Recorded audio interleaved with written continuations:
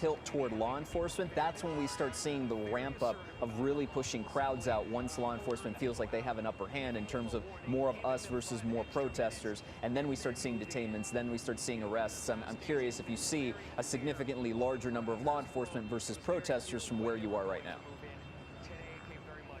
Yeah, I mean, from where I am right now, definitely. Most of the people that were here when I arrived have gone, but I'm a bit to the west of where the highest concentration of people are. Officers came under fire from those bricks and rocks and the bottles that they say started this dispersal order. But we did see some law enforcement on the move from Tim Caputo's camera. We also saw some of those mounted officers. Tim, what are you seeing from your vantage point right now? Well, you guys talked about things getting accelerated fairly quickly. This is a situation where we saw LAPD move up the street, and you could see the line of LAPD officers here, and check it out, mounted not far behind them. They moved up to the intersection of Temple and Main itself. Main was where we saw those flashbangs, where we saw that tear gas a short time ago as the crowd was starting to make its way down Temple Street. Look at the stark contrast of it right now. You see up at the top of the street there at Spring Street, it is full of LAPD officers as well. This is kind of the tactic that they were using when it came to showing showing an abundance of officers out here.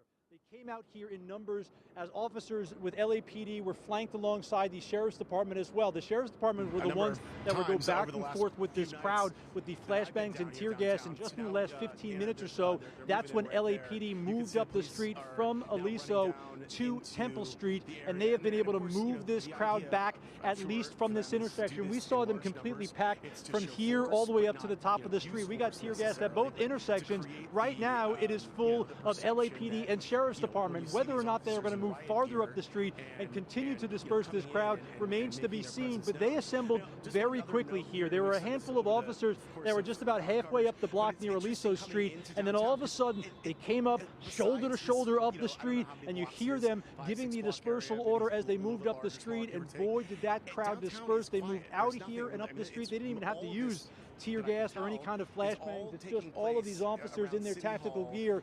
You may see a couple flags, a couple lingering in the area. Maybe 20, 30, 40 people at this point. It was thousands 30, 35 minutes ago. So obviously this tactic of all of these officers coming out here to try to clear the streets has worked. It doesn't mean the crowd is gone. Obviously they are moving farther back, but I can tell you just from listening, I haven't heard a flashbang in the last 10, 15 minutes. I haven't heard any of those tear gas canisters go off.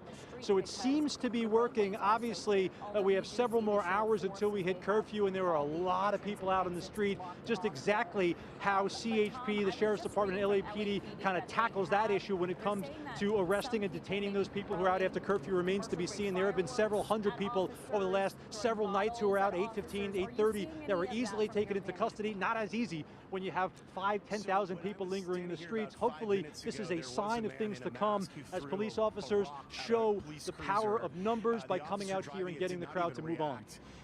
Right hand of your screen there, officers moving protesters. And Tim, is it clear to you where these officers are trying to move these protesters, or is the message just go home? It's time to go home today as that curfew approaches. So I'm thinking back to Sunday night when we were out here, right? I mean, obviously the big thing that they pay attention to, especially CHP, is to ensure people don't get onto the 101. We saw that way earlier this afternoon when they moved that line of CHP to the other side of the 101. On this side, obviously, there's a whole big city on the opposite side of where we're standing, and typically what we've seen over the last week, essentially every night, is as they fill, police officers and sheriff's deputies fill every intersection with officers, with the mounted patrol, with the tactical vehicles, the crowd gets smaller and smaller. They disperse, and they kind of move around. So it's not one centralized group, which makes it a little bit easier. And here we go, right on cue. They are moving up Main Street as we speak. You see LAPD working its way up the street. We'll come up that bench for a second. Take an easy step there. I just want to show you as they're going, because if you look past these officers, don't go too far on the street. Horses right there. So if you look beyond the officers down the street, you could start to see the semblance of some of the flags another block up. And you asked, perfect question and perfect timing for that. As they're moving up the street, they are systematically moving them from City Hall and out farther into the city. The hope there to a large degree, obviously, is as the crowd moves back, some people tail off, some people decide it's time to go home, some people just get out of Dodge, and they have a smaller crowd to deal with. So when 8 o'clock and curfew finally rolls around, it is a manageable crowd, and hopefully everyone is gone so they don't have to make mass amounts of arrests for folks breaking curfew. Yeah, we will see how this plays out. Tim, thank you. We hope that calm prevails here moving into the night. A couple big events happening around Los Angeles. There is a big CONCACAF Gold Cup match happening at, I believe, in Inglewood, and there is a Dodger game tonight. And in fact, let's go back up to Air 7. Marcel Melanson, our up in Air 7 photographer up there, also has to deal with a flight restriction that might be put into place this evening because of the Dodger game. So first, Marcel, what are you seeing from your vantage point as we see officers now moving in once again? Well, this was the site of that last conflict where we saw where the smoke bombs were going off and the flashbangs. What they've done is LAPD and both sheriffs basically reinforced their lines. We saw a number of officers show up to help those officers that were holding the intersection, including this mounted patrol. Now they've come in and they're just pushing this crowd back beyond City Hall. They're going southbound right now. And this was where before there were basically a number of protesters that were in conflict and they were agitating the police or coming in conflict with the police. And now with the people that they've got to support them, they had some more police come, they're able to push them back, and they're not really getting any type of resistance from there. What I will show you is City Hall, in front of City Hall, still has a number of people there. Now we're listening to the police on the radio. They're also trying to do the same maneuver in front of City Hall. They're coming in from the north and the south, and we're starting to see some of this crowd disperse to the south as well. So basically, you think about strategy and tactics. They're coming in, they're going to move people away to the south and hope they disperse and kettle them to the point where they're giving them a way out, but they're going to stop these conflicts in these these areas. And you're right, Jory, 6:10 is when the Dodgers game starts. That's when a temporary flight restriction happens, and that's when the news helicopters and all the helicopters over LA will have to push out for that game. It's looking like they're pushing them all Marcel, the way back to I'm first. wondering if we can just, thank you for that report, if we can dip into Matt Gutman's camera. He is live on the ground, and as officers on horseback move in, we just saw a couple people, I think, get knocked over by the horses as they are moving in to try and clear this crowd out. It sounds as if someone has been affected by some tear gas in the area, but these officers continue to move in. This is what our reporters on the ground have been seeing all afternoon now from different locations around the City Hall area. Tim Caputo initially was on the other side of the 101 freeway where officers from CHP had actually moved in to keep people off the overpass and from affecting the 101 freeway. This is now on the south side of the 101 freeway in downtown around City Hall. Officers moving in. We've seen tear gas and now on horseback clear these crowds. And all throughout the day, we've shown you no King's Day protests. Of course, a massive one in downtown LA, but we've seen them in Santa Monica. And we want to go to Riverside now, where that's where we find our Eyewitness News reporter, Rob McMillan, who is live on the ground at a protest again in Riverside. Rob, you know, a lot going on in downtown LA, but what are you seeing over there in Riverside? Well, this protest here just starting to take off, unlike the situation in downtown Los Angeles, where that massive No King's Day protest started around 9:30, 10 o'clock this morning. This protest just starting around 5:30 tonight. And at first, they were all gathered around one of the main intersections here in Riverside. And what they would do is just standing on the sidewalks, wait till the crossing lights would go. It was one of those intersections where it's a diagonal crosswalk, and that's when they would move into the street and, you know, waving their signs, not blocking any traffic. But now, as you can see, they have moved into the street. They're walking down one of these small streets here in downtown Riverside, right in front of Riverside City Hall. I just checked with the Riverside Police Department, and they say at this point there are no signs of any violence, but a very, very large crowd. For those who have not been following this situation locally here in Riverside, there was a protest yesterday that they were actually a little bit more concerned about because it was just so organic. That was an anti-ICE protest. Only about 200 people showed up, although there was a counter-protester who showed up at that one and said something to agitate the crowd, and then actually led police on a small pursuit, and they found a weapon in his vehicle. He was arrested, and it's unclear whether or what the intentions were with that weapon. But this protest obviously much larger, hundreds if not thousands of people here marching now in downtown Riverside. Again, the police department saying at this point there's no sign of violence. Obviously they moved into the street, and so they're blocking traffic.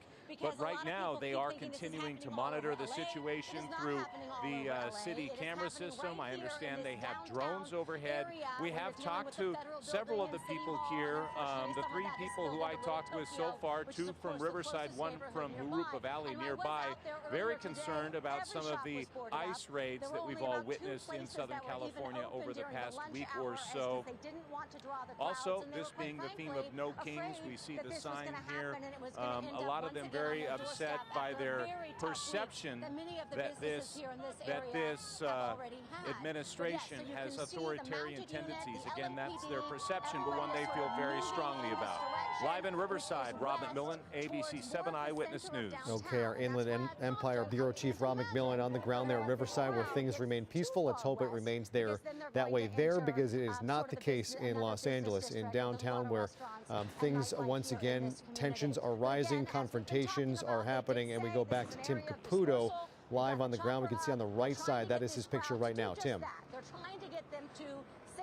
Guys, it is like a firing squad here. If you look, actually those blue, Will, to the left here, you can see they keep reloading those non-lethal rounds right here in front of you.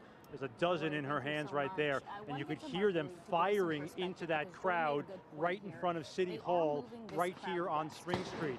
Check it out over here. I just want to show you from this angle here, because it is a barrage, one after another, of these LAPD officers firing these non-lethal kind of blue. They're like foam. They don't shoot rubber bullets anymore, but essentially foam non-lethal bullets into the crowd. Here, we actually spoke with a young man a short time ago who was hitting a collarbone by one of those. Listen, they don't necessarily break the skin, but we did see last week we were in Compton, a guy who got hit like 3 or 4 times, had huge welts and was bleeding at least from one of them. And what you're seeing now, check out to the right here too. Look at this show, of course. There are so many LAPD officers at this intersection here. We showed you a little bit earlier what was happening up the street as they moved the crowd back, and what you're seeing right here is this line of officers trying to get this crowd that is packed in front of the steps of City Hall at least to move back or move out of the area. There is, come back this way too, this is unbelievable.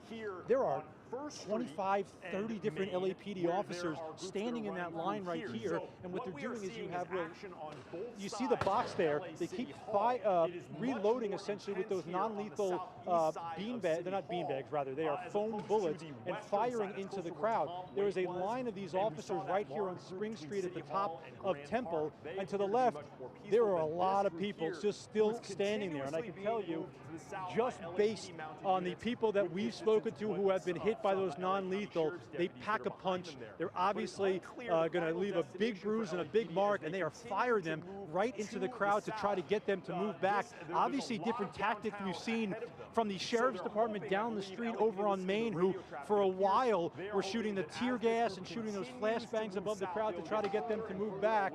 And here comes LAPD coming up this street here. We're kind of in the bushes at the moment, so we should be okay. As they're firing down, sorry guys, I'm just going to get my bearings real quick. As LAPD is moving the line a little bit. Yep, we'll take a step back.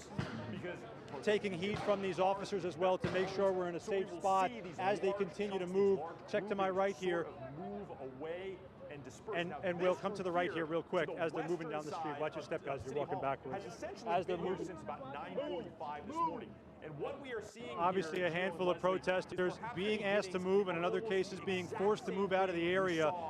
This is a confrontation here with one individual who has been hanging out on Temple Street and kind of mocking and yelling at both deputies and LAPD officers for quite some time. They got him out of the way, but as we're standing, it sounds like there are some sort of motorcycles or mopeds kind of burning out in the street in front of City Hall. This is what we're dealing with, is we have this line of LAPD officers continuing to fire those non-lethal rounds right into the crowd.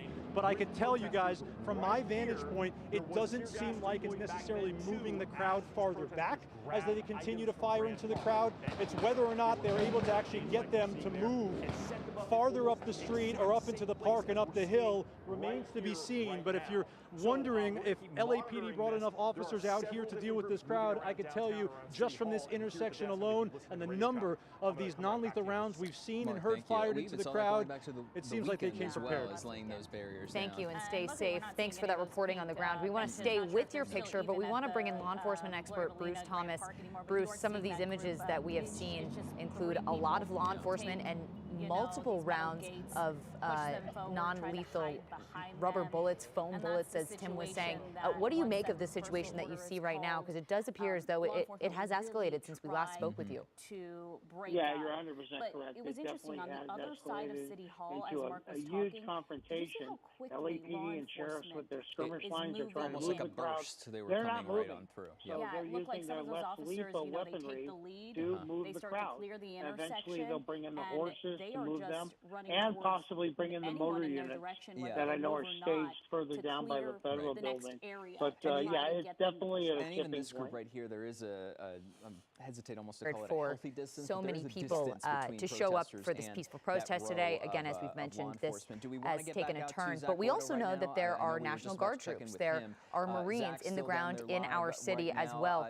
Just for our viewers, just because there is a distinction here, can you talk to us a little bit about what those federal agents' job is and what our local law enforcement's job is today? Hey guys, we're on Temple in Yeah, what you're seeing is, and what everybody recognizes, is LAPD. They're in the black, the dark navy blue uniforms, if you will. They're being supported under mutual aid by the LA County Sheriff's Department, which has brought in some of their mobile field forces. The National Guard and the Federal Protective Police are tasked with protecting the federal properties, i.e. the Metropolitan Detention Center, the federal building downtown, and the federal building in Westwood on Wilshire Boulevard. Then you have the Marines, which are backing up the National Guard. Both agencies, National Guard and Marines, typically, and they shouldn't be on the streets of LA patrolling or doing crowd control. They're basically force protection units. Yeah, and like you mentioned, what we see on the ground right now from Tim Caputo's shot, we see those officers in the black, that's LAPD. That's who has now reloaded those non-lethal rounds, and we also saw sheriffs right behind them as well. Which is right in front you see the officers are directing people to leave, to disperse, to get out of the street, and that's when they want to do this now, rather than wait to curfew and possibly try to do this under the cover of darkness. Bruce, you have a long history of working in law enforcement, almost 3 decades with the LA County Sheriff's Department. I do want to ask you a question based on something our viewers might have caught here in a little bit. We saw our Matt Gutman of ABC News' camera. He was being pushed back by some of the officers, and there's been kind of a fine line that officers and Sheriff's Department officials have walked in terms of dealing with members of the media. This is a precarious situation. There is a lot of media out there, some of them with TV, a lot of print, a lot of still photographers who are right up on the front lines there. How, you know, I'm sure every situation is different, but how tough is it when you're out there and you have kind of unmarked reporters just in plain clothes, T-shirts, not wearing a suit and tie like we sometimes are in this field, dealing with that situation of media in your face and on the streets when you're trying to control a crowd like this? Yeah, Jory, it's a great question. It's a real tough challenge for law enforcement. Media typically, like you said, they have a manner of dress. In a situation like this, they're more casual.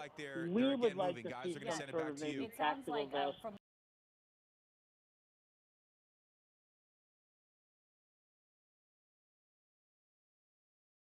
Lack of a better word, the war zones that we've seen, you know, where reporters are there. Also, we understand that they have a job to do. Sometimes they do get in the way of it because they want to get the live shot or the money shot or the report right from the action. And that's where it becomes a problem for law enforcement. We want to go back to Tim Caputo. Bruce, thank you so much for your time. But on the left side of your screen is you're seeing Tim Caputo's live picture there. He was just told to put on his mask. That is from law enforcement. You can see those officers doing that as well behind him. Yeah. We have Tim. We haven't seen any Yeah, real quick, guys, because I just want to give you a sense of what's happening here as you see this huge kind of staging area here at the top of Temple and Spring Street, even with the tactical officers and deputies up on the trucks there. We were just told a short time ago by a nice officer who let us know, go ahead and put your mask on if you have one. It seems as though as they were shooting those non-lethal rounds into the crowd, they are now taking a different tactic by the Sheriff's Department, something we saw down on Main Street itself. The LAPD, which had lined up on the street here, shooting those non-lethal rounds into the crowd, have now been replaced by the LA County Sheriff's Department, and we know from what we've seen this afternoon, it is a bit of a different tactic. Take a step back here, hold on.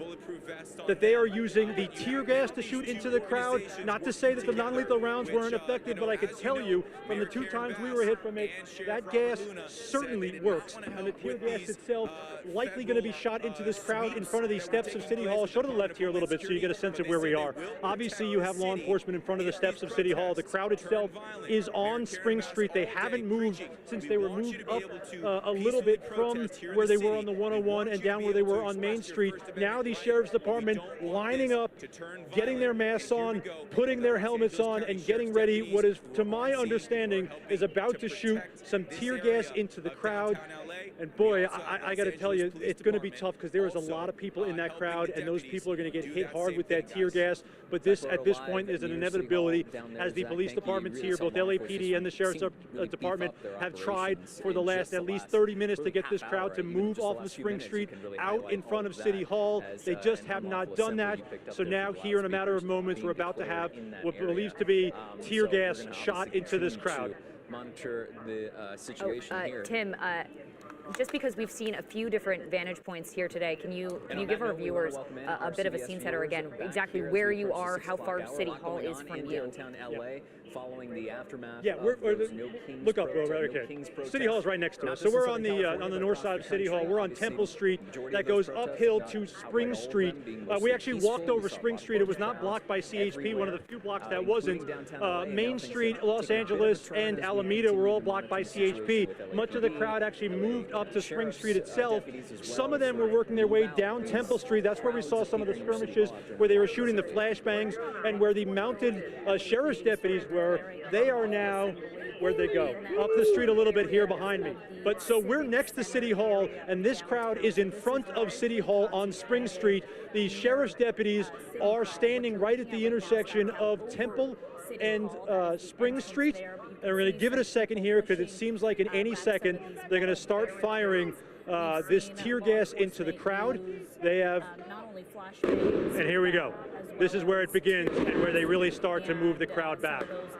Those are flashbangs, a combination of flashbangs and the tear gas. And look how effective that is. Flashbangs are the ones going on above the crowd. They are loud, they are jarring, and they do get your attention and move you back. That sounds like the pepper ball shot from a paintball gun as well. Hitting those are a little bit more centralized. Oh man, from right over my shoulder there. Yeah, he's behind me. But they are shooting into the crowd, both the tear gas and the flashbangs from above, and you see kind of the effectiveness when it gets to pushing that crowd back. Sophie, you had asked a little while ago, well, what's the plan? Where are they sending them? At the moment, not right here. So that's the purpose of this, is like I said, as they start to move the crowd back and disperse the crowd away from where it's the most congregated, the most packed, the hope is a handful of people peel off, a handful of people go home, and the crowd gets smaller and smaller to the point where it's less to deal with for these officers. But I can tell you, between the Sheriff's Department and the LAPD, there is a whole host of law enforcement out here at this intersection firing that tear gas and those flashbangs into the crowd. There's a toss from the crowd. That one went off right there, pushing it back as the Sheriff's Department's moving up. Let's move up with them here, Will. Let's just get to the corner here real quick. just to show you as police are moving up. One thing to keep in mind, well, that's far enough, is when you get some of these officers as they're moving up, you occasionally get projectiles thrown back at police as the tear gas and as the flashbangs are going up. There's a water bottle being thrown at police. And what you're seeing is the sheriff's deputies are the first ones in the line here, moving the crowd up, specifically with tear gas, oftentimes with those flashbangs, and a combination of those two, definitely pushing the crowd back from City Hall. They did have barricades up, yeah, and it looks like they have someone in custody right here in front of us, someone who clearly didn't move back. Of course, we can't see or didn't see exactly what this person did. We got you. And we are keeping a decent distance. Here comes that tear gas in our direction. That's not ideal. So what they're doing is, as they push this crowd back to one street up, where we saw thousands of ralliers and protesters earlier today. As they push the crowd back. What you can consider not all right, Tim. One street up. They're now trying to clear people out. An unlawful assembly has been declared. And it is a very effective way to move the crowd. And certainly, depending on the direction the wind is moving, it is a very effective way to move that crowd. And as they move up the street, we're going to take a step back and catch our breath. Yeah. Tim, get your breath. This is David Onum sitting in for Jory Rand right now, along with Sophie. Great reporting, Tim. A war zone that's it's quickly turning into in downtown Los Angeles. So obviously, all the pictures that you see on your screen are live pictures. That was from the ground, from Tim Caputo's camera. They have been overcome with the tear gas. This obviously is Air 7. So let's get to Marcel Melanson, who's been overhead. And Marcel, you've been seeing what's been transpiring. You saw the flash bangs, the tear gas. What effect is it having on the crowd? David, basically the crowd was not moving until those measures were introduced. We had a large crowd in front of City Hall. That was probably the largest contingency left around downtown as we looked around here. And once the sheriffs moved in and they began to use the tear gas, immediately the crowd reacted so fast. I mean, they moved out of here with a quickness. You still have a couple of agitators that are in there that are throwing tear gas back at the officers, but for the most part, the large crowd that was here just a few moments ago has now scattered throughout Grand Park and more south on Spring Street. So definitely an effective way to get them out of here. You can see as I tilted the camera and pan over here to Grand Park, you see a number of protesters that are making their way out of here where they just were not leaving prior to that. Right. Clearly, it's having some effect. And Sophie, it's a shame, though, because there have been a number of peaceful protests throughout the day. In fact, Los Angeles, downtown where you're seeing right now, had thousands of people that were peaceful through most of the day. And we have places like Whittier and Pasadena still underway. Riverside just got underway. You said Long Beach and Santa Monica. All of these places were peaceful, but this is how how LA is going to be identified from today, and has continued to be identified this way, and that is the violence within the few square blocks that this is taking place. Yeah, that's right. And those protests started at around 10 a.m. this morning, and hundreds of thousands of people we know showed up in downtown LA. And now, if you take a look at your right-hand side, LA County Sheriff's Department moving in towards. Sorry, apologies. I don't know exactly which street that is, but they are moving closer to where those protesters were. Marcel, what are you seeing? I'm seeing that the protesters are now moving out. We've talked about early on about strategy and tactics and what the Sheriff's Department can do versus the less lethal rounds of LAPD. I think it was a tactical decision to move the sheriffs in here because they can use tear gas, and it was probably more effective in this case to get those protesters out from in front of City Hall. That was their main focus. So you could see this contingency of sheriffs, their SRT or Special Response Team has moved in front of City Hall. They replaced all the LAPD units, and now where we had a large crowd, I would say probably a couple thousand people are all on the move. They have pretty much dispersed the area. They've moved to the south and to the west to Grand Park, and now they're basically what we had before with that large crowd in front of City Hall has now gone. But Marcel, it's taken a long time. That dispersal order came in just before 4 p.m. today. It's now just after 6. And part of the reason why that dispersal order came in is because LAPD reported that bottles, bricks were being thrown at law enforcement officers as well as fireworks. To you because you're able to see things at least. Yeah, I mean, we were here. I was here at 4 o'clock when the dispersal order started, and I actually saw the first interactions between the protesters and LAPD, and it was the way that the mood changed and basically the posturing of the whole situation almost changed in an instant. It went from no incidents reported all day, hundreds of thousands of people, to now very quickly. And I want to say that I think that first initial incident happened down on Alameda, down in front of the Federal Detention Center, is where it first triggered, and then it just trickled off into the rest of the area here. And very quickly, I think the dispersal order, one of the tactics is, hey, give them a chance to go on their own. We don't want to have this immediate clash, and that's one of the tactics that they've used. Show the show of force, get a lot of officers here, let them see them in the place, and then we'll try to get these people to come out peacefully. I think the last thing anybody wants is a confrontation, so they're using whatever tactics they can to forcibly move them out without actually having contact.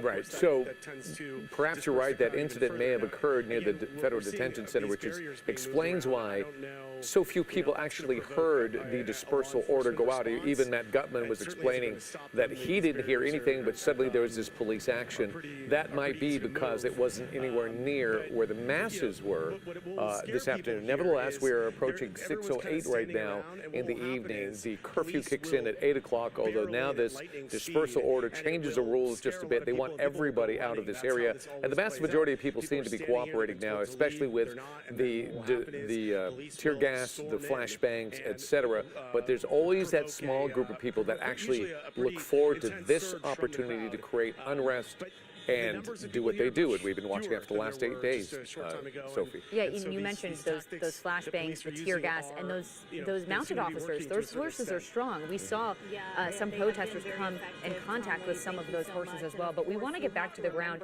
with ABC's Alex Stone. Alex, what's going on where you are right now? Assembly that was or has been ordered in different parts of the Civic Center of downtown Hey, Sophie and David. Yeah, things have definitely calmed down here now compared to when I was talking to you just a little while ago, and we were more in front of City Hall, and the smoke was going off, and the less lethal munitions were being used. We're in front of the LAPD right now at Main and First. You can see they have a skirmish line right here. The Metro unit, their SWAT team, just moved everybody down, and at least on the other side of City Hall, there's something going on. But generally here, it has calmed way down, and police are beginning to take lesser stance based on what they were able to do and move everybody down. It did clear a lot of people out. I want to show you when we were live on the air and all of those booms and bangs were going off, and they are on the other side of City Hall and then down the street a little bit. But this is half of what we are told is called a bang ball, is what one officer called it, where it goes up in the air and then bursts open and has gas and things in it. This is part of a 40-millimeter flashbang, the big booms that were going off. These are all over the ground down here right now, and these are what we're going boom, and then either putting out gas or putting out a loud noise and getting those protesters to move. But I was talking to one detective, guys, and they say that this is going to be a very long night. They know they're going to be battling and playing kind of a cat and mouse game of the protesters running up and they push them back, running up and push them back. But it is a much lesser stance, at least in this area around City Hall and LAPD headquarters, than it was just a little while ago. So they're continuing to move people around, but it does seem they're making progress. Yeah. David, so it may explain the very firm movement by PD and sheriffs to get this crowd out of the way, because they anticipate this could be a tough fight today. There's been a lot of attention on this Saturday. It's happening right now. We're right in the midst of it, and perhaps if they get ahead of the game at 6 o'clock in the evening before the sun actually goes down, they could have the upper hand sooner than later. Of City Hall, the one on the east side made it all the way down here. David, that's exactly right. They really held off most of the day. There was a lot of screaming at police. There was a lot of screaming at the National Guard and the Marines, who are now in front of the federal building where it had just been National Guard. Now the Marines are there as well, and the federal agents, federal police who are helping them out. They had been taking it all day. And then eventually, right around 4 o'clock, almost on the dot, it seemed that there may have been a plan to begin getting ready for curfew tonight and begin getting the streets cleared out. They say they were also taking rocks and bottles and chunks of concrete and brick, and that's when the decision was made to move everybody out, and they began marching them down. And we saw it in front of the Federal Building, and then they went up Temple, and then came down Main Street here, and now we're clearing both sides of that. And yeah, instead of waiting until 8 o'clock, when then you've got the curfew and arrests being made and moving everybody around, to get going early on it, and they definitely did, and it does seem that they've made quite a bit of progress in the efforts they've been making. It was a very different scene here an hour ago. It was very active. Police were in a very stern stance to us and to the protesters, and now they're able to take a deep breath. And then they're still doing some clearing, but generally around LAPD headquarters, they're kind of making this their stopping point, where they've got it on all the streets around. They've got them blocked off. They've got the skirmish line set up, and then everybody is kind of dispersed around it. So their efforts do seem to be working. They've moved them around. They've moved them down the street, and they were able to get the, they call them agitators. For those, I mean, they just kept coming up. They wanted to fight against the cops, and the second they would throw off gas, then they would get moved back. They would come right back in, and they would get burned by the gas. It wasn't necessarily tear gas, more like a pepper spray gas. Then they would move them back, and you can see there are more officers. We hear more munitions going off in the distance, but more officers coming out now. So they're going to have quite a fight on their hands tonight, but they are making progress right now, guys. You just mentioned that it calmed down where you were, but again, now we are starting to hear that pick up again. We want to go to Tim Caputo, who is also live in downtown LA. And, we do want to get out what's to happening where Joy you are at this Benedict moment? At some point here in the next few seconds. Where we're on the I steps think of City Hall, it's like important to physically note standing on the through steps on the Joy front end of that, City Hall. she's The been deputies down let us move there up a little bit to get since behind 8:30 them in the to kind of get a better morning, vantage has point made, of their operation repeated as they're notes pushing and this crowd down notes towards that First Street. We this has saw not them been the scene essentially all right in the day, middle that it's of City been Hall, mostly peaceful underneath Grant protests Park, up and the crowd until here in the things started street to just take maybe this 5 turn. minutes Joy, ago, they started I to think throw that's some of worth those repeating here, flashbangs, right? Because you've some of seen those, front and center all I didn't see tear gas this time around, but you see how much smaller the crowd, at least in the street, is at this point. What we're seeing is now the Sheriff's Department taking the lead. Earlier, LAPD had moved in with all those officers firing those non-lethal rounds into the crowd. They have been kind of taken over initially with that big, overwhelming amount of tear gas into the crowd a little while ago, the ones that hit us too. And now the crowd has dispersed an awful lot, and they've moved them nearly to First Street. It's just a long stretch of road here, so they're not quite there yet. Here's the thing with this this intersection that's a little bit tough. Not quite an intersection, but essentially where it intersects with Grant Park. Will, if you come look this direction here, I know the sun is behind me, so it'll be a little tough to see. The park here that goes up to Hill Street is actually packed with people. We don't know if these, when we were here earlier, like I say 3 hours ago, these were families, these were people buying popcorn, buying hot dogs in the crowd, in the crowd. We don't know if that same kind of joyful group is here. Certainly the ones in the streets are the ones battling with these sheriff's deputies and police officers the last couple hours now. They seem to be focusing, authorities focusing their attention on the handful of folks in the street. It seems like maybe 100 or maybe 200, and that's where they're focusing their attention. They are not moving all that quickly, but they are certainly moving what seems like eventually to First Street. And actually, if you see down the street from where I'm standing, it looks as though the LAPD all the way on First Street, on Spring Street, blocking them. So they would have to go either direction on First Street. Obviously, there's a method to the madness on how they're dispersing the crowd and moving them out. But you hear them giving that dispersal order, telling them it's an unlawful assembly, and getting them out of here. It should be mentioned, too, because earlier when there was talk of a dispersal order, it caught me off guard. We were over on the other side of the 101. I didn't hear anything, but we saw the movement of police officers. So it's not surprising that a lot of people were relatively caught off guard, knowing that they were here maybe until the curfew at 8 o'clock, maybe leaving a little bit earlier. But obviously, since things have ramped up, it has not ramped down to that point as we see police and sheriff's deputies continuing to move this crowd. We all come from immigrants. Okay, Tim, hang tight. We have an interview now with Deputy Chief from LAPD, Tingrandes. Deputy Chief, are you there? And I'm sorry if I mispronounced your name. Tingrandes? Himada? We've got military here. It's clearly We an might not have antagonizing tactic from a Hello? Republican Party. Oh, are you there? Yes, I am. Okay, Deputy Chief, thank you so much for joining us today. What are we watching happening here right now in downtown LA? Makes your head explode. We have declared an unlawful assembly, and the Los Angeles Police Department is currently initiating crowd control tactics and trying to gain compliance from a group that has ignored a dispersal order that was provided. So what you are seeing on television now is Los Angeles Police Department, along with the Sheriff's Department, mitigate this large crowd. We are asking individuals to leave the area southbound Alameda to eastbound 2nd Street. I'd like to say that we started off with 20 to 30,000 participants at its peak, and the protest was peaceful.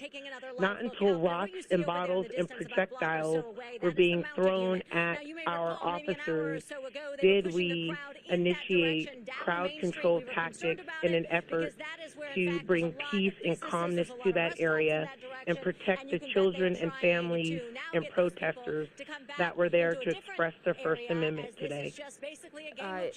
Deputy Chief, we are, of course, watching this play out live in downtown LA, and protesters there right now might not be listening to this, but their friends and family members might be. What would be your message to relay to these protesters or, some of these bad actors that we've seen in downtown LA today? My message would be to leave the area. The Los Angeles Police Department has been extremely patient today. We have given direction in English and Spanish. We have allowed a proper amount of time for the group to hear this messaging and leave the area. Right now, the traffic jams, families are unable to come to and from. I am asking for the individuals to disperse and leave the area immediately. Deputy Chief, can you tell us or explain to us what happened, what forced law enforcement to give this dispersal order around 3:45 today?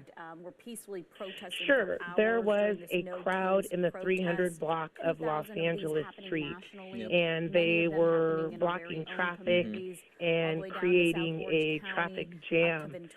Our officers were in the area, and there's a pedestrian bridge in that area. City Hall, right around 4:30, Gio. Which was high ground. Those individuals had a position of advantage, and they began throwing rocks and bottles and projectiles at our police officers.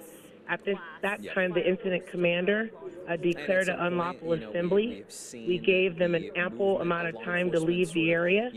We then administered less lethal, and the crowd began to disperse. What you're seeing on TV now are splinter crowds and groups that are broken off from that main crowd. We are trying to mitigate those groups with a second dispersal order that has been given. We know that some of these officers, like you mentioned, had been struck with bottles, with bricks. Any officers that you know of at this moment injured? At this time, I am not aware of any officers that have been injured.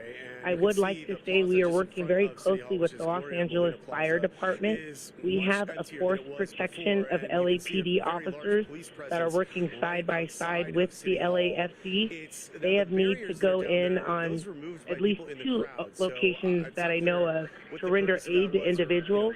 And when groups fail to disperse, it makes it very difficult for the fire department to do their job and render aid to those that need it. Okay, Deputy Chief, have you noticed, is this 8 p.m. curfew working in your opinion? I truly believe the curfew is working. We had multiple businesses in downtown Los Angeles that were burglarized and looted earlier in the week. Once the mayor initiated this curfew, we've seen a decrease in burglaries and looting. In fact, we have not had one burglary or looting incident in 4 days since the mayor instituted the curfew in the downtown LA area. That is great news. What about the other protests that are going on? I know that they are largely peaceful. We're getting word that another protest is breaking out now in Van Nuys. When it comes to personnel, Can you cover all of this? And have you heard of anything like this or similar to what we're seeing in downtown that may have been happening somewhere else in LA? The Los Angeles Police Department is fully mobilized right now, which means days off were canceled. And with the partnership of the Los Angeles Sheriff's Department and the California Highway Patrol, we have enough resources to mitigate the groups and crowds that you're currently seeing and watching on television. I am aware of different events that have occurred throughout LA County, and those events, my understanding, have been largely peaceful as well. It looks like they've now been pushed outside. Deputy Chief Amada Tingridis, this is Giovanna Lara joining David Ono here on the set. I know that you have worked for many years to establish good communications between the citizens of Southern California and the department, the Los Angeles Police Department. Do you have any comments on what's been happening here over the last week in terms of maintaining good communication, an open line of communication between the community and law enforcement? And Tom Waite is just over here. It is so vital that we are communicating. We, for the past week, have done extensive outreach. I'm currently the commanding officer of Central Bureau, and downtown Los Angeles is my area. And over the past week, we've had emergency meetings. We've met with our downtown business improvement districts, our downtown alliance, and our community members. And our main focus in communication with them is peace and safety for all communities. And we have utilized our social media platforms, emergency meetings, dialogue. Our senior lead officers have been going out to businesses, checking on them, working very closely with our city partners to get any graffiti removed from any building, and really pushing towards an effort to bring calmness back to our community, but also to ensure that they understand what resources are available to them in this time. And the messaging that we have put out to the community is that we see you, we hear you. The Los Angeles Police Department is here to keep our community safe, and we will get through this. Deputy Chief, I'm going to ask you one more question, but I want to give you a reference to our audience. On the left-hand side, you see that is the crowd that we talked about just a second ago in Van Nuys. This is at Irwin Street and Van Nuys Boulevard. It is a peaceful protest, although they are in the middle of the intersection, but they are literally dancing. So that's what you're watching there. The pictures on the right-hand side of the violence that's happening right now in downtown Los Angeles. So, Deputy Chief, if this continues, if the violence continues and these problems continue for the next few days, is the LAPD prepared to handle it in a manpower sort of way? The Los Angeles Police Department is prepared. We have an incident management team that has been with this incident from day one. We have coordinated with, again, Los Angeles County Sheriff, the California Highway Patrol, and we have enough resources to address what is going on right now in our city. The message to our community is we are doing our best to make the community safe, to keep our protesters that are protesting peacefully safe, but we also are not going to tolerate the small minority of agitators that are wreaking havoc and attempting to harm our officers and vandalize our communities.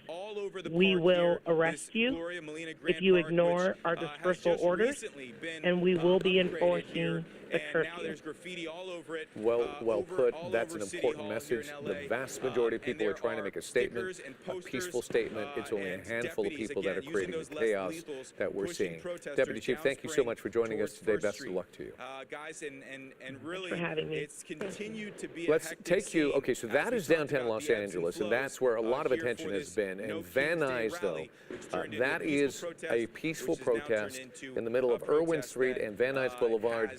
The LAPD is there. They're watching them closely. They are in the middle of this intersection, so keep that in mind if you're driving through this area.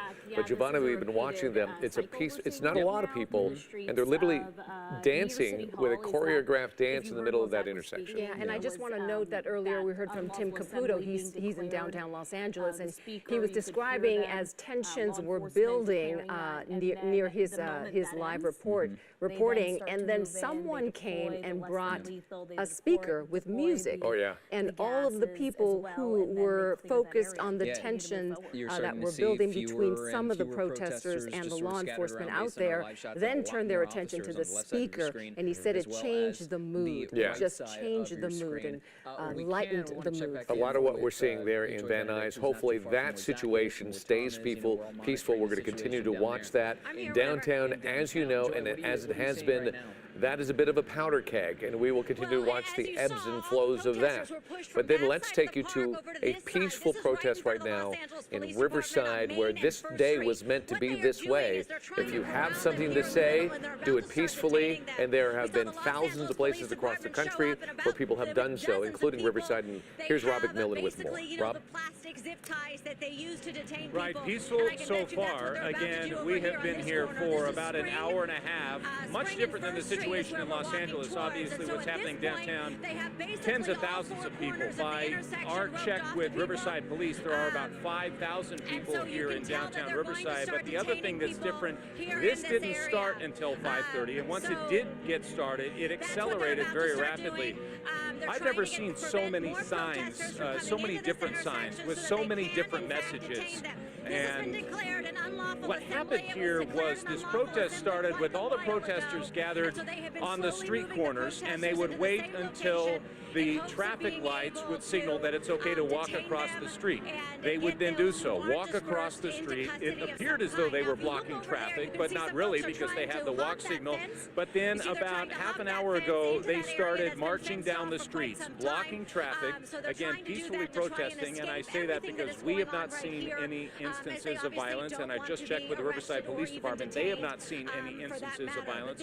One other thing that I should say about watching this protest compared to some of the other ones I've seen, some of the anti-ICE protests that we've seen over the past few days, a lot of Mexican flags here. I really have to say that predominantly it's just American flags here for this No King's Day protest. And a lot of American flags we've seen flown in the upside down position. Again, traditionally that would mean a country in distress. We've talked to a lot of people here. Most all of them are local, obviously with concerns with what they're seeing across the country right now.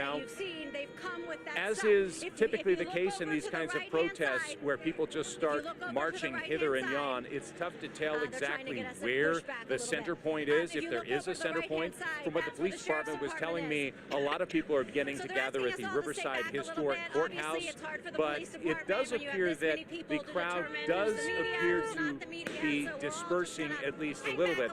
I did talk with Congressman Mark Takano. He's the Democratic congressperson from Riverside here. He's out here marching the streets, talking about, in his words, how ironic it is that we would spend so many tens of millions of dollars on a military parade in the nation's capital, and so much money sending the National Guard and the U.S. Marines here, while at the same time seeing so many cuts to programs that many of the people here depend on.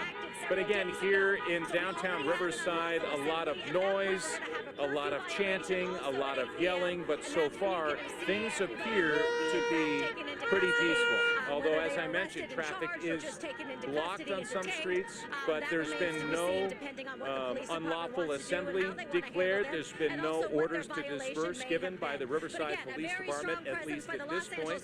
I was checking with Officer Brian Railsback with the Riverside Police Department, and by their estimates, and again, they're monitoring the city camera system as well as drones they have flying in the area, about 5,000 people here at this protest, which is about half of what they had during a very large protest back in June of 2020 during some of the Black Lives Matter protests. Again, that was another situation that started around 4 o'clock in the afternoon. Again, I'm talking about the one back in 2020.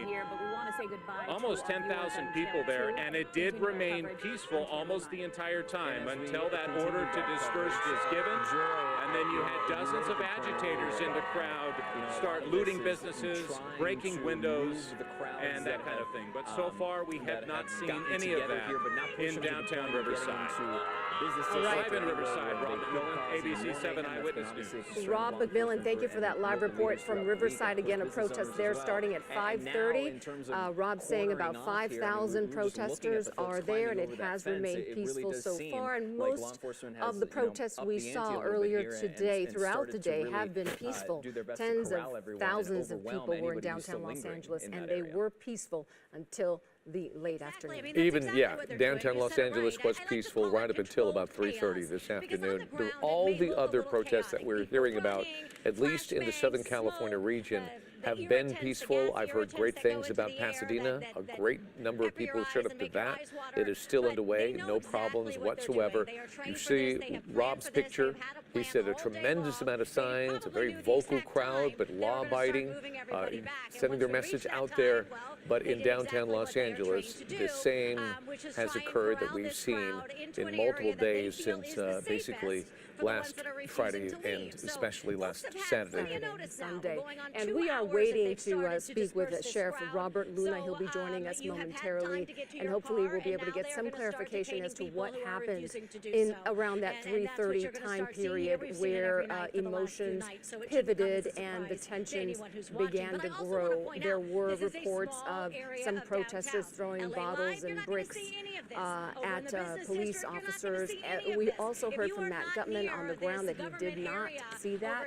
He was not able to see that, but we have heard other reports, as I mentioned, that did happen. So we'll be hoping to get some clarification. Yeah, we did. We get a little clarification from the assistant chief that it happened on the 300 block of LA Street, and it was a small group of people, but they had the high ground, throwing rocks and bricks at the officers below them, and that's when they told those people to disperse. They didn't leave, and so then that's when this massive dispersal order was given about 3:45 today, and the unrest began. Now they've made a lot of progress, but they've used, a lot of ordnance to do this, from gas to flashbangs and a massive amount of people and horses, and that is still underway. And the question remains, when the curfew kicks in at 8 o'clock, it has been working. Will it work today? Because today is that day when so much attention was put on today for the No Kings protest that happened all over the country. So perhaps there's an extra amount of energy that's going on here, especially in downtown Los Angeles. But you see the amount of law enforcement personnel that's out there right now to get things under control. On the right-hand side, a happier crowd at Riverside that Rob just reported from. And of course, we showed you the shots at Van Nuys of a small group of protesters in the streets that were dancing. Yeah, and the No Kings protests were planned well before the ICE raids that began last Friday here in Los Angeles. Those were already in place because of the military parade that President Trump scheduled for today. We want to check in with Tim Caputo. He is still in downtown Los Angeles. We know you were kind of surrounded by some of that gas, the flashbangs. Are you okay? I should ask first. It looks like you're doing okay. Thank you. Thank you for that. I cried enough tears today to last me for the rest of the month, for sure. What we're seeing here, it's kind of interesting because as we watch this play out, you obviously see all these sheriff labels on the back. This is obviously the sheriff's department here. They have been the ones pushing the crowd up Spring Street. Here's what's interesting. When you get to First Street over there, the dark blue uniforms are LAPD. Now, they are actually on both sides of the street of First and farther along. So what happened is when they moved the protesters up the street, or at least this kind of faction or group of it, the ones that have been kind of sparring with police and not dispersing for the last hour or so, they've run out of room. So if you look to my right here, what they're doing is the remaining group, there's like a 6-foot, 7-foot fence there. From my understanding, this is a kind of like dirt, maybe construction area. I'm not exactly sure what it is. It's just next to Grant Park. Some of the group was moving up Grant Park up to Broadway. The others that came down Spring Street essentially ran out of room to go to. And what they've done is kind of squeeze the group smaller and smaller. So some of them are now hopping the fence and going up to Broadway. If you look up Broadway from where we are, it's a little tough to see with the fence there, but you see some of the flags waving in the background. That's how you get a sense of where the crowd has moved to this point. Whether or not the crowd, back up 1 second here. Sheriff's Department's asking us to back up. We're obviously not trying to get any more tear gas in our face, and obviously as they're shooting these flashbangs, what many of them are, you'll see them on the hip of some of these guys and ladies, is they're like grenades. So essentially they pull the pin, they toss them, and that's where you get the spark in the air when it releases, and then when it hits the ground, it explodes. It's not a grenade that has shrapnel in it, it's just a grenade that makes a big loud noise, and that's what they're tossing towards the crowd to try to get them to move back. The movement from here is going to be interesting because there are an awful lot of folks up on Broadway, but guys, as we've seen them move this crowd from Temple Street over to First Street, we've noticed it's getting smaller and smaller. The one thing I do want to point out, because I think it's important when we talk about the back and forth, there is a dispersal order, there's an unlawful assembly. Being out here right now is against the law at the moment, so that's why they're trying to move this crowd. We haven't necessarily seen, at least not with my own eyes, an awful lot of stuff thrown at police in the last 30 minutes. 2 or 3 water bottles. I have not seen rocks or anything like that. But here comes LAPD. It looks like they might be grabbing the remaining people who didn't hop the fence as they ran out of room in that area, pushed by the Sheriff's Department, flanked by LAPD. And what it seems like is happening at this point, I'm trying to get a vantage point, is they may be detaining the remaining people who are unable to hop the fence and get out of this area. Where they move from here, obviously we'll be following in tow and following close behind the Sheriff's Department to see exactly where they push this crowd. But obviously the tactics of the tear gas and those flashbangs seem to be working to not only push the crowd back, but eventually get them to disperse. So are you saying that the folks that are there right now, that they want to disperse, but there's not an exit for them? It looks as though, I mean, so we were obviously all the way up Spring Street as we were coming down, right, in front of City Hall. What we were seeing was they were pushing them this direction, but I could tell you on First Street, on this sidewalk, there's a line of LAPD. And now it looks like they may have moved. No, they didn't. So they're now making a smaller and smaller circle, essentially circling the wagon around the remaining protesters here.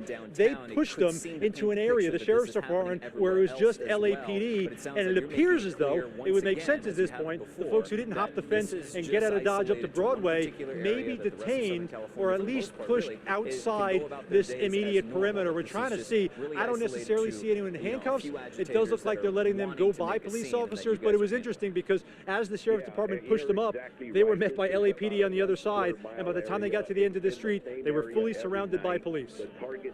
Tim, I want to interrupt you here. Stay there, don't go anywhere, but we just got word from LAPD Deputy Chief Imada Tingarides, whom we were speaking with a short time ago. She is telling us to tell our viewers that people should be leaving the downtown area southbound on southbound Alameda to eastbound 2nd Street.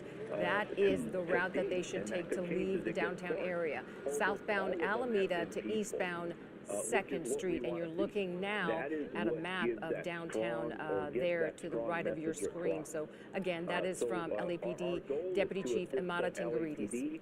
I give a lot of kudos. Giovanna, I can't see from above if there are any folks still down on that end over by Alameda Street. I can tell you, if you're on Broadway, good luck getting to Alameda, because as they've come through here, police officers are blocking all the streets. Alameda's like 4 blocks down from where we're standing. So obviously the federal building, the Metro Detention Center is Alameda and Aliso. That's where we've seen the protests. We've been here essentially every night the last week. That's where all the tensions began and where that dispersal order came in. As they moved the crowd up this direction, I don't know if they could get all the way down to Alameda. Here's the thing, though. If they let them walk down to 2nd Street, excuse me, there's a chance they can get down the street. But from what we've seen from this vantage point, this kind of lively crowd, if you will, that were going back and forth with the sheriff's deputies, both on Spring Street and on Main Street, they've been pushed up to Broadway and Hill in the opposite direction of Alameda. There may be a plan to eventually get them back down or over to 2nd Street, but at this point, we've seen them move up the hill rather than down towards Alameda. That being said, this is a big crowd here. I know it was tens of thousands of people earlier. I can't exactly see if there are still lingering folks on that side of downtown, but I can say for at least this crowd,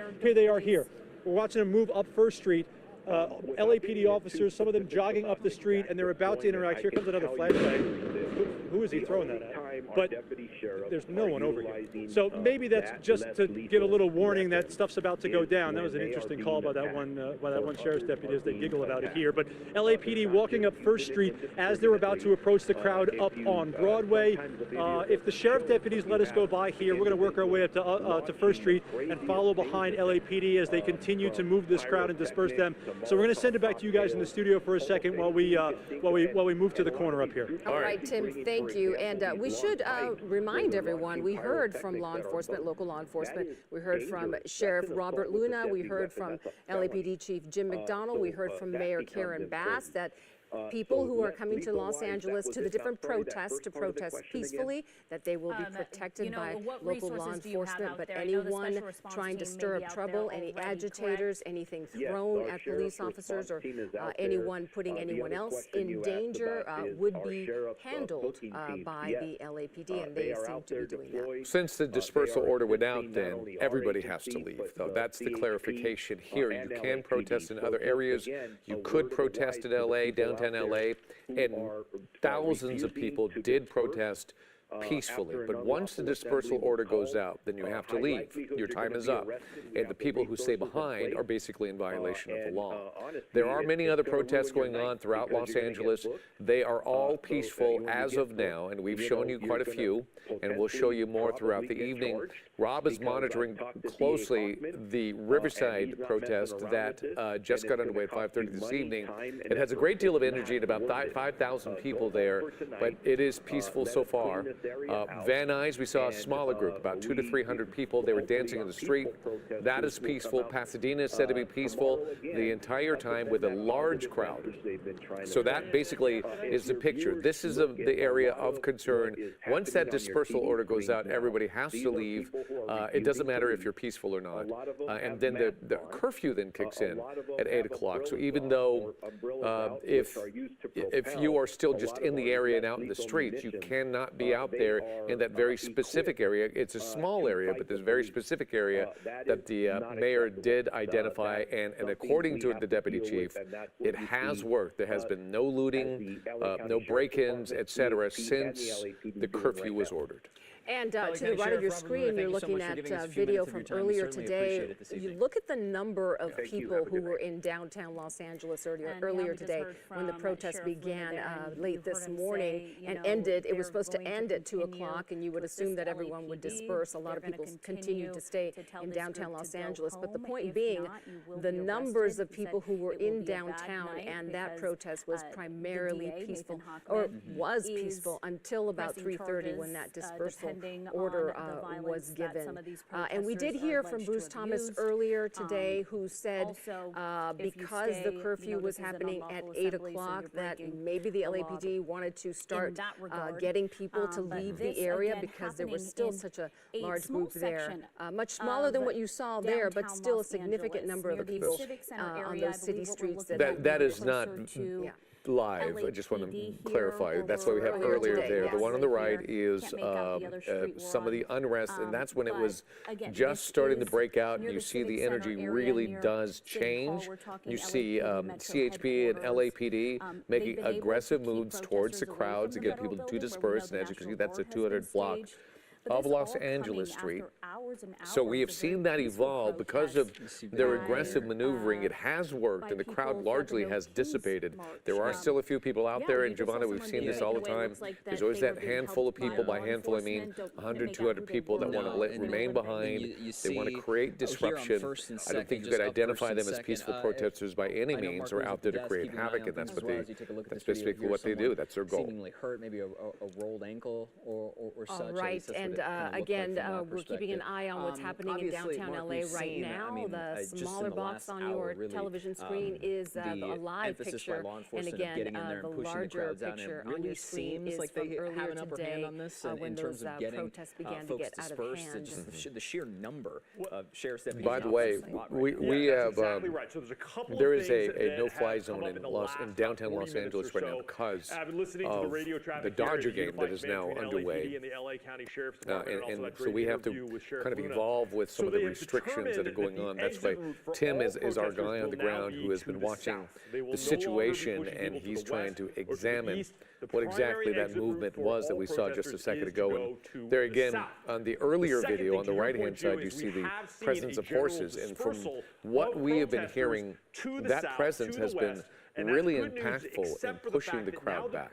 And there's something going on right over there. You see the upside-down flags and a number of people with the police around them, but the disruptions continue in that area. that they are seeing some and we'll get a report from double Tim back and get behind eventually when police he lines. puts himself Now, in a position where he can report. I'm Oh, there he gonna is. show you on the Tim, map Tim, where what this is happening what are we still seeing back there? continues to Go be ahead. in the far northeast corner Yeah, we're going of to downtown walk LA. with me here as we go up the street. What I'm gonna LAPD do just is kind I'm of gonna gave us zoom in and show permission you to this come map up here. First Street here. So what we are We're going seeing to walk here, up the to the first big side to landmark show that I you wanna what's talk about happening here at this is point LA on City Broadway. Hall. You know, Now, it's that has been interesting the as some of source these of a lot of the continued protesters, flashbangs go off here. today. They're moving We've the seen them go crowd down from in this First direction. Street over to There was Second pepper Street. I spray keep here and mentioning here. that Those it's getting protesters smaller then and went smaller, down in this understandably direction. Now, what so. we're seeing They're here moving now them kind of through is the a grid large systematically majority of up protesters and went to around the the west street with through Grand LAPD, Park watch and then this down up this with way. LAPD kind of And then we leading the also charge with saw a line protesters of go to the police south officers here. kind of Now, pushing the problem crowd was stay on at the side. Second and Broadway and First and All right, Broadway, Tim, these two give me 1 locations second, guys. we We just had want to some get more possession. rocks and bottles issued. We want to step it that's back where we inside now real see quick as we're getting up to the corner here as they're pushing this crowd back on Broadway towards Second Street. All right, Tim, thank you. We'll check back with you a little later. Right now we have Sheriff Robert Luna on the line with us. Thank you for talking with us today. The protests today did remain peaceful until about that 3:30 hour. Can you tell us what changed, what happened? Right into the middle. Well, hello, Giovanna and David. Thank you for having me on. My understanding is that about that time, we had what I'm calling agitators start to attack police officers within that area where they ended up declaring an unlawful assembly and then gave a dispersal order. It's a shame because if you look at the entire day, it was peaceful. Peaceful all day with families, legitimate protesters and demonstrators, and then you get these agitators that come in and they are well organized, they're armed with bricks and anything you could throw at police officers, and they start ruining it for everybody. They create chaos. And unfortunately, they are the ones that blew it for everybody, and it's a shame. Because as I've told all of you in the past, we encourage and facilitate First Amendment activity. But when it starts to become criminal in nature, as we unfortunately saw around that 4 o'clock hour, our deputies, our police officers start coming in. Your viewers are probably seeing some less lethal being utilized. The only time we are using those tools is when the deputies and police officers are being attacked. And I'm calling right now because I want to see how many of my deputies have been injured. I know that one of our horses was attacked. And that behavior is absolutely unacceptable. Do you have a number of how many deputies have been injured today? That's going to be the interesting thing to see today, as we're start still to gathering all the that curfew information hour, on any because what we've injuries noticed and in arrests just that this we're past making week thus when the far. curfew was first Because we're still in the instituted, middle and of then this, we were keeping an eye on downtown we from will the get 8 that o'clock to you hour here and in the into the rest next, of the evening. I mean, hopefully an hour or really so. started to dissipate. Now, granted, on the one hand, what are your those are concerns about weeknights, later those are on tonight? school nights, The work curfew nights, et kicks in cetera. at If you 8 take a live o'clock. look there Not on the that left that side of the is screen, another relevant here row because or the collection of dispersal LAPD order has officers moving, already been put out seemingly there. toward that But crowd. are you This is the concerned largest about what's going to congregation that happen we're once keeping an eye on at the sundown moment, hits? it seems. Because The number of what I flags and understand banners. is, and what was So then, on reported the to other us, hand, it comes is to the the point of curfew seeing has been how working, this turns and into a weekend, because we it's know been certainly people have effective more in time. protecting some of the It's businesses Saturday in night as downtown. opposed to a But Monday, how do you Tuesday, view Wednesday tonight? night, Thursday night. So Yeah, I applaud Jim there's McDonald and the that, on top of the LAPD. I fact think that they've been we've doing a seen great such job an with the curfew that they implemented in the city of push LA. by LAPD, And I by want to sheriff's remind your deputies, by law viewers enforcement that here in we're downtown probably with dealing with vehicles about as a well. I 1 mean, it's square not mile just, area. officers I know in it their makes it look tactical like gear. It is vehicles everything's directly behind them. going It's bad. mounted It unit is as well. not. It's only I mean, that there has one been no specific shortage area. of officers You asked pushing me these if I'm crowds out and concerned. using My those job is to be less than concerned. lethals to clear And them out because I from am so location. But to concerned, Mark's as point, is then Jim you McDonald and the start getting commissioner into of a the situation CHP, with perimeter we've becomes a been little planning more for difficult this. to We knew maintain, and Saturday perhaps was folks are going to be circling back. So a the bigger hope day there than the is last that people few. finally get the message and So start we have dispersing, brought and in the additional thinning out then resources really from starts each of to our settle the crowd departments. We've down. been But that coordinating is going to be the number one with thing we other keep an eye police on chiefs from in the this next 44 hour other and 10 minutes agencies as in we LA get to the 8 County. o'clock curfew. I've been and things coordinating start with the getting dark, sheriff because then, of in course, the area. going back to We our are earlier checking notes, with is each that other when things because a get lot dark, of us had that's when protests today. certain situations And start in to our escalate, world, as right now if you you're see not another group impacted, of LAPD you become a officers start resource. to, So we have a lot of people staged, have and some I'm pep in really their step praying that we and need move none of toward them. that this continues to go the way it is, and we can get everybody off the street at least for tonight. No shortage of officers, and then everyone can go home safely. Protesters by a heavy amount at this moment in downtown. Sheriff, for Angelinos who are concerned about the lawlessness they might see, you know, that, as you mentioned, is contained to that 1 square mile area, but they might be concerned about the lawlessness and whether the people committing these crimes will be, you know, will be arrested and will be prosecuted. You were saying that you may not be arrested the day of your actions, but you will track these people down. Can you reiterate that and maybe comfort some of the people who are worried about this? Yes, ma'am. I can assure all of your viewers that individuals committing crimes are going to be caught. They're going to be arrested. And I want to make sure everybody knows we've almost been running operations every day of people we're looking for to arrest that committed acts of violence or destruction of property or theft the days before. We end up getting a lot of evidence or tips, and we have a whole investigative unit that is doing that. But as you're looking at the activity today, we will arrest, and we have arrested several people already, and if they don't leave the area and they have been directed to do this multiple times, they are subject to arrest. We have additional booking teams from the LA County Sheriff's Department out there. We have set buses out there ready to fill them up. I'm hoping we don't have to arrest anybody, but unfortunately there are people who are not cooperating. They are not listening to the direction of the deputy sheriffs and police officers out there, and they're going to be held accountable. One other piece of it, I have had constant communication with the district attorney, Nathan Hoffman, who's been a great partner, and he has assigned a couple of special prosecutors just for people who are doing this kind of unlawful activity. So he's ready on his end. I've also had conversations with the U.S. attorney, who is very eager to charge people federally for either A, attacking police officers and deputies, or being in an organized fashion to create the chaos that we're seeing right now on television. Is there a point where you draw the line and you say you have to be gone right now or arrests are underway? Do we get to some point where that happens tonight? That's already happened. LAPD declared an unlawful assembly. They're giving dispersal orders, very clear and concise, over and over, giving people an opportunity to leave. If what you're seeing now are people that are masked up, and actually instead of walking away, a lot of them are charging the lines with the officers. Those are not peaceful individuals. They are not protesting or demonstrating.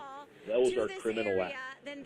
So we have to make sure that we get those individuals out of here somehow, and if that's through arrest, that's what's going to happen. Earlier, there was some question as to the folks who were still out there who were trying to leave the downtown area, as to what the best way was to leave. Tim Caputo thought that maybe some groups of people were surrounded by police and couldn't find their exit. Anything you can add about that? Yeah, LAPD, I think, has been doing a very good job of putting out very specific direction over text in any which way they could to communicate that to the public. And I believe they're trying to get people out of there through Alameda. But here's the thing, some advice for people that are out there. Try and the officers out there will give very clear direction on how to get out of there. Do not join these crowds that are attacking the officers. And I see people who are out there just videotaping. Maybe they want to get on YouTube or whatever they're doing. Don't do that. You're putting yourself at risk. Get out of the area as soon as possible. This has already been declared an unlawful assembly. There's no going back on that, not tonight. Yeah. We've seen a tremendous amount of manpower out there. Of course, the hope is maybe this is the climax of all that's been going on. A lot of attention was given to this Saturday. But if it does continue, can you sustain the manpower? We have no choice. We will figure out a way to make sure that we can bring peace back to these streets. We are consistently coordinating, like I said, in the region and our partners around. But I do want to say this. Our employees are tired. Our employees have been working their tails off. Our employees have families that are scared to death as they're watching this on television, and they would like them to be home. And I hope we all think about it. Some people say, well, that's your job. It is to a certain extent. But I do want to acknowledge my employees and the sacrifices they're making and their families. If you can just imagine for a second having to send your husband, wife, son, or daughter to work, and then they're out there on these lines and these skirmish lines, that's a scary place to be. I get it. It's scary for everybody. And if I didn't say this to both of you earlier, I want to really acknowledge the fact that our community is in fear. That in our community, there's a lot of anxiety. There's a lot of things going on. Every time we turn around, we're seeing these ICE raids in the strange places, car washes, swap meets. That scares people. We're acknowledging that. But the violence and destruction of property is not going to get us to where we need to. It's the peaceful demonstrations and protests that hopefully will make a difference, and we find a path go in the right direction here, because this is not good for us, for any of us. Sheriff Luna, before you go, I do have another question. You guys are responsible for the entire county of Los Angeles, aside, and we've been reporting that most of the protests, all of the protests have been peaceful throughout. Can you comment on the other protests that your department was overseeing and tell us about that? This is an unlawful assembly. Yeah, we were expecting well over 30 protests in the county of Los Angeles. I am happy to report that at least half of those that have occurred earlier today ended very peacefully. They didn't have these agitators in there that turned things ugly like you're seeing here in downtown LA. We are still monitoring everything that's going on, including the soccer game at SoFi Stadium with Mexico versus the Dominican Republic. So there's a lot of things going on out there, and our staff here at the Emergency Operations Bureau and everybody we brought in is doing an amazing job of tracking everything, ready to respond and assist and keep the peace for the entire region. And we do that 99.9% of the time. We have amazing employees. There's another soccer game in Pasadena at the Rose Bowl. We saw a big dispersal tomorrow. here. Oh, that's tomorrow. These groups have gone Sure, in this I believe that is direction, tomorrow, so and that is something we'll be keeping a close eye on and as then we well. saw these groups Pasadena that are now heading is to the also in Los south Angeles here County. along Broadway, Hopefully that and will now stay we are peaceful. even Sheriff, here your time is approaching valuable. 2nd Thank you Street. so much So we for continue to see a clarifying with motion us with what's towards the going on in southern our part of county. downtown LA The as best of luck to you as elements you of continue on. LAPD and the LA County Sheriff's Thank you. If I continue can to ask for move in prayers that for all of our southbound employees direction. out there. This is also It's really been a good rough news week, for the, and it's any not going sort to of stop anytime concerns soon. that law Without a enforcement doubt. had Thank you for your along the service, Sheriff. 101 as they had blocking forces here Sheriff at Luna, Broadway, Main, clarifying and Los what is Angeles. happening They did not throughout our want people county. going on the freeway. Largely But, good news. as Let's this clarify curfew that. rapidly Most of the approaches, protests have been 1 very hour to peaceful, go, but there's a everyone big here who is responsibility in in the what's going on southbound direction downtown. from There has been this Broadway dispersal and order. Main, The people Los that are not Angeles, and even dispersing, Hill that are Street, not leaving, they arrests are are going to now have to underway. find You a just way saw out through that is the a live southern picture on part your through this left-hand commercial side where area you see of officers who downtown just LA. detained somebody on And the there are far side of opportunities there that to disperse. vehicle. That's what they're doing, is they're Certainly pulling there them are into places that that they could go vehicle. from He out might have into done that something direction, but specific, right now we but continue to see technically, LAPD all use the folks these, that are there pepper right spray now balls and these are flashbangs in order to get in people to violation of the continue law, to move to the south. so That is the they direction of could exit be that they want arrested these protesters to disperse if tonight. law enforcement chooses to do so. But this person that they're trying to put into custody right now in that vehicle We don't know what he did. In fact, we understand that Tim Caputo now has rejoined us. Tim, can you clarify what we're watching here? Protests happening nationally on the same day that President Trump held a parade in majority Washington, of police officers we saw moving in the opposite direction from 1st Street to 2nd Street. We're closer to Temple. We were going back to the car to get some waters and change our battery. And we came up on this side as LAPD are moving this much smaller crowd away. And as we were walking up, there were 6 or 7 LAPD officers trying to restrain that man who is now in the back of that SUV. We don't know what he is accused of doing. We do know when they went around him immediately, there were several other people standing kind of over the group of officers, so much so they had to call for extra officers to come up the street to essentially back them up.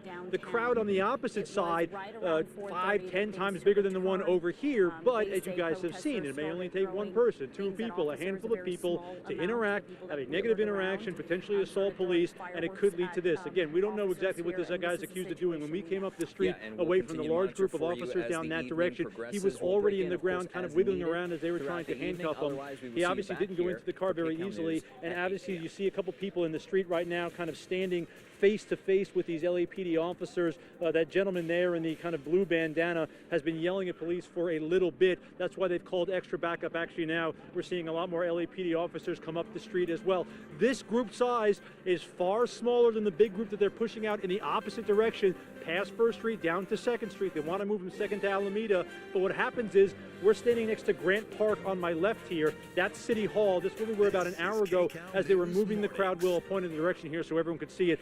1st Street down to 2nd Street, but what ended up happening is a lot of people came up through the park, through Grant Park on here to Broadway. So that's why you're seeing these officers again. They were blocking the top of Grant Park here, and now they're pushing this remaining crowd. It's maybe only 20, 30 people out towards past Temple Street. Obviously, in every direction there are little pockets of crowds as they're trying to disperse them, but even if a crowd as small as 10, 15 people can turn ugly, can turn violent, and can end in arrest like you just saw there. By law enforcement, right and on Tim, the edge you of pushed the road. in, your camera pushed in on right a woman now, who is there sitting on the street like there, apparently, refusing to disperse. In the middle of this established skirmish line. Yeah, you know, and you see a bit of this. I remember seeing this last, what was it, Friday night as well, is, you know, this road is not open to traffic anyway, but this is an attempt at some peaceful resistance to police. The problem is there's a dispersal order, and so what's going to happen is if she doesn't get up and walk, she's going to spend the night in jail, and it looks as though she made the right decision there. She got up and is walking away as police are pushing them down the street and kind of getting this remaining crowd, at least on this side of the larger group, this is a much smaller group, out of this area near City Hall. All right, Tim, thank you for covering this for us. I know you're going to gather some more information that's going on downtown. We want to let our viewers know that we have a special newscast on Eyewitness News on ABC 7 at 8 o'clock, another one at 10 and 11 o'clock. 8 o'clock, of course, is in relation to the end of the football game that is on right now, but we're going to come back on the air and give you the very latest of what's happening all over Southern California and the nation for that matter. There's a lot of major news stories that are happening as we speak. So we're going to break away from our coverage digitally, and we'll see you at 8 o'clock on ABC 7. From law enforcement's perspective. Now, going back to what we were mentioning just a couple of seconds ago, CHP confirmed to us that officers were preparing for protesters. This has been Eyewitness News with breaking news. 710 freeway. As of an hour and a half ago, we did not see that, haven't seen that as of yet, but right now, this has been a very fluid situation going into the morning and these early afternoon hours right now. Giving you a wider perspective, notice how right there on the freeway, it seems, traffic is going smoothly, but notice 2 sets of law enforcement vehicles sort of blocking off the road, so you really can't get to anything on the road there. So this is the other side of things that we were looking at. You just see 1, 2, 3, 4, at least 8 vehicles blocking off this street right now. And then earlier we were showing you that line of law enforcement officers and protesters standing in each other's faces. This seems to be another group of protesters as well down here on this part.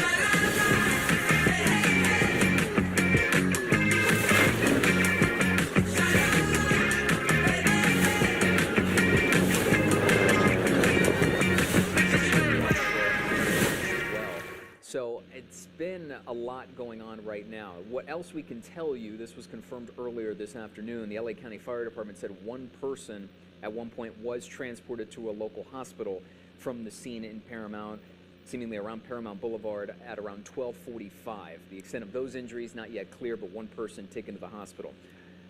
As we continue to monitor this situation, no, we've had a photographer in the area throughout the morning, keeping an eye on the situation. We also have, as you see, some gas there fuming in the middle of the street in Paramount. We have another crew headed down to the scene here as well. Our Zach Boetto is going to get a ground eye perspective for us as we continue to monitor this situation. This is video from earlier in the day as protesters tried to block a U.S. Marshals service bus, is what it looks like there, and federal law enforcement officers used tear gas, used flashbangs to try and clear the crowds.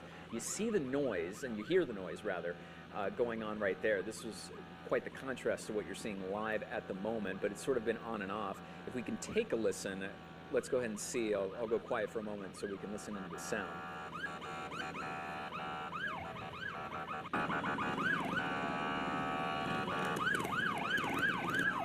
Clear.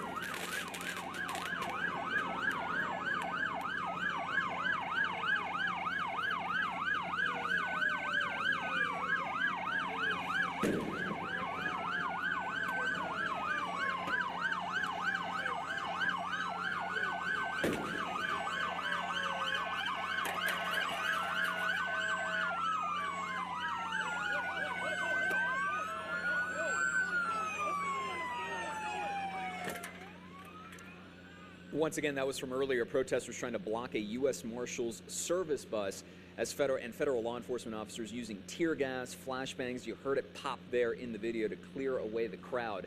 You saw the truck, or the bus rather, honking at protesters as well. There were a number of people with their hands up to the front trying to sort of push it away. But this was one of the heights of earlier this morning of the protests we've been keeping an eye on.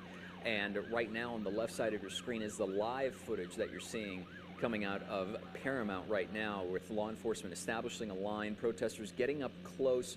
You see a sign there, a number of flags, a number of signs and banners being waved by a number of people out here in this area that we continue to monitor. So once again, we want to catch you up in case you are just seeing this for the first time. This is something that has stretched. These protests have stretched going back to yesterday, so this is not a necessarily isolated event. It is a continuation of things that we've been monitoring after ICE operations happening across Southern California. So this operation involving agents with ICE, which is Immigration and Customs Enforcement, led to dozens of arrests on Friday, so just yesterday. That, of course, then spurred large-scale, intense protests throughout the city. We're covering it for you here live on KCAL News, on Channel 9, and on Channel 2 as well, when we learned that ICE conducted raids in the Westlake District, in downtown LA, and South LA. That was all on Friday. According to an ICE spokesperson, as many as 44 arrests were made. Now, the ICE spokesperson was saying, quote, ICE officers and agents alongside partner law enforcement agencies executed 4 federal search warrants at 3 locations in central Los Angeles, and then confirmed the number of arrests, saying approximately 44 people were arrested. Now, protests after that centered around the federal building in downtown LA. We were monitoring that for you. Our Tom Waite was there live at the scene, as well as a couple of other crews, after word spread among demonstrators and protesters that were in the area that detainees were allegedly being held into that building. SkyCal was over that scene as well. Our Tom Waite mentioned that there was tear gas, other flashbangs being deployed, that he was feeling it for multiple minutes at certain points, and how intense that was for a stretch of time. So once again, that was the initial start of things going back to over 24 hours ago, or just about 24 hours ago. At this point, we also want to bring in and give you an update as we continue our live coverage here on KCAL News. Secretary Kristi Noem, Homeland Security Secretary, was just sent a post on X, and this is the latest that we're pulling up right now as of just half an hour ago. She says, quote, a message to the LA rioters: you will not stop us or slow us down. ICE will continue to enforce the law, and if you lay a hand on a law enforcement officer, you will be prosecuted to the fullest extent of the law.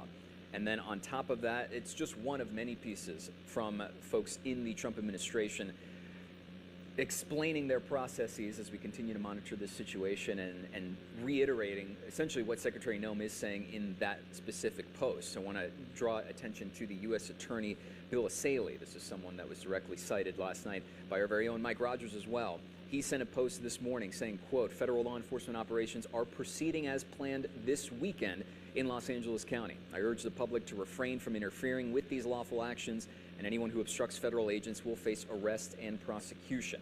Now, to tie this all together as well, because we've been seeing a number of law enforcement agencies on the scene, we did reach out to the Sheriff's Department, and there has been a prior statement by Sheriff Luna that, quote, the LA County Sheriff's Department does not participate in any civil immigration enforcement activities or mass deportation sweeps. So these are federal agencies executing these warrants, other operations as they deem fit across Southern California. Now, of course, that has led to all of these protests and a number of protesters making their voices heard in many ways going into the evening and going into the morning as well. So right now, we're keeping an eye on this situation in Paramount. You notice the wide view from SkyCal, that stretch of highway, a stretch of freeway there blocked off on two sides. This is the main front right now, the main thoroughfare. As you see, it almost looks like some traffic is trying to make its way through. Some cars here on the left side of your screen, but really a number of protesters establishing themselves counter to law enforcement on the other side. That line has sort of stayed steady, the line of cars and the line of people as well.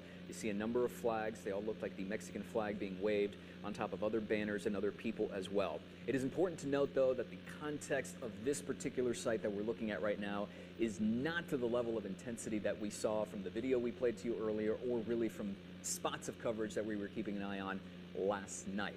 Those were wildly different levels of intensity and activity. That's not to say that that can't happen again, as we've seen things fluctuate on and off throughout the evening, different parts of the area, and of course, depending on what else is going on.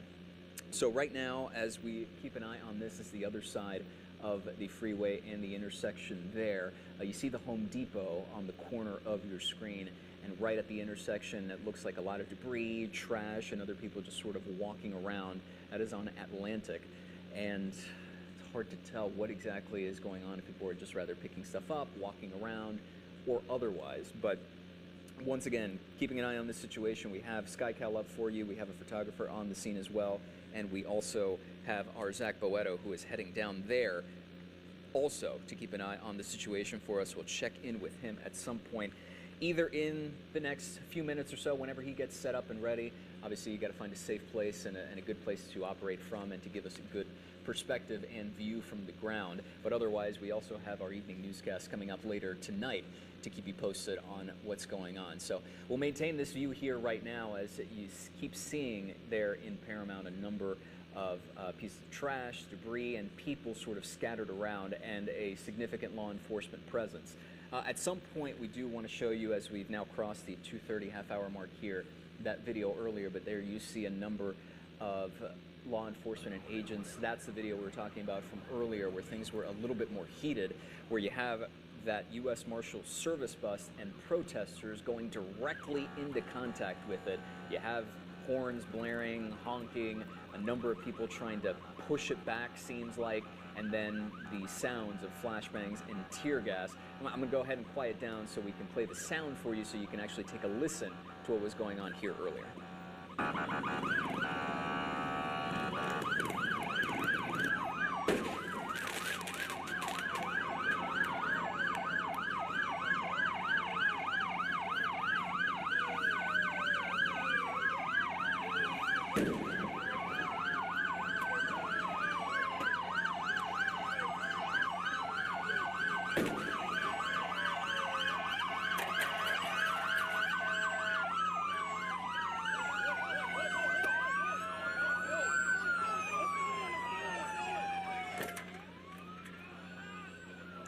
Once again, that was video from earlier as protesters tried to block a U.S. Marshal Service bus in Paramount, and federal law enforcement officers using tear gas. You heard it there, and flashbangs, heard that as well, to clear the crowd. That is one of the highest levels of tension we've seen at this point today.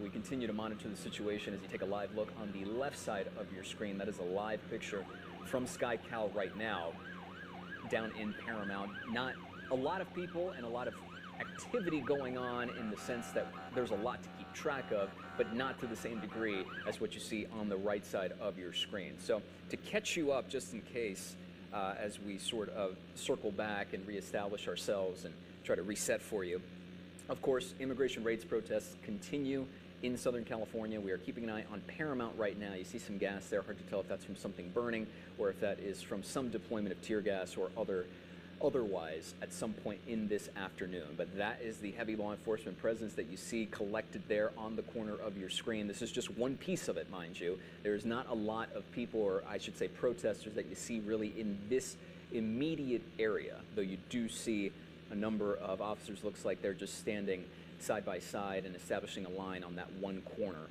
of the street. But this is something that stretches back after a day of ICE operations across Southern California. This goes back to yesterday. An immigration operation in LA involved agents with ICE that led to dozens of arrests on Friday. That, of course, then spurred a number of protests across the area. We do want to confirm to you that ICE did conduct raids. That was in the Westlake District, that was in downtown LA, that was South LA, all on Friday. And according to an ICE spokesperson, 44 arrests were made. As we zoom out here in SkyCal and give you this live view, the widest view coming from SkyCal. I had to pause for a second as we're going to take you to some video of protesters throwing things at Border Patrol. Once we can cue that up, we'll show you there. That's from earlier.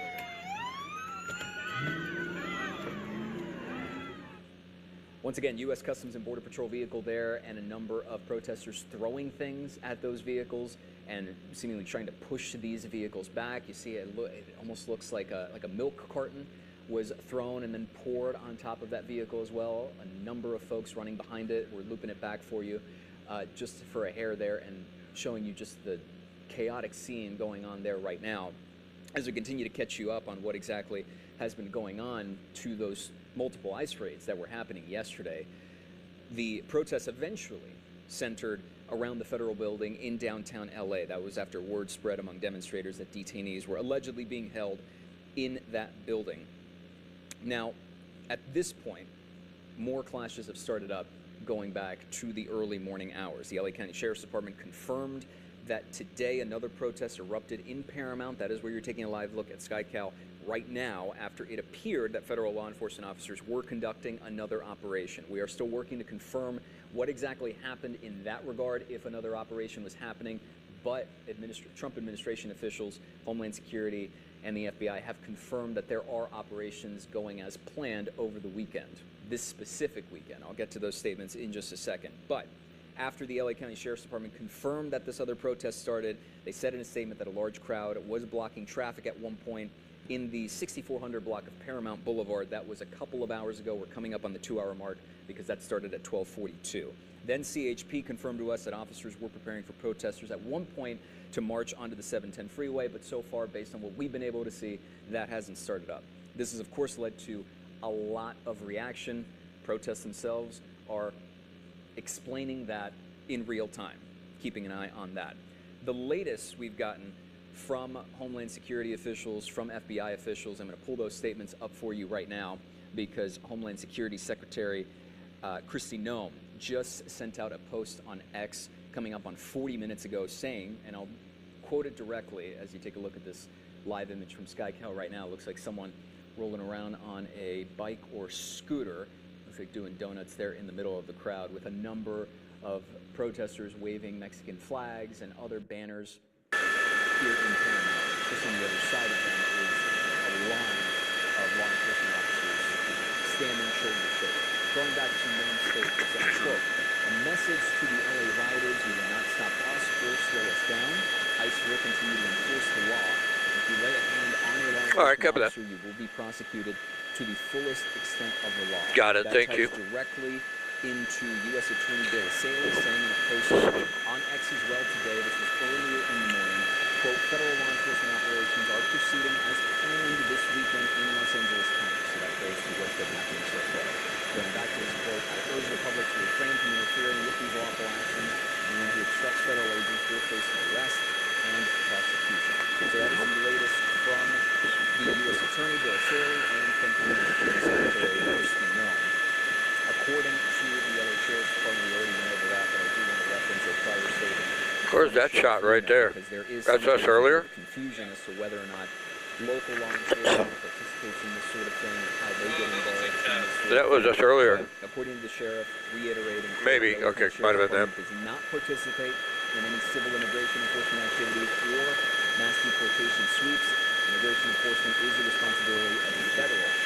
Yeah, Jory and Sophie, so the crowd is sort of spread out quite a bit. It's hard to show you everything. It's hard to say if it's actually grown, but this is Grant Park, right in front of City Hall. You see a huge crowd here. One of the concerns they've had was, now as we move over towards Los Angeles Street, in front of the Federal Building, you have another group here. There's another group behind, not quite as big, but as we tilt up towards the 101 freeway, a lot of concern because we've seen the crowd get onto the 101 freeway in a couple instances. You see a lot of CHP cruisers here. That's Mariachi Park. You see a large crowd gathering there as well. Go back to the freeway, Marcel. There's always a lot of concern when you have people lined up on an overcrossing. At one point, I think it was Sunday night, there were things being thrown over the freeway onto vehicles on the undercrossing, vehicles crossing underneath that overcrossing right there.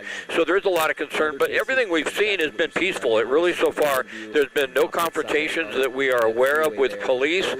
The crowd is still extremely large. It's just spread out throughout all of Los Angeles and then this downtown area, and then that does make it challenging for police to try and track everything and sort of keep it into one area. They've shut down a lot of the off-ramps from the 101 freeway into downtown.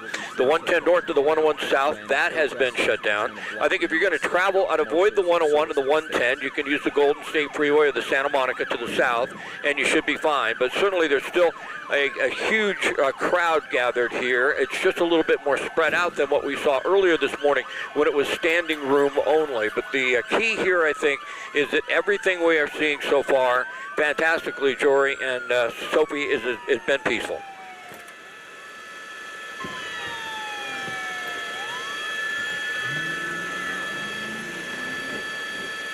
Two separate videos we showed you there. The first one being protesters blocking a U.S. Marshal service bus and federal law enforcement officers using tear gas, flashbangs to clear the... Yeah, we just checked Pershing Square. There's no one there. It's just that the crowd is a little more spread out.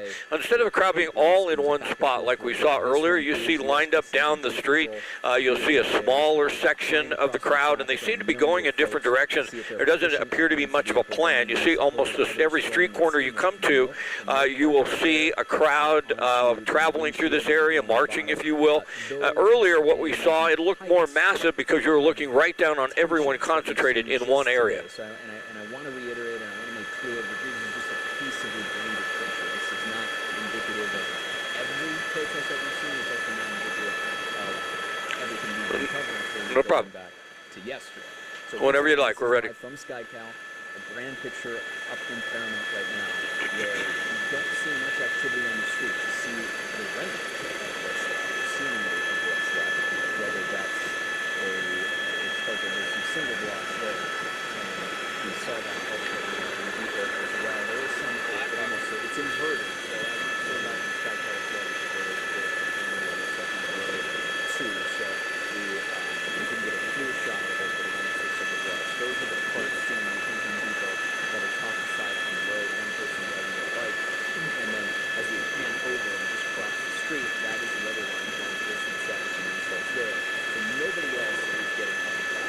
This is where the main public activity has established itself there in what looks like a market, but a number of vehicles and law enforcement established there, shoulder to shoulder, protesters going up to them, and we've seen some parts of the struggle for knowing the rather perhaps a conversation from our vantage point that was impossible. It's not obvious.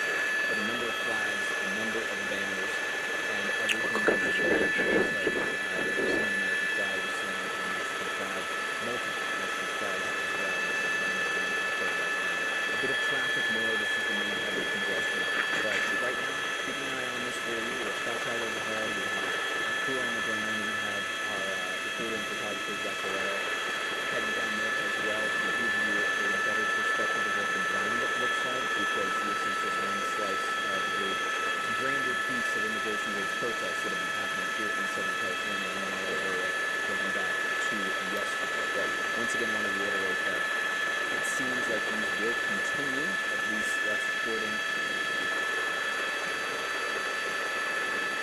and we want to get to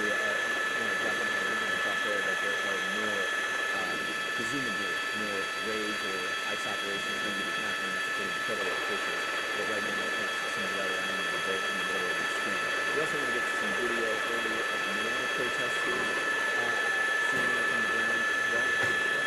They're throwing that kind of tear gases. Oh my God. They're throwing tear gases.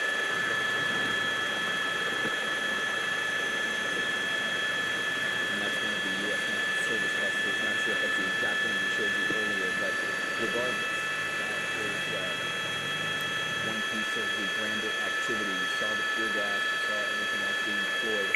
You know, that's what we're talking about, where people were pushing up against the vehicle to get it to stop. And you see the remnants of gas, you see everything else, and then officials waving the bus through the police station and trying to keep a clear separation between protesters and everything else. So again, the dichotomy of the situation here, as we give you a live picture on the left side of the screen, the video from earlier on the right side of the screen.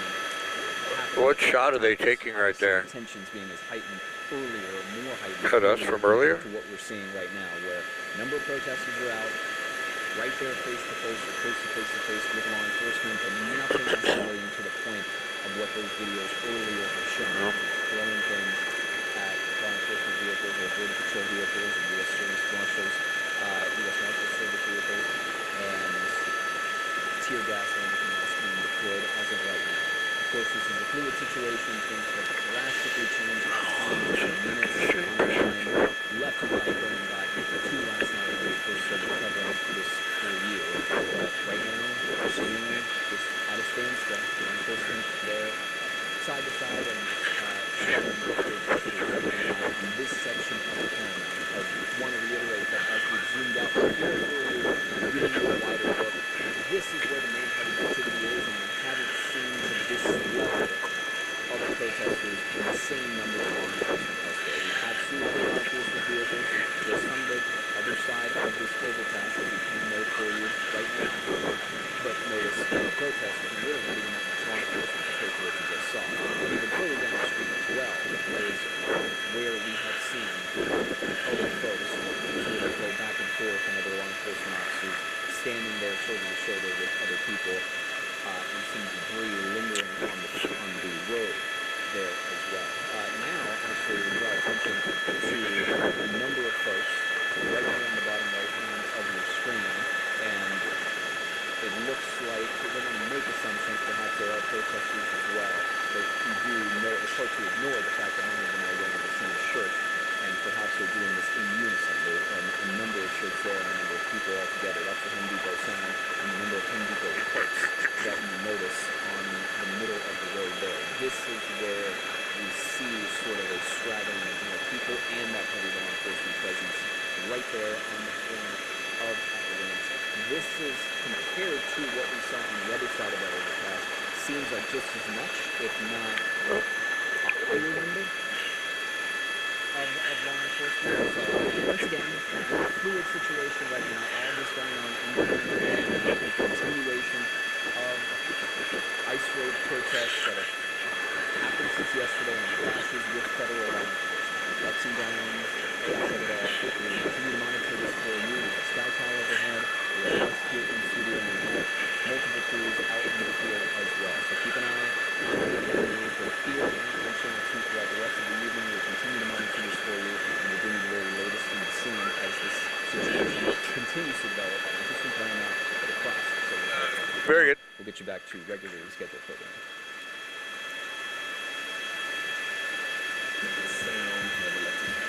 Fast, reliable internet starting at $30 a month, backed by the Spectrum commitment to keep you connected.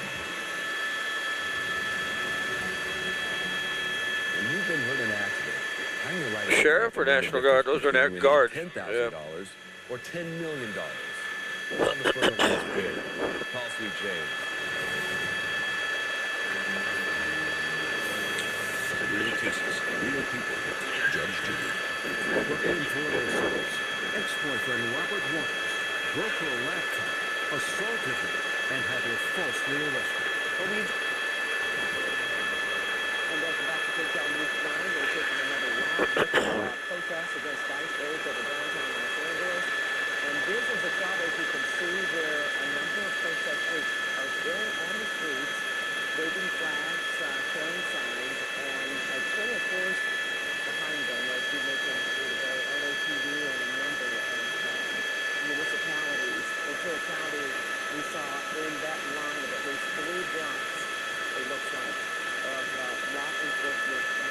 provide support. They made some arrests. We have reporters on the ground talking about that. They made some arrests. They appeared to be peaceful as far as we could see there on the ground tonight. And it appears to be calm right now, at least in this area that we're seeing. And a far different picture from last night. This is on day 4 of these protests. And they're calm at this hour, at least from this end of the chaos. 5 Waymo vehicles on fire, trying to set up the CHP vehicle on fire. And spread Is that 4 right underneath us? in downtown Los Angeles. Spread out in Fine. different areas, which was Find that way? very difficult. Okay, somebody just looked like a CHP. smoke bomb or something like that. I gotta go back and look. I didn't get to the long because I know the crowd had it and thrown out. There have been fireworks too. We've been seeing now. That was the fire extinguisher. Okay, well, you know what? Tom Wade is in downtown Los Angeles. We're going to go to him now, and Tom Wade will give us some information about what we're looking at here. Hi, Tom. Yeah, we just walked up on the scene right now. What's second and St. Peter, I think this is our aerial shots from here. Yeah, can you? Also, we're on the ground here, and sorry, just a lot going on here. This is Those are sheriffs, huh? concentration of people that we've seen, and it definitely has a more volatile feeling here in this area. And police do have the area locked down pretty closely here. But it certainly has tension. Sorry, I'm trying to stay away from people yelling profanity. Yeah, there's definitely this is definitely the highest concentration of people that we've seen since the crowd dispersal was broken up from the area around City Hall. Now it sounds like there's almost like a street takeover kind of. At least I can't see it from my vantage point, but it sounds like someone maybe doing burnouts just a few feet away. I can hear them making an announcement right now. Police, I believe, are ordering the crowd to disperse. So I'm trying to get a sense of where that's happening, which is, I believe, right down the street. You're looking at the vantage point there. This is Little Tokyo. Someone just flew a drone over the crowd, and that is going to really upset police because they do have their choppers up. And Tilt up a little bit, Marcel. Back to Mariachi Park. We just moved a little. I just want to see what it looks like. Projectiles being thrown. I can't really see directly into where the officers are. Yeah, it appears to me there's less people here than before. Does that appear to you? Same to you? I see a number of Mexican flags being waved as people are sitting on top of the cars. It's hard to know at this point who is here to protest in favor of immigration and immigrant rights and who is here just as an agitator. It's very difficult to discern that right now. It's very chaotic, very volatile. There's just so much. It's like a tinderbox, it feels like, when there's just so many things going on. One person does one thing, the crowd can surge, the crowd can move. It's a very fluid and difficult situation to be certain. Now someone's firing off fireworks into the crowd. That is being fired from some pickup truck. I can see them. They're shooting it. They have like a launcher. They have a launcher. Do you see that? All right, there we go. This is so insane. Yeah.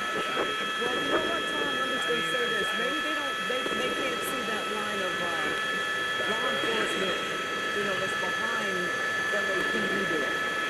There's almost 3 blocks long. Oh, careful. You see that sign? Who's the cameraman? And it makes you wonder. You might want to get off that. Oh, my gosh. I mean, I don't see how they can let this go on much longer, the way this is going.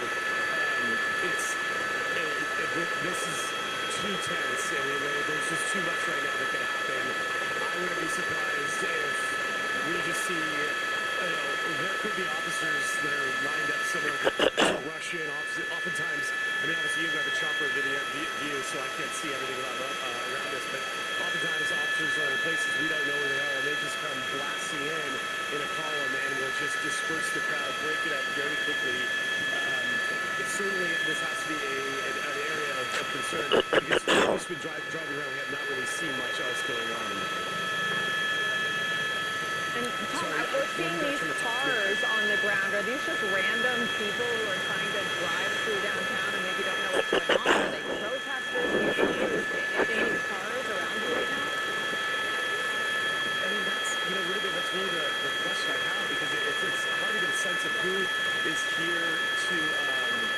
who's here, protesting and who's here just kind of for a street takeover.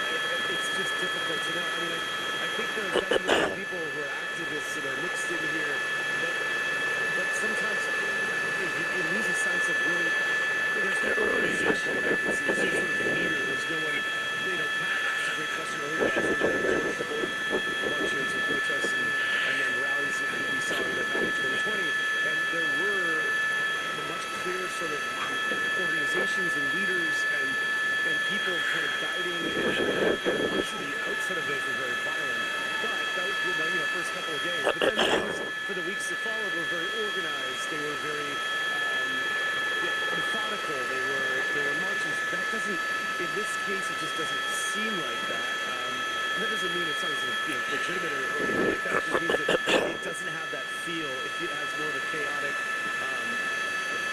feel to it. No problem. Over there in the distance, Where do you go? The police do seem to have a pretty strong, presence just ahead of us above San Pedro. But I can't tell, and obviously you guys can see from the chopper kind of better picture of what they may be doing, or if National Guard there. Personnel is headed this way. Well, it's a massive show of force, and right now, what we're seeing is that City Hall? Get out of their vehicles. Yeah. I hadn't seen this before until now. There are a line of LAPD that are right there at the front, and they haven't moved. It appears that they're trying to make sure that people don't get past them where they are. And when we bring Mike back in here, he can probably give us an exact location of where they are right now. Sophie and Jory, we're right over City Hall, right Grand Park right there, and you see this large crowd. If I had to gauge the size of the crowd, I would say maybe it dissipated a little bit from the peak at about 11 o'clock this morning. Some of the protesters went down to Pershing Square. They have come back now, and now we have 5 or 6 groups similar to this one. You have the federal building. That is blocked by National Guard officers to make certain no one goes inside there. And then what's interesting is, we have not heard any mobilization whatsoever of the police having to respond to anything. It's been extremely peaceful. There's always concern when you get a big crowd crossing over the freeway, the 101 freeway. I believe that's Los Angeles Street, if I'm not mistaken. And then over towards Mariachi Park, we had a group there, and they sort of moved on. So what we're seeing is, where I've seen groups of people come to a certain area, they gather for a bit, they move on to another area. But remarkably, it's been extremely peaceful. And I say remarkably only because after what we saw Sunday night when those Waymo vehicles were burned down to the ground, the Waymo vehicles, and we had all the violence that night. It just has been nice to see this many people gather without any incidences whatsoever. But you see the police force, they are out in force, if you will. They do not want the crowd onto the 101 freeway, and certainly so far so good as far as what we are seeing. What we see, unfortunately, in 2020 is a lot of people just take the situation into their own hands, even spreading out, remember, going to Santa Monica, Melrose, and breaking into stores and using that as an opportunity to vandalize. There was a lot of looting. All right, no problem. I remember in the days, we'd have the really bad violence at night. The next morning, the business owners. Where's the baby Trump? Upset, understandably. So we had the 3, No, they the 2 street stores and they're blowing them back up. That all got looted pretty badly. Now, where Tom is at 2nd and San Pedro. That line is by the way, I want to point out, mostly out of town officers, mostly the sheriff over there, and some CBP officers. They are all lined up on 2nd Street going to the door. So they are occupying basically from 2nd Street through Los Angeles up until Main and Spring Street. And it's about 3 blocks worth of law enforcement there. And like I said, as you see some of the crime traffic that were at the San Pedro market, there's something that happened. There's something that just so very quickly switched with this group. I mean, we had been seeing, mostly calm, mostly peaceful, and then all of a sudden something happened, and a couple of people, I don't know if it's a couple of people or most of the group, but somebody got in here, and all of a sudden there were fireworks. Things escalating very quickly compared to what it had been even, half an hour ago. I will say, though, that law enforcement is holding the line. They did appear, those in the front appeared very calm. Looks like now they're moving in a little bit, and the crowd is dispersing, and they're taking projectiles from the crowd. They have their shields up, some of them, and taking some of that. Is there any idea why specifically they staged on this street, Mike? I can't tell if it's just because tactically that was the smartest thing for them to do. There's nobody that can come into them from the sides. And I think, Tom's seeing that as well. As you can see there, they are in formation. Go ahead, Tom. Oh, I was sorry. I thought Mike was asking me. The crowd just surged forward. Oh, you're fine. The crowd just surged forward, and obviously you guys probably have a better vantage point. I'm up a little bit higher now on a stair, kind of at this. It's a bank on the corner, and I kind of see a little bit better now. But I can see now it's going to get worse. Fireworks. They're firing things into the police line. Yeah, they were the fireworks. Yeah, I mean now this is just going to get ugly. The police are not going to allow that to continue. At this point, they might be starting to spread pepper bombs. I think, guys, I'm going to have to move. I don't know what's going to happen next year, and if they may be beginning to spray pepper bombs or I don't want to get hit. So we're going to have to duck away. Okay, go ahead, Tom. Yeah, we could see. No wonder they were moving closer in formation to what is happening. Does that give you some indication, Mike, that they're going to call an order pretty soon to move in? Yeah, for sure. And let me look and see really quickly if they've done that already. LAPD's been really good about tweeting this, though I don't see LAPD down there. This is CHP primarily in the front there in the darker uniforms, and then you've got Ventura County Sheriff behind it. You see somebody moving in with fire extinguishers or in a cone. The CHP's throwing some of that smoke. We saw that last night. CHP's got both. We've seen them throw just smoke, and we've also seen them throw tear gas. There was a moment there while Tom was talking, I don't know if you guys saw it, but those CHP officers and the sheriff's deputies all reached down and put on their gas masks.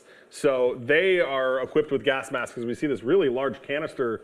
I think that's smoke that they've thrown out there. This is what CHP kind of threw yesterday. There's a drone right there as well, which I'm sure is not from law enforcement. And so they'll have to deal with this. Obviously, it's difficult for them to see through the smoke, but this is why they came with 3 city blocks of cops to be able to facilitate what they need to do here. They've kind of stopped that smoke. I don't know if it was smoke or tear gas, but it definitely helped create distance between the officers and the deputies and the crowd there. And then, they'll have to, once they get out of this, little corridor here on 2nd Street, if they push further, the law enforcement's going to have to get wider to be able to cover, some of the ground as they come into the intersection. So they'll make some sort of tactical plan, I'm sure, and try to figure out how to do this and see what these guys are doing. You see the officers, I can't tell what they picked up something. Yeah, went over there and grabbed something. I can't really tell what it was, but yeah, they went over there and grabbed something and brought it back. And so, it's interesting because you've got the front group on that line. You see some people sitting, they've got their hands up, but then from the back of the crowd, you have that. You have people throwing fireworks. There's a bottle right there. So it's a really interesting picture when you see the people in the front trying to say, no, our hands are up, we're not doing anything. And then in the back of the crowd, they're throwing water bottles and fireworks. Yeah, wow, look at that. Okay. Oh, throwing them directly. Tom is on the ground. Tom, what are you seeing? This is getting pretty crazy. Yeah, it was getting pretty crazy. We just moved back because at this point, there's no way that police are not going to respond to these fireworks and the other projectiles that are being thrown. So it's only a matter of time before this escalates even further. And you know that police will move in at some point. We're just concerned that if they did something sudden and the crowd, surged back toward us, we would get trampled. Obviously, it's been so chaotic here. And I'm sure you can probably see from the chopper shot that, there's just a lot of stuff being thrown. And as that escalates, it's just going to make this even more dangerous. It's just this simmering thing right now that will ultimately come to a boil. There's no question about it. And it certainly does. And if anything, it takes away from it. I don't even know if you can tell when you hear those booms. Like that boom it's very loud. I mean, it is like an explosion. It sounds like. I mean, it's like earlier today, firecracker that's like going off in your ear. It's so loud. The raids to end. And but either way, I mean, no matter really what they're surreal, saying, honestly, at the end of the day, looking at the way this is playing out, and I'm sure the police can't let this go on much longer, right?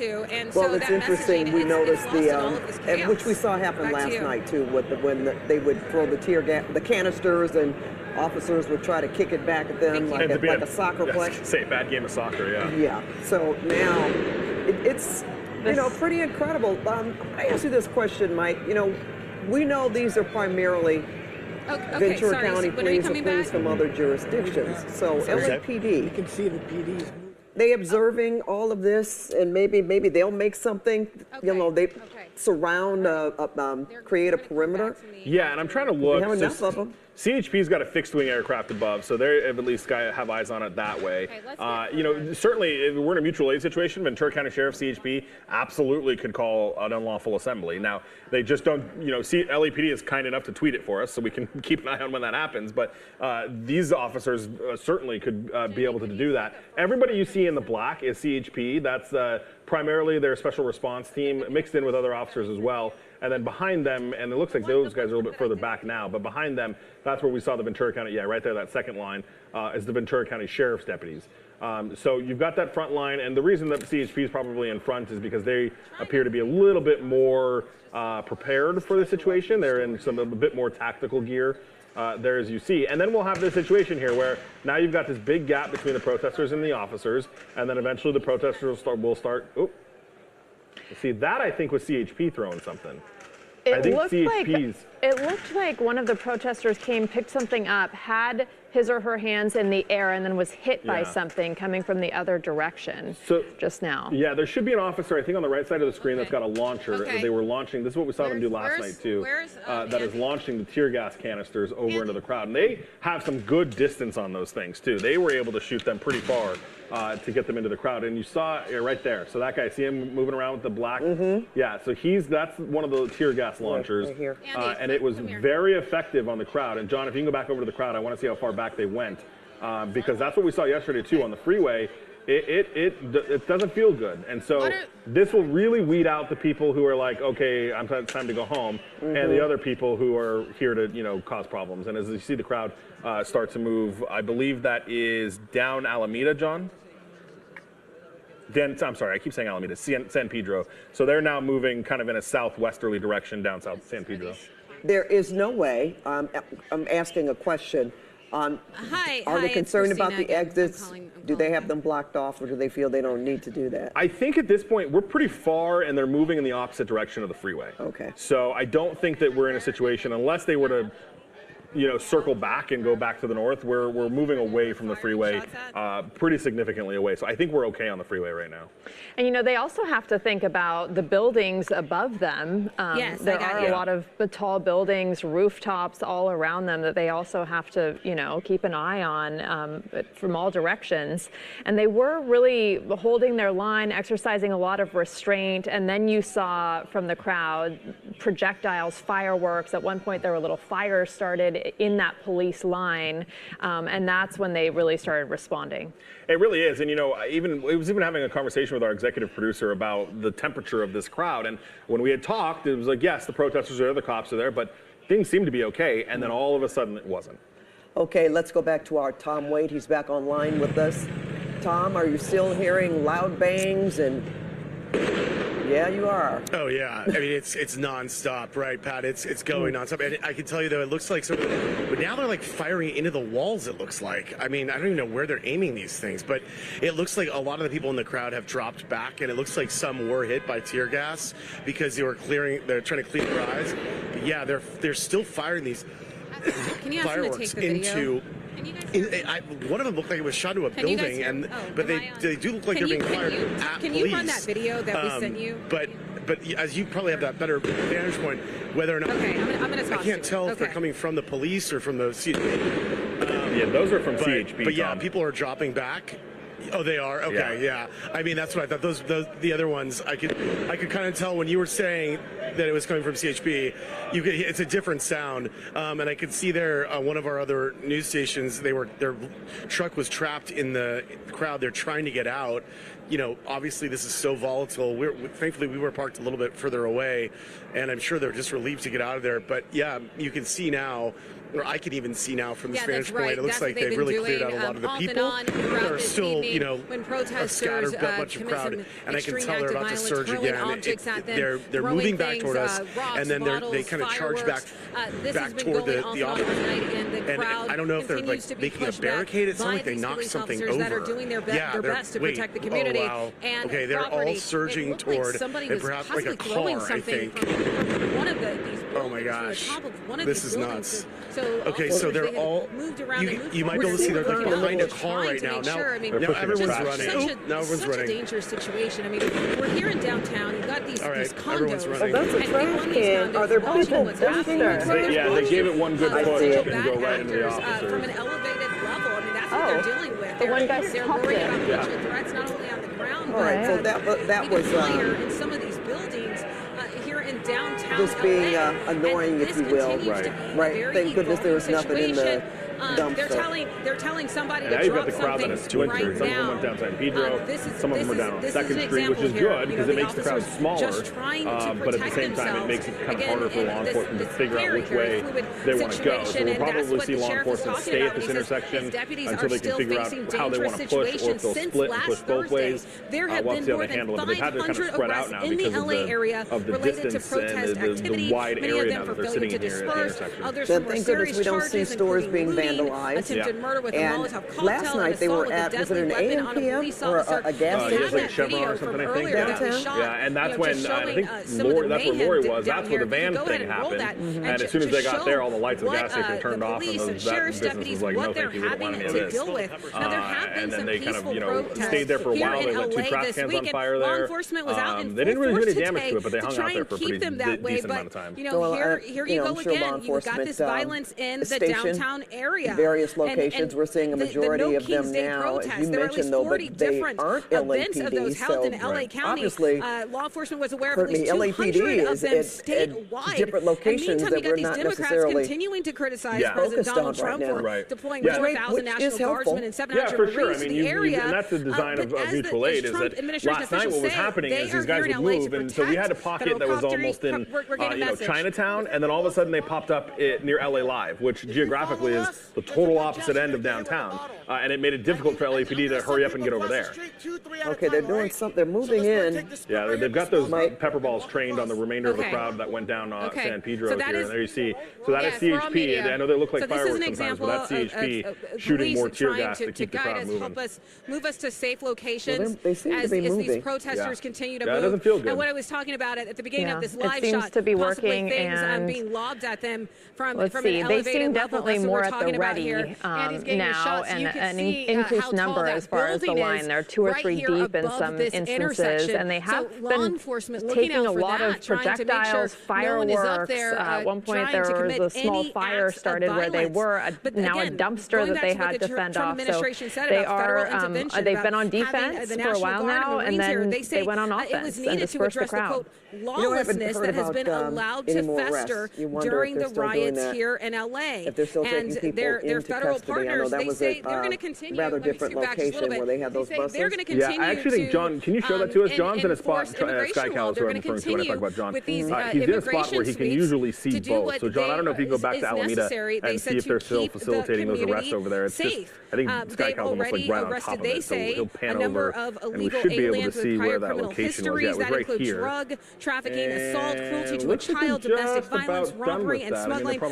They say that was some of the prior criminal histories for some of the illegal aliens that they have arrested during these immigration sweeps here this week that protesters continue to call out and say they want to stop. For sure, and you can see again, a lot of the officers moving in right now across that intersection. So there must be something going on, some sort of information they have. They're forming a line at one of the crosswalks and then moving across the street. Hours ago, they had and they've got this they issued a dispersal order because of the violence that erupted here, and it's unclear how long this goes on tonight. So clearly they coordinated this with multiple agencies, and this is a coordinated approach now. I'm sure they knew to expect something like this given the events of the past few days. Right. Yes. Yeah, and this situation looks like, pretty wrapped up at this point. I mean, there was those people that we saw with Lori that were being taken into custody. By the way, a CNN reporter was detained at that location as well. and detained, put in handcuffs briefly, and then escorted out of the area. It doesn't sound like they ever processed him or took him, but I was just looking at our, we're a CNN affiliate technically, so I was looking at some of the video they were putting up on the server of that interaction happening. CNN crew says they were removed by police from a protest zone in downtown, but this reporter was, had his hands behind his back, and the security guard that they were with, and they were escorted out with their hands behind their back from that location. Who knows how that could turn out? Just extremely dangerous. Yeah, we're not exempt from that. We work with our local law enforcement about where we're supposed to be, where it's safe for us. Certainly, we have a constitutional right to do what we're doing, but to an extent, and we go to trainings with law enforcement to be able to know where we're okay to be in certain situations. And if someone, in fact, is doing that, again, so much surveillance video, so many surveillance cameras around here. Have you changed your law position? Enforcement is going to comb through that evidence, and that could be, a potential assault. I just moved back a little to avoid being pepper bombed or pepper sprayed. But I'm like right in that same intersection that we've been talking about. And we're just, just a little back from it at 2nd and San Pedro. So the crowd is dispersed, as I'm sure you can probably see a bit, but there's still a lot of people that are still here. It's just more scattered, and we're still hearing these huge booms, and I don't know where those are coming from, if those are from the CHP or the officers or from the people here in the street. But yeah, there's people lingering. There's a number of people kind of watching on the sideline. That has to be from the CHP. Those two boom sounds. Yeah, I don't. What is that, Mike? Is that a flash bomb? Or it's a mix. It appears that they were trying to separate those very large crowds, and they were very effective in doing so, deploying the tear gas and the rubber bullets. That's what they were doing, and they were very successful in that effort. And compared to the thousands of people that were here hours ago, and how few people I'm seeing at this intersection right now, I would say their method is very, very effective. Lots of law enforcement here, huge presence. You have LAPD. You have sheriff's deputies. It sounds like we're hearing sirens about to come by right now. I'm not sure what is going on around the corner, but I would say they are doing an incredible job in a very unpredictable and dangerous situation. And also, in terms of clearing them out, I mentioned they are trying to get them to leave. They have been calling for people to disperse. They want people to leave this area. And again, that's why they issued that curfew, city officials, from 8 p.m. to 6 a.m. For a mile around downtown L.A.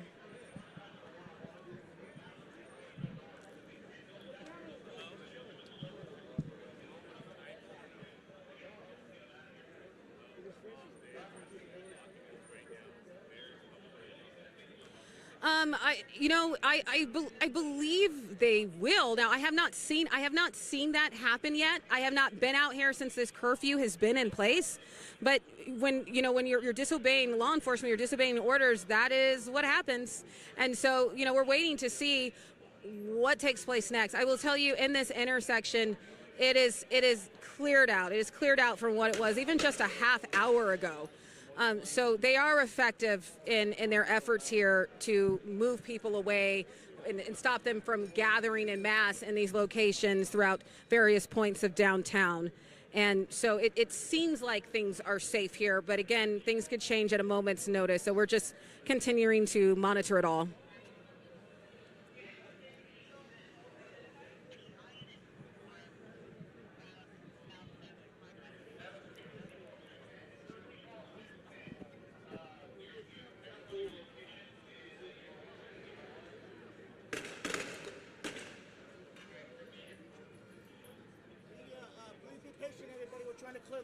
The roof right now. All right, we have people throwing bottles over the roof, so we're going to clear the roof and then we'll move forward. Okay, so just be patient, everybody. Okay, sorry. So we're just listening to police there. They said they're going to clear the roof and then move us forward. I'm getting out of the way so Andy can get a direct line of vision of this intersection that they have so heavily guarded. I saw a couple more things being tossed at officers. I'm not sure what directions they are coming from, but yes, at night you definitely have that criminal element. You have opportunists that come in and take advantage of the situation, the looting, the vandalism. I was there too in Ferguson on the ground night after night, and you had a lot of that, unfortunately, and that is how it is played out here some nights. And so police doing their best, law enforcement doing their best to try and curb that violence. Again, these business owners, they've been through so much. You know, I passed some of them that were boarded up in anticipation of what could happen here tonight. So we just have to hope and pray that people, you know, just try and listen and follow the law. I mean, if they care at all about the messaging they say they are so passionate about, they wouldn't be out here committing this violence.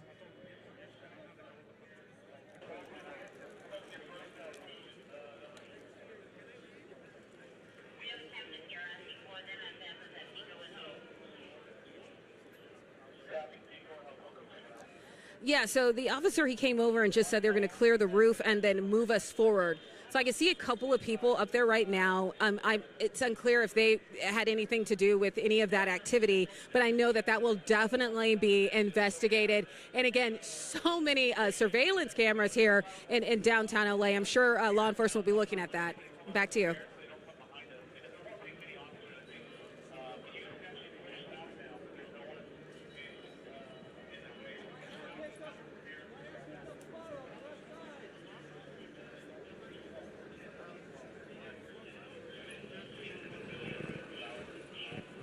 Thank you.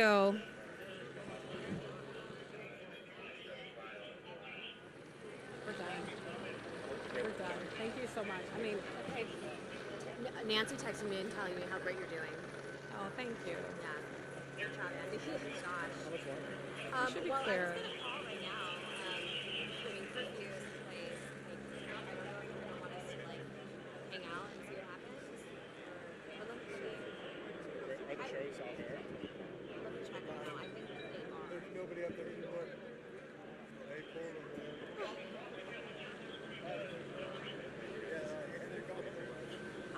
Hey, thank you guys so much. Who is this? I'm sorry. So, do we have any more live programming? Thank you guys for getting tear gas with me. Oh, for sure. Surviving. Wouldn't have been a day without it. I just want to go into I always my. feel bad for people working with me. I know. Here it is.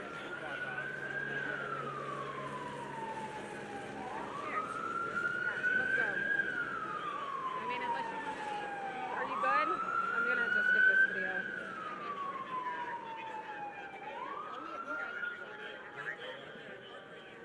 Okay.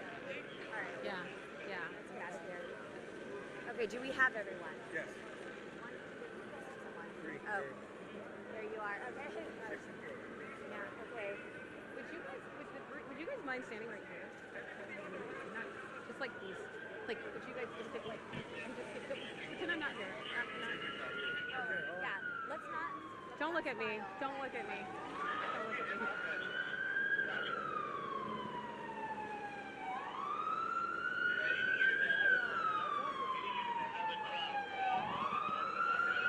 Thank you guys so much.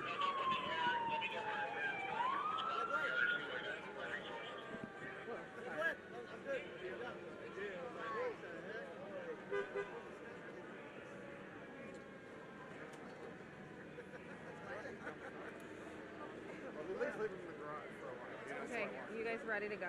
Yeah. Down a third and then here. Yeah. Let's.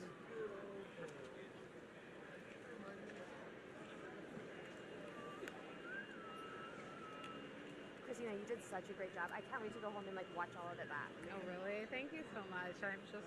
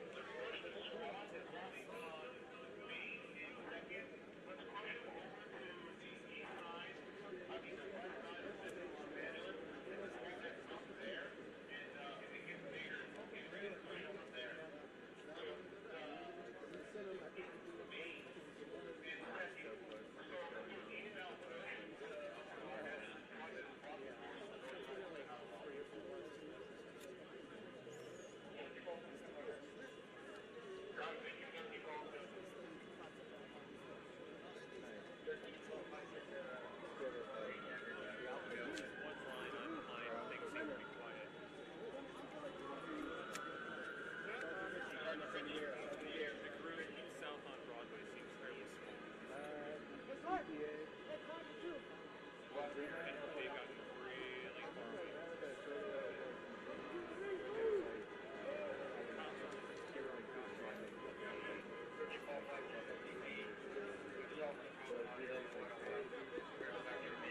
gonna go for a walk in a second. Get some water or something. Okay.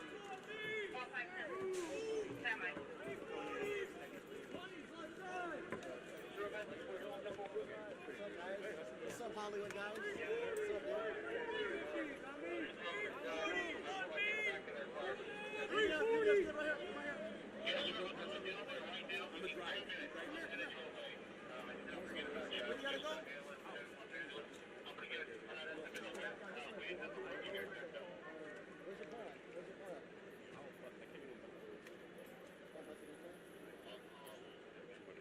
Which one's your car?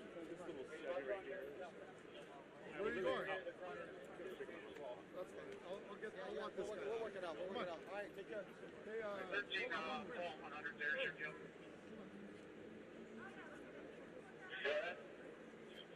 I'm going to be taking Bill Command down here. Give me a quick assessment, please. And we're going to be enforcing curfew. Copy, enforcing curfew. What's your location?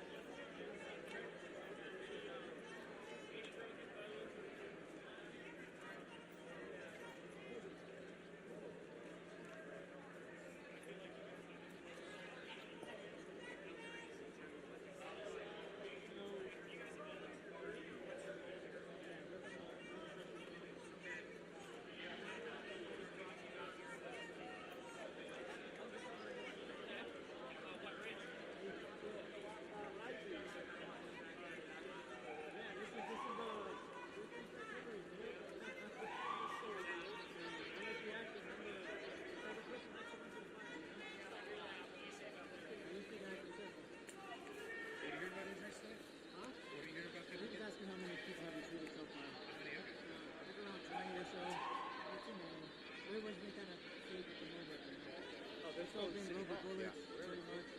I don't know. I saw a guy who looked like he had a pretty badly broken ankle getting pulled out near City Hall by some protesters. I don't know how it happened.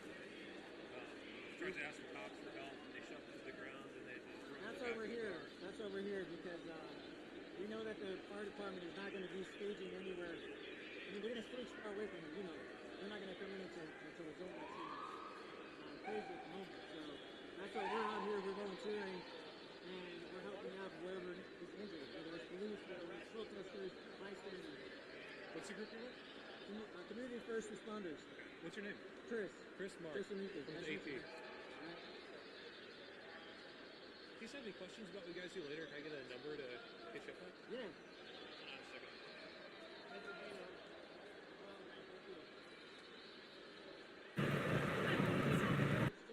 Right there?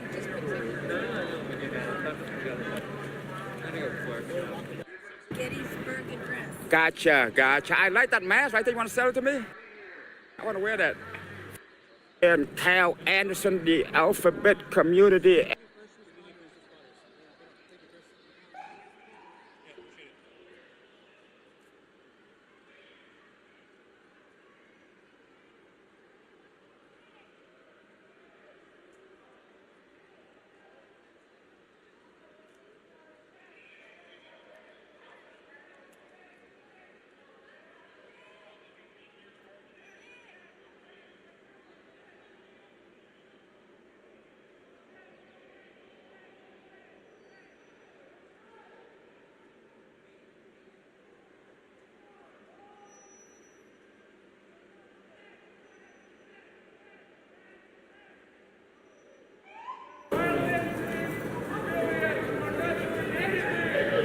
Fifth and what? Broadway. Yeah. Few times. Only when you cross the street.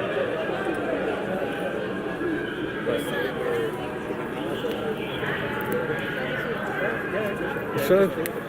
How are you? You just got here? A couple hours ago. No, that's just for credentials, man.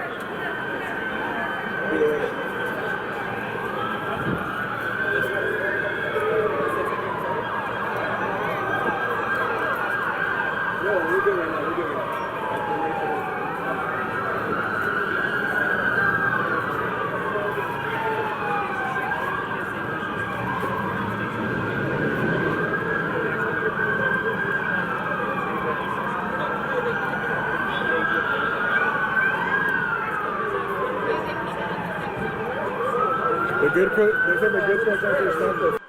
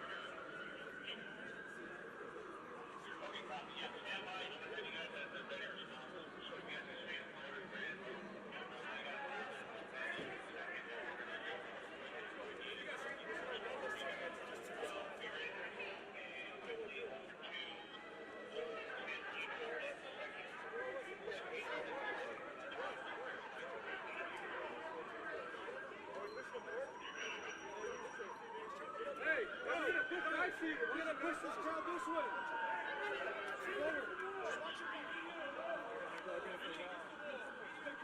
Not media, let's go. That way. All of you. No. Come back south, this way.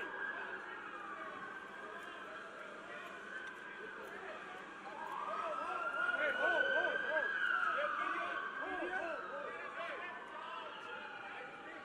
Bring it back.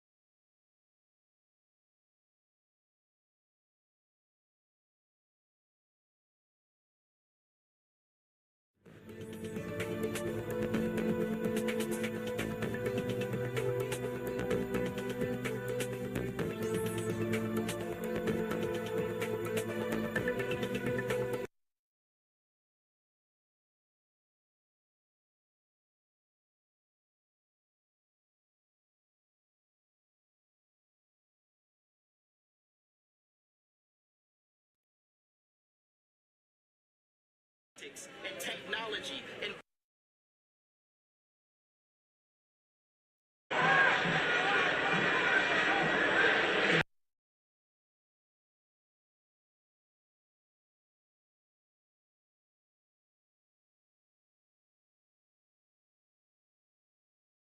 chaotic, that we need to get Welcome those to my answers channel. from Chief McDonald. Make sure and to like and subscribe. where Thanks we for get the support. answers right now, heading into Hey the 8 everyone. o'clock hour. We are now less than 10 minutes away from curfew, and as we stand here right now and we wait to hear from Jim McDonald, I will tell you it seems fairly quiet, at least in this block of downtown Los Angeles.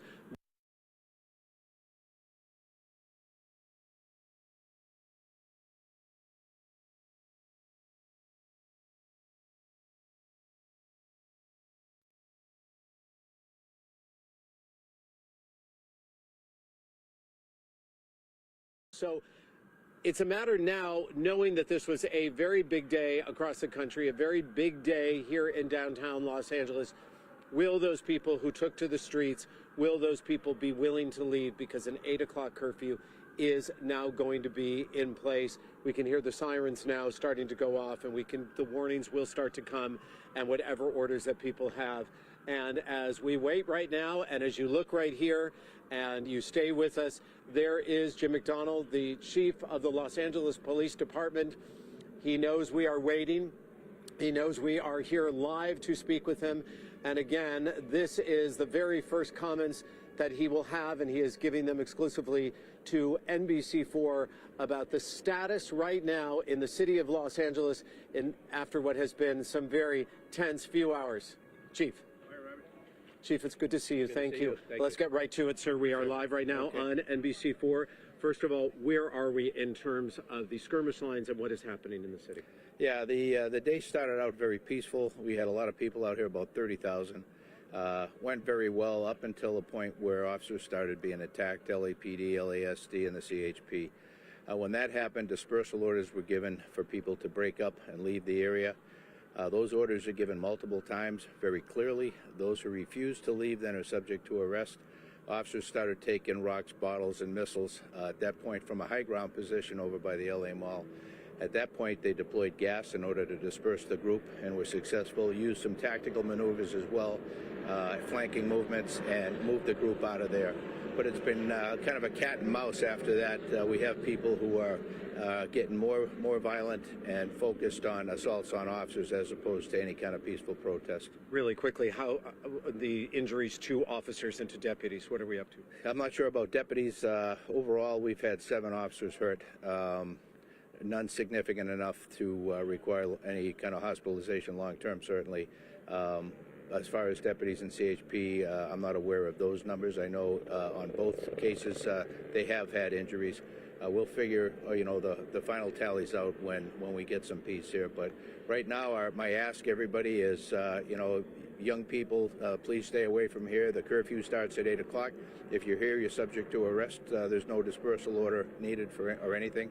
If you're in the vicinity that's covered by the curfew, then you're subject to arrest, and will be. Chief, you say when we get some peace. Where are we right now in terms of the confrontation with protesters and members of law enforcement? Overall, I'd say we're in a good place. We've gotten traction throughout the week. We have a lot of mutual aid partners that have worked with us on this, and I think right now. Yeah, right now, overall, we're in pretty good shape. Again, as the night goes on and it gets dark, it's hard to predict what's going to happen, but we're ready for whatever happens, and we'll take appropriate action. Anybody who's down here who is not supposed to be here, don't have a reason to be here, they will be arrested for curfew violations.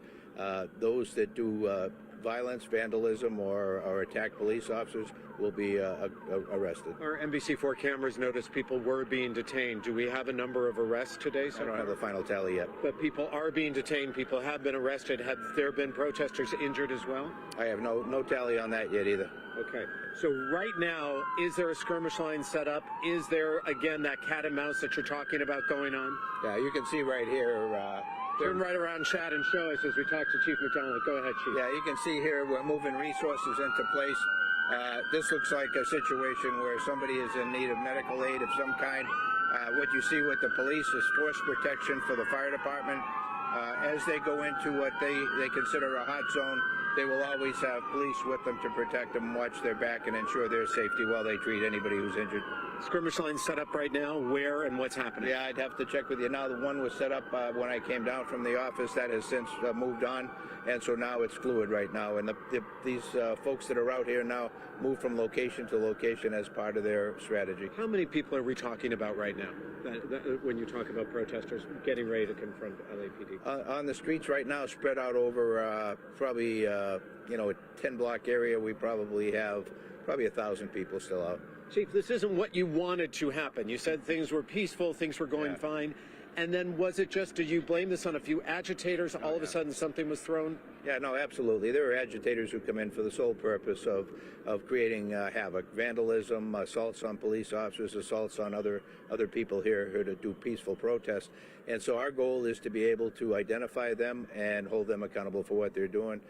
We work with the city attorney and the district attorney to be able to ensure that charges are presented or cases are presented for charges, and they'll be held accountable. Chief, we've got less than a minute left before we have to go off the air, but just tell me right now the plans for the LAPD, for law enforcement, going now into these overnight hours. Yeah, we're still heavily deployed. We'll be all night. We'll be tomorrow as well. So we're ready for whatever comes our way. My ask is to people that, hey, this is our city. The eyes of the world are on us. You know, we're better than this. To see people out here doing the things we've seen over the last week, disgusting in some cases. Farm in the wild, raise animals and harvest crops, make food for yourself and for sale.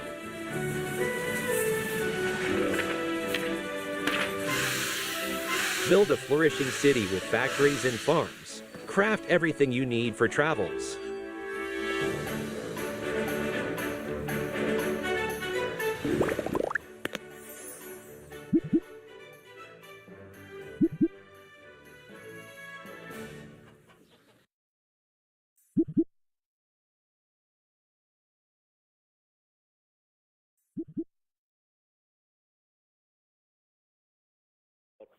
Peacefully protesting, and I heard one of the reporters say then something shifted. What shifted is that you started to have these agitators who came here with the purpose of creating chaos, and they started to attack police officers and deputy sheriffs.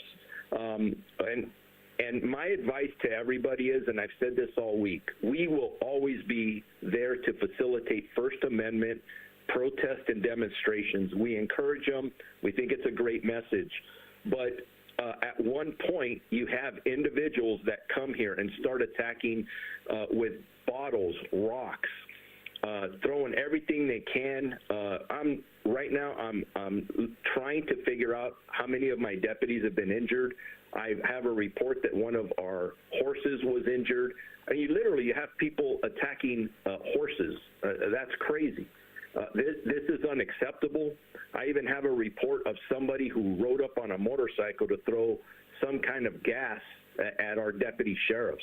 So what your viewers are seeing is when our deputies are responding with less lethal munitions, they are doing that because they are being attacked.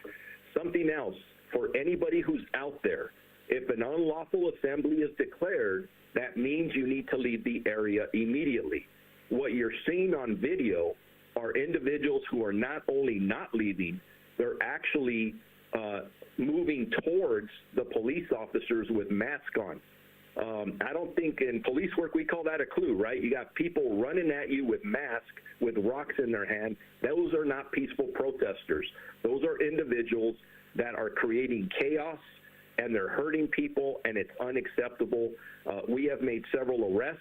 Arrests will continue. And again, I want to emphasize, they're not arresting protesters and demonstrators. They're arresting individuals committing crimes against deputy sheriffs and police officers. We saw as your men came and formed a line. We've seen the horses. We've seen them ready to go in. Do you have any idea who the agitators are, who these people are, who want to do this sort of thing? You know, unfortunately, we see this the last several nights. between LAPD, the CHP, and us, and even other police departments in the region, the majority of the protests and demonstrations have gone great. It's until these individuals get involved. Some of them have been arrested. We're continuously working with other agencies to make sure that we're identifying them, because honestly, what is their purpose? And that's what we've got to ask. And I've been talking to individuals that are in charge of the protest and having good communications and saying, hey, don't allow these people to ruin it for everybody else. So we have to continue to work together, and I appreciate our media and our partners out there capturing a lot of what's going on, because when you see these individuals out there, for example, holding umbrellas, there's only one purpose for that umbrella. And that's when the confrontations are happening, when law enforcement, they're trying to repel the rounds, the less lethal rounds coming at them, or the gas, because people behind them are the ones throwing objects. And I think a rock, the size of the rock and bricks that they're throwing, and the other devices can seriously injure or maybe even kill somebody. This is serious business. It's criminal activity, and it's not going to be tolerated. But please, I want to reemphasize, this is the peaceful protesters and demonstrators. None of this was going on earlier today. As a matter of fact, we had a lot of law enforcement out there engaging with a lot of the protesters in the most positive way.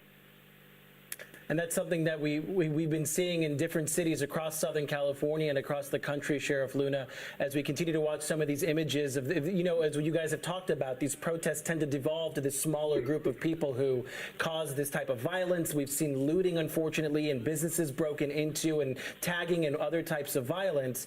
You have that curfew that will take effect at 8 o'clock tonight. How will that help you and other law enforcement there on the ground in trying to get these people out of this area as quickly as possible? Yeah, the curfew has been very effective. That's something that the mayor and Chief McDonald and the city of LA implemented, and that is only implemented within a certain geographical area, and it happens to be that specific small area where a lot of the activity has occurred that you're reporting about. That has helped, to be honest with you, because I've been involved in implementing curfews. That's not something we take lightly. We'd like to remove it as soon as possible because it impacts our normal community. It impacts our business community. We want to get life back to normal. The protests, we can deal with that all day long, and demonstrations, as long as they're peaceful. But you've seen it, people graffitiing, breaking windows, looting. That has nothing to do with the legitimate protest that I believe the majority of people are engaged in. How has the coordination been between the different agencies? We've seen CHP out there, we've seen mounted units, we've seen LAPD and the Sheriff's Department. The coordination, in my opinion, has probably never been better.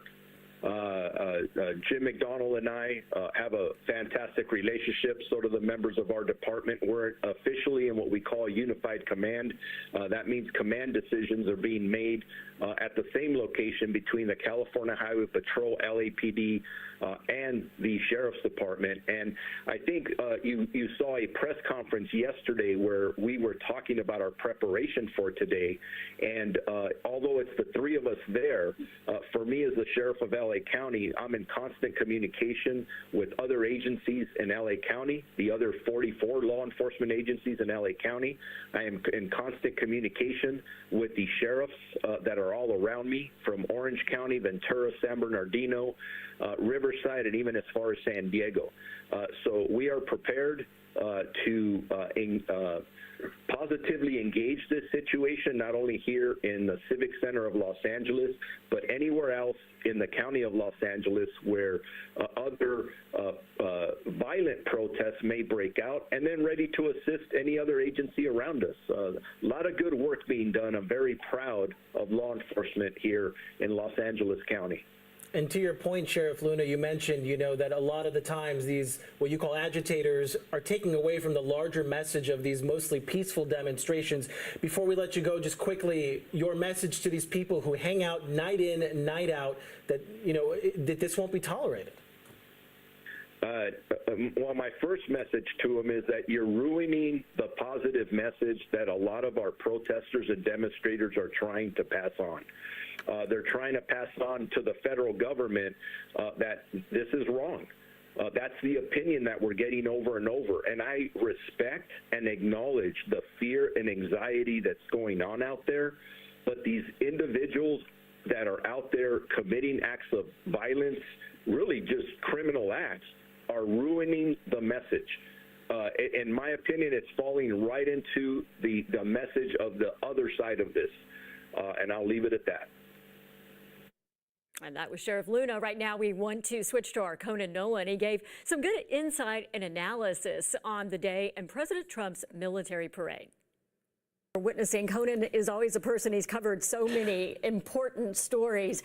He's always got great stories for us. I just wonder what you think of what's happening today. What are we witnessing? Well, first, hats off to Jacob Soboroff. He's done stellar reporting, not just on the streets of Los Angeles, but remarkable interviews of those who are at the forefront of this debate. A couple of things. This isn't necessarily in defense of the tactics of the LAPD or the Sheriff's Department, but they've been at this a long time now. It started over a week ago. And from the people that I've talked to, the officers that have been on the street are exhausted. And I think there's this sense from the police chief this past week, he believes that there's been a tremendous amount of restraint on the part of his department. They've issued unlawful assembly, please disperse notices time and time again. They have not acted on many of them. They've slowly been bringing crowds to trying to control them around the area of the Civic Center where most of the demonstrations have been taking place. And so if you ask them, I think they would say that they're interested in being proactive now. Night's going to fall when darkness arrives. That's usually when the problems start to multiply, and so there's a possibility that they, in erring on the side of caution, they actually were more aggressive, which is what a lot of people were concerned about. That Jacob Soboroff was talking about. A lot of people ended up on downtown that had never been downtown for this. This is the first time they've been protesting about their concerns over the immigration raids and President Donald Trump's administration. I own a bulletproof vest. It's against the law. You can do up to 3 years. From the Sheriff's Department and maybe from LAPD. If you're caught with a bulletproof vest and you're a convicted felon, you can do up to 3 years in prison. Including looting at 9 stores on Broadway, one of the streets there. Just to teach you guys a little something. As well as the destruction Inquiring minds appreciate the 20. Thank you so much. So that's all the bullets. You can't take this day. Unfortunately, you should be able to take it in isolation, but based on what police have been going through. Thank you for the love, you guys. I appreciate it. The feeling that they've run out of patience and they want to clear the street before the curfew hits. 2 other points. This curfew is killing downtown. If you're a restaurant owner, you're a Grand Central Market, people are not coming into your establishment and you're closed at night.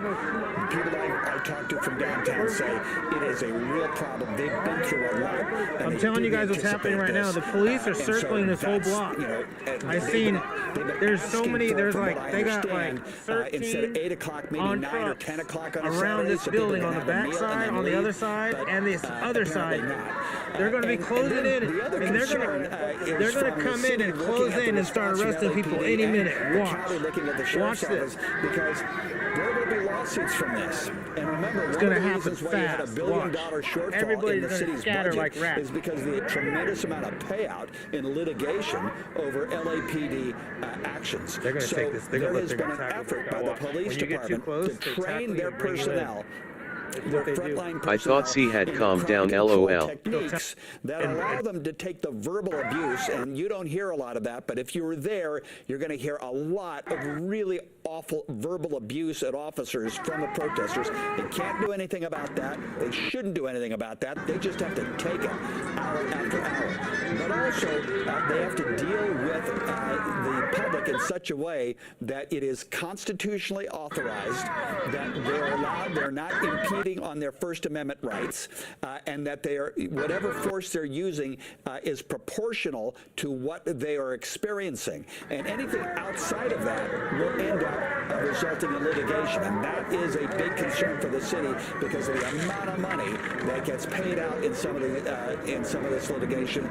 And that's one of the concerns they had with the police chief earlier this week. Members of the city council talking to McDonald about whether or not his officers are trained properly because they don't want to see more of these lawsuits. So those are some of the things that are taking place downtown Los Angeles. I wasn't there today when they started the flashbangs. Jacob Sobroff was. He saw it. It's not a surprise that a lot of people were upset with the response. They thought it was again out of proportion and was simply not called for. But at the same time, this does not happen in a vacuum. This has been building up for a week, and I can tell just from where I sit here that there's a good possibility that some of the directives downtown are, listen, we need to end this and we need to get people out now. And so we'd rather be aggressive early and have the advantage than try to be aggressive later and not having any advantage if indeed things start to go south. That's just a possibility.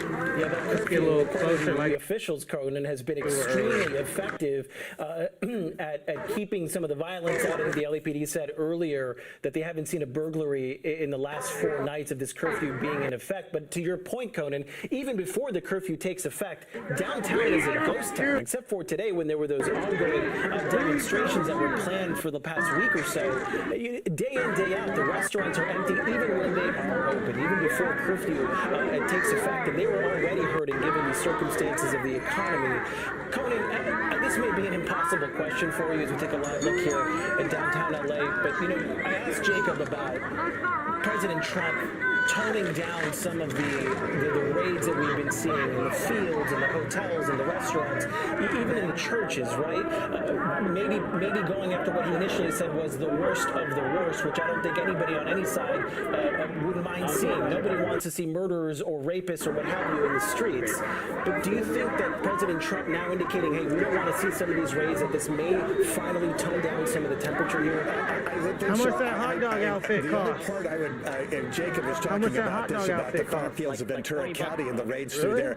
I'm not exactly sure if that resonates with President Trump. What does resonate with the president is when farm state senators in the Midwest, in Indiana, in Iowa, in Ohio, start coming to him and saying, whereas I don't know if there have been ICE raids in any of those areas. I've heard some of them. There have been a few. More importantly, though, farmers are complaining their employees are not showing up. They're afraid to show up because they think what they're seeing in California is coming next. So the farm community, which is fundamental to the industrial, to the agricultural and economic base of the Midwest and of battleground states that went for Donald Trump and have voted for him, those senators are going to the White House saying, this has got to stop. I'm getting nothing but complaints from the Farm Bureau as well as many people of my constituents who are saying there's crops that are not being picked and they're going to go under their farms if something doesn't happen. I think that resonated with the president.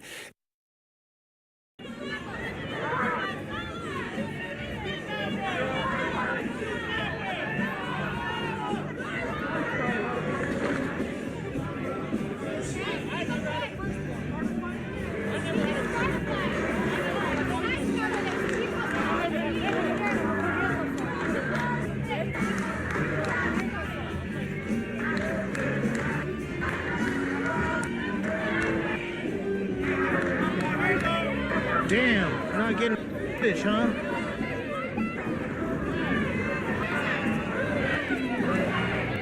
Choppy, it's choppy. Sorry, you guys.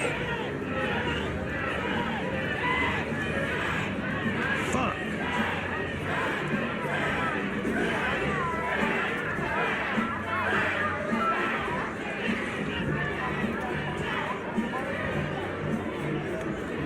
Make sure this is sure, guys. Sure now. We'll see what's going to happen here. This is live right next to Airport Evo Pizza. Those of you guys that know Evo Pizza Fire.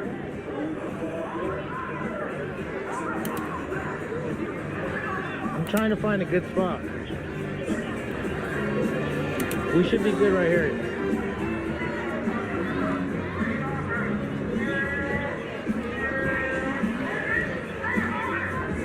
Are we clear now? How clear are we? We good? We should be good right here.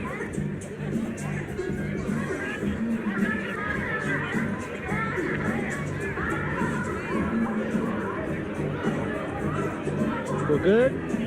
Cool. Sorry, y'all. I have the most expensive live streaming package you can get with turbo and everything. So it's not me, it's downtown. It's this area.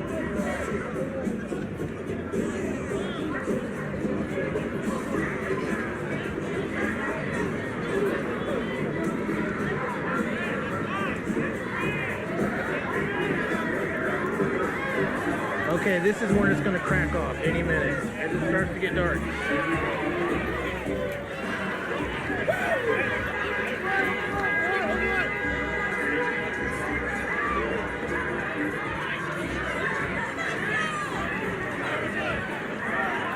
Take them off. Take them off.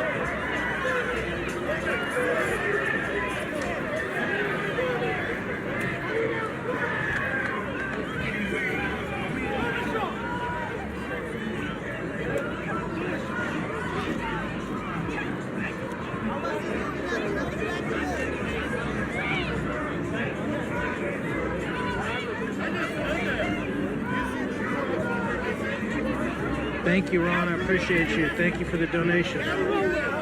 Thank you, Ron H. Live Silkies, how you doing, Ron? Appreciate you. If you guys like to learn how to take care of chickens, subscribe to Live Silkies.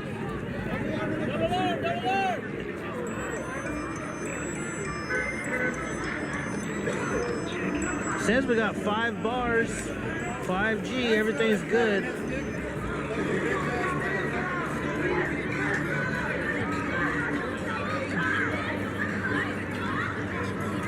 Okay, shit's gonna pop off right here. Watch. Earlier was crazy. Did you guys see all that shit earlier?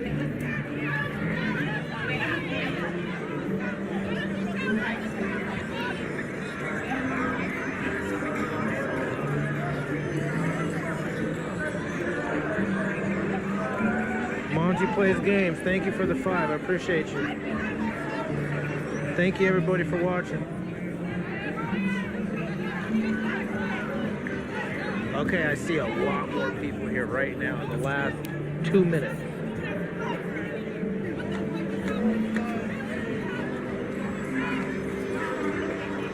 Can I see your sign? Can you go over here a little more? What does it say? It says the criminal. The criminal? Oh, he's got handcuffs and shit? What's that on the side? Thanks in a bit, man. I think we're going to be supporting the stream. If you guys want to support us, we're going to enter our links are up for about 150 funded. Can't do it with other funds, so thank you so much. We're going to help out. All it takes is one person to throw something, and then they're all going to come in and do it. Throwing rocks and shit. Had some funding left for Los Angeles. Look how deep they are now. Look how many people are now here.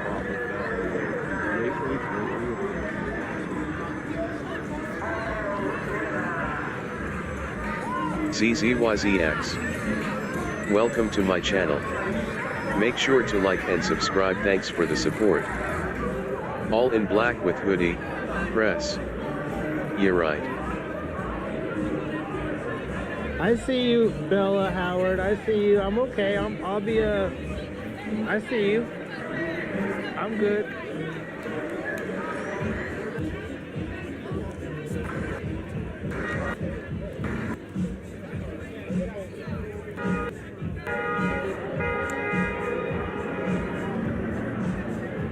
Okay, I say give it 5-10 minutes. Something's gonna happen. Antifa Media LOL.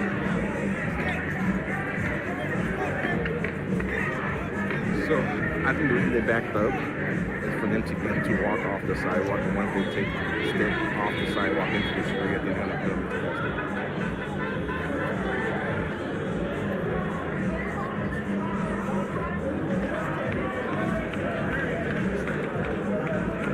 Let's get a little closer. Oh, I shouldn't have moved. Shit. I hope it doesn't spam. The other live I got up got a shot of Fremont ST in Vegas too.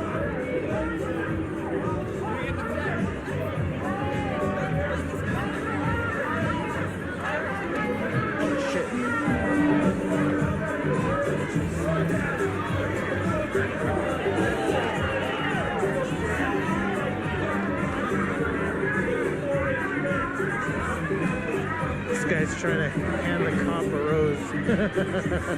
I'll tell you guys, he was walking on the street for a little bit. I think He's trying to hand him a rose.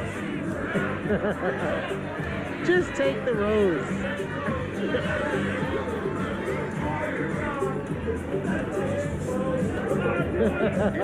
Just take the rose.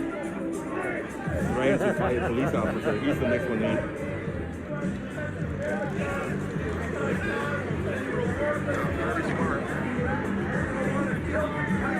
Is the cop going to take the rose? Look. Oh, he almost took it. He's going to take it.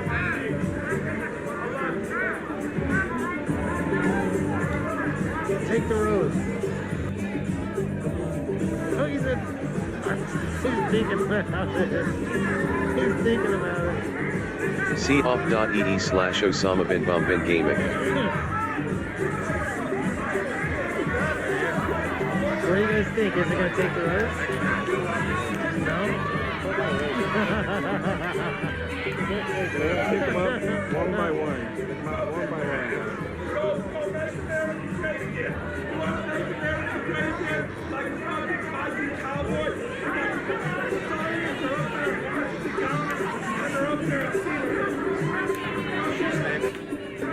He's in the street. They're both on the street. There's no stay on the sidewalk.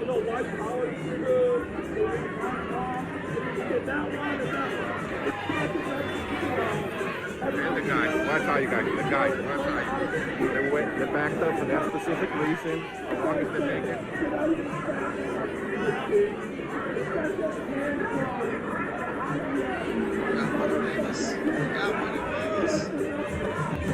Live stream? You don't live stream? You are? How many people you got watching you?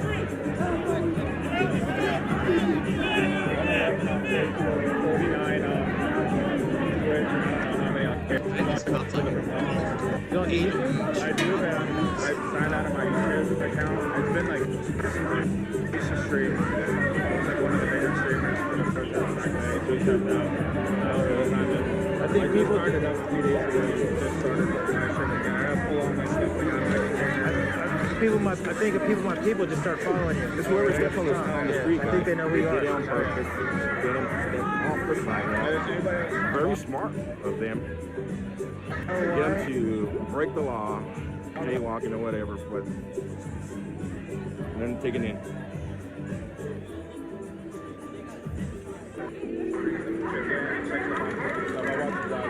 I was watching you on my drive over here.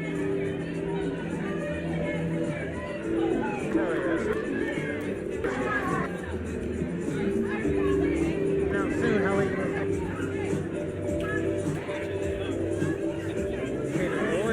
We actually sleep out in our cars out here. Really? Right in front of the Fremont sign. It's like on Facebook and stuff. But we have. It's Boot Troop.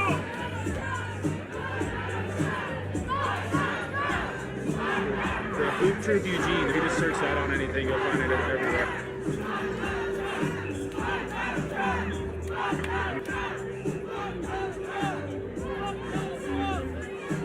Who's next?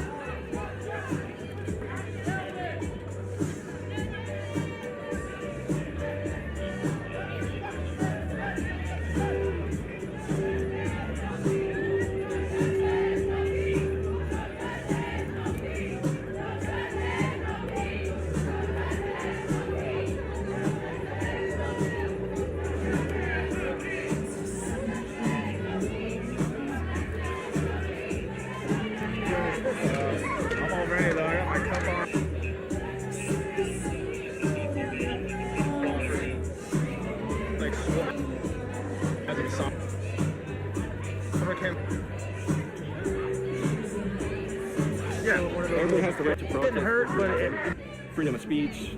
They've been told multiple times. But the fucking tear gas really affected me. Like I had to roll off like 6, 7 different times to pour water in my eyes. I got hundreds of the tear gas balls and canisters and stuff in my house from 20. It was like the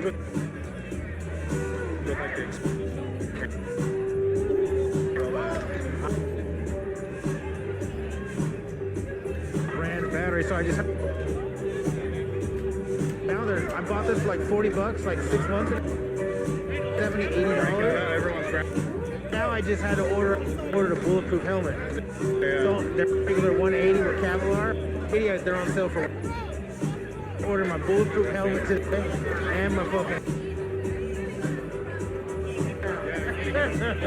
I'm not trying to get shot by dick. Maybe trying to get people out. Think about it. If you're one of them, aim for the new smells. We're gonna send people home real quick.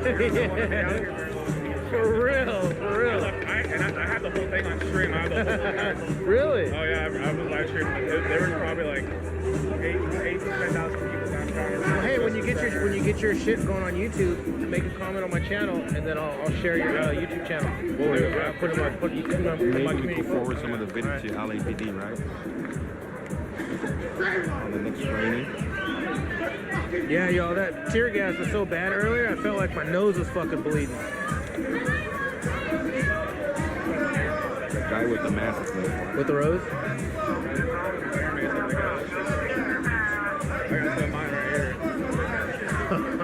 You got everything. Mermaid? Nope. I'm in Mermaid. It's like point blank in the face.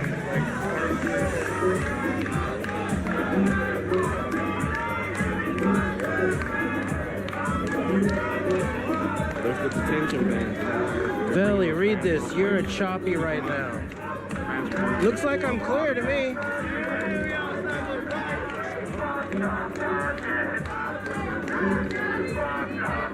Are we clear, you guys, or are we choppy? It looks clear to me. What do you think? It's glitching? Okay, I'll move.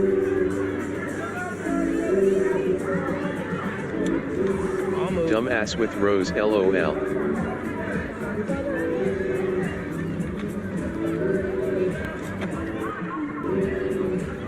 Thank you, Gianna D. Let's see, is this better, you guys? Next time I'll just record the video.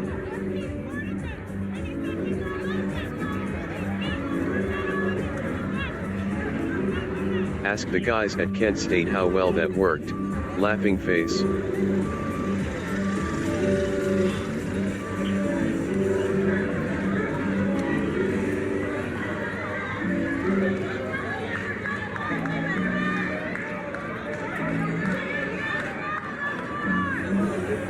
We're good.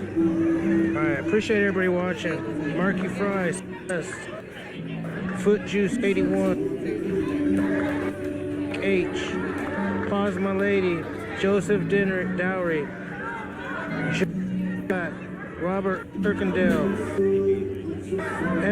Rika, Everyday FA, Austin Skelton, appreciate you. Shaka Zulu's Christmas, Celeste, Zombie Cartman. Here we go, you guys. Now shit's gonna crack right here. I told you. They're gonna do it right when it gets dark, right now. Watch. This is when it's gonna crack off.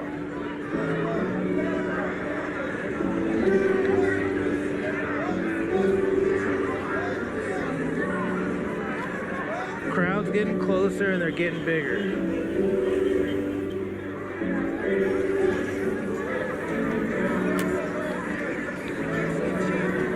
It was like a war zone out here earlier. You guys should watch my live stream, the first live stream from today earlier. It was crazy. They shattered 3 of those doors. 2 people got arrested.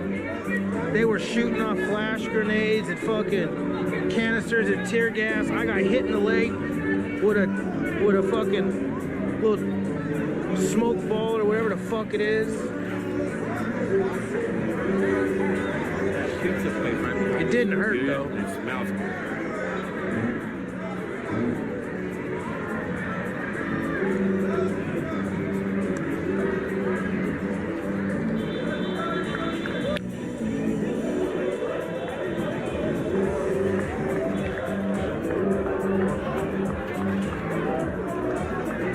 Yep, Mike H. It's gonna start popping.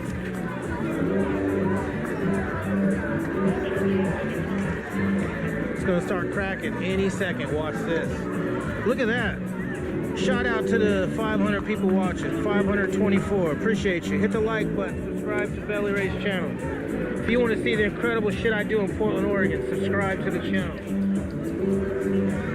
I do shit that nobody in Oregon does.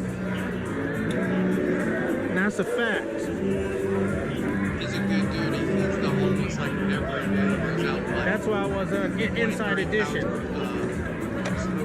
I guess the sidewalk tax came out of that week of like will not work.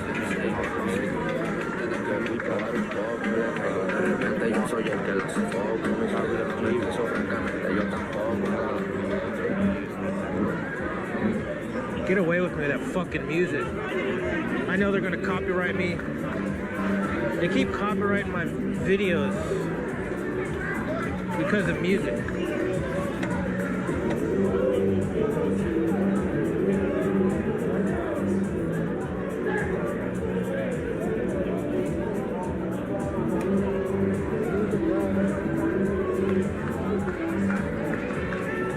I hope we're clear. I hope we're clear. This shit's about to pop off. Here it goes, you guys. This is where it's gonna pop.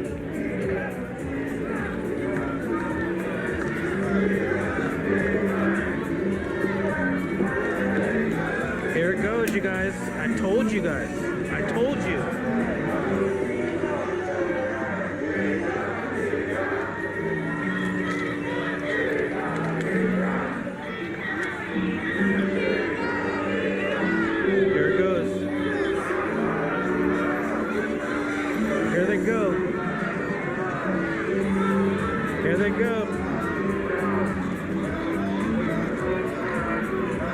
You can feel it when they're going to do it.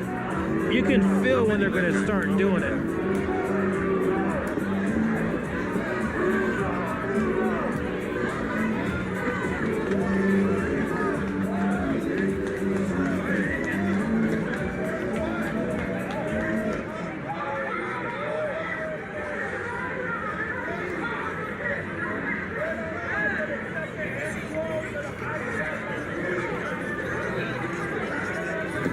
We're in front of the ICE building, downtown Portland. Look, it's all boarded up. Here we go. Here come all the police on the left. Here we go. Look, here they come. Look.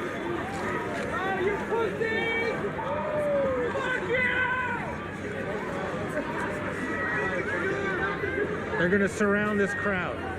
Look, they're going to come in on the other side and block this crowd in and come in with arrest. Is that this? Eli! They said coming in. Watch out. No, what? That was so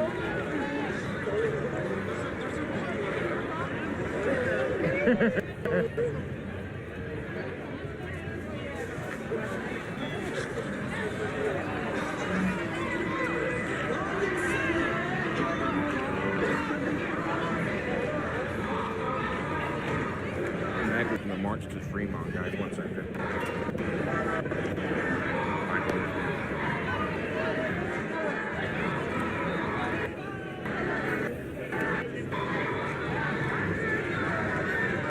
I can't believe it's not dark yet. What the fuck? How is it not dark? What time is it? This right here, then I walk over there, try to get across the street. It's just a sign, guys. Oh, it should have been dark any second.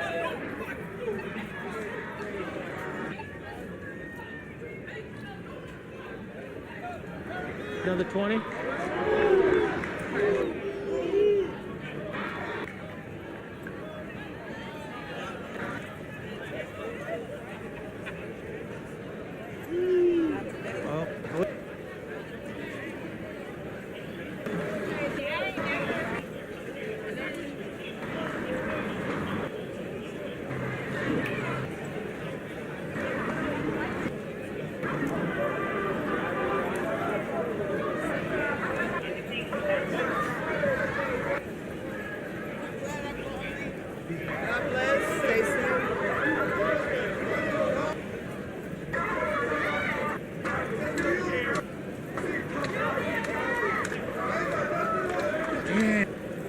looking at one spot right here.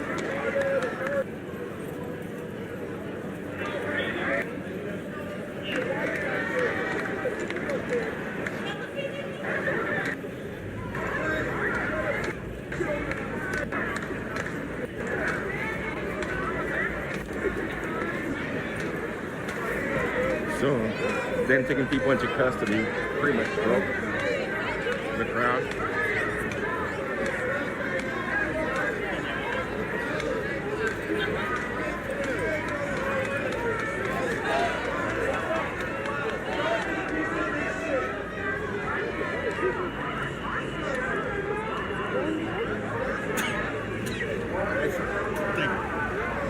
Right there, we're clear? Good. Right here. All right, shit's about to pop. Here we go.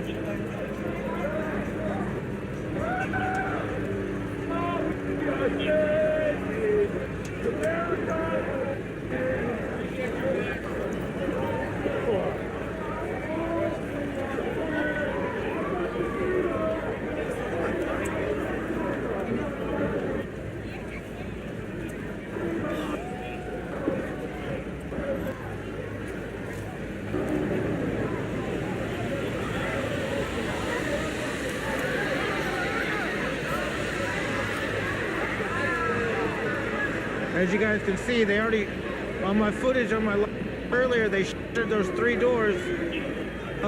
Stopped 2 or 3 guys. They broke down those 3 doors.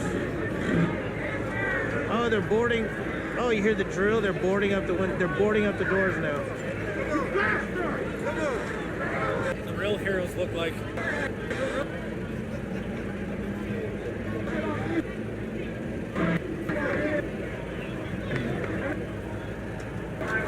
Oh, the cops just maced this guy. Cops just maced him. Would they hit him with bear mace?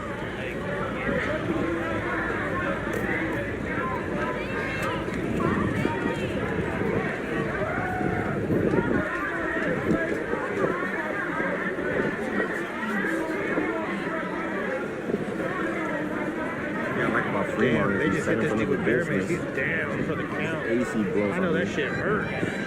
I've never had that. I know that shit hurts. Everything starts hurting. For how long you been? Like with constant wheels, like constant. I feel like it's like a minute. Really? This guy's ripping up the American flag.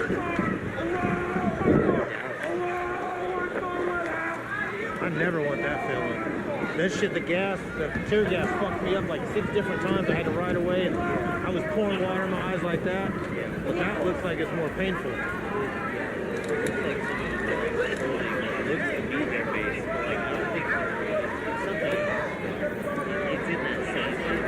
It's probably their own fucking concoction shit. And they can, they can put anything in there. Refillable. Yeah.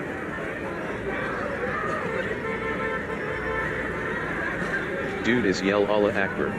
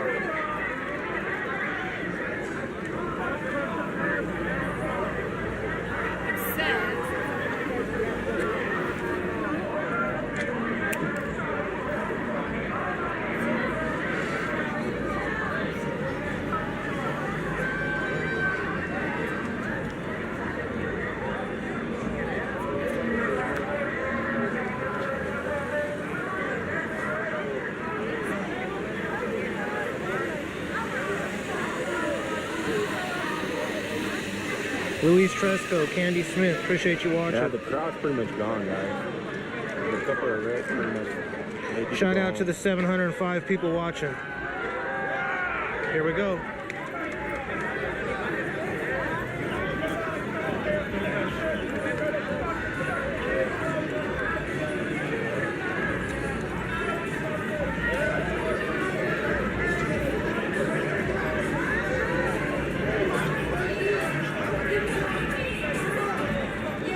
We're outside the ICE immigration facility.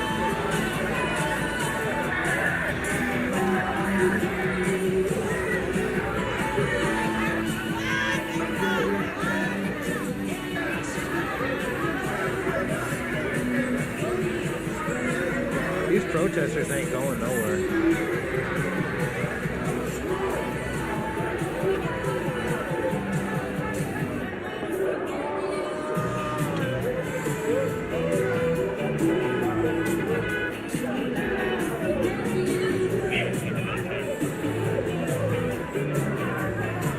Thank you for the 5 Candy Smiths. Appreciate you.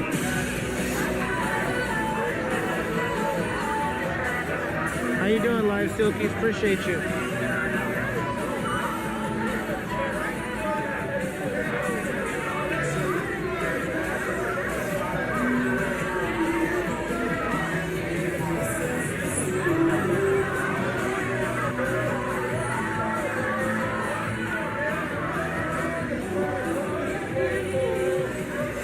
There's lots of cops on the other side of this building and this back side.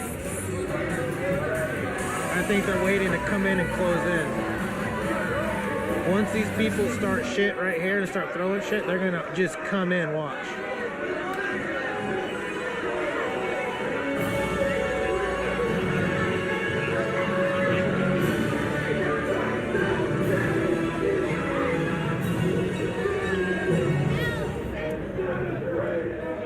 Okay, it's getting more people.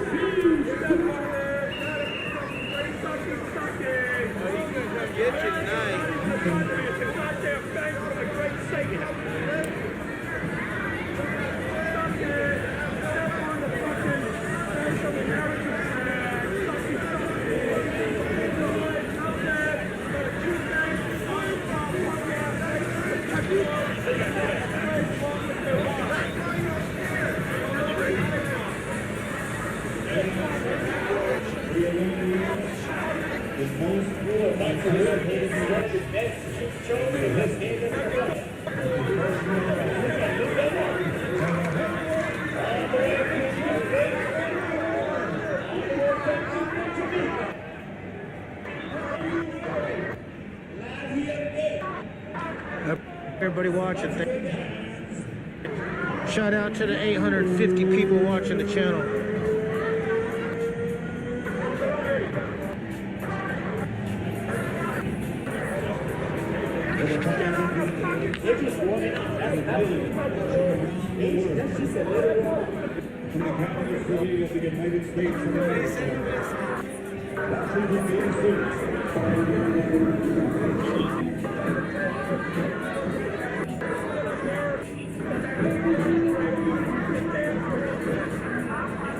My phone's on 5%, but I'm charging it right now. My GoPro's on 10%, my phone's on 5%.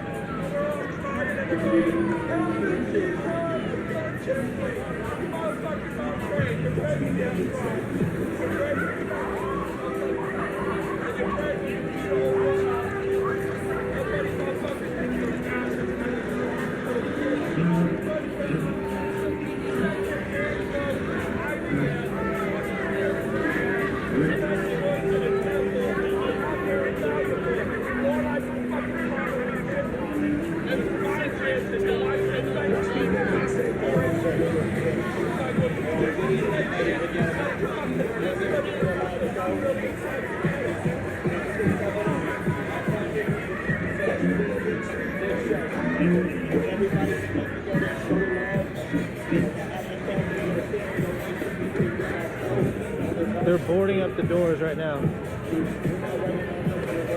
ICE is boarding up the doors.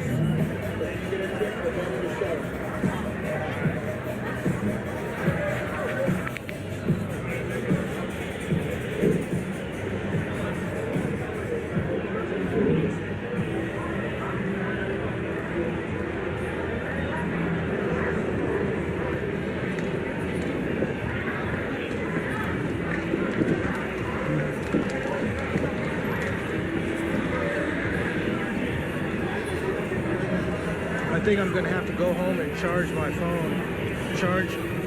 I need one more cord. I'm gonna go get me some water, break away. Everybody has dispersion. If anything happens, I'm still here for the night. If anything happens, I'll go live again. But all the protesters pretty much is on their own way. I'm gonna have to go home and charge all my shit and come back.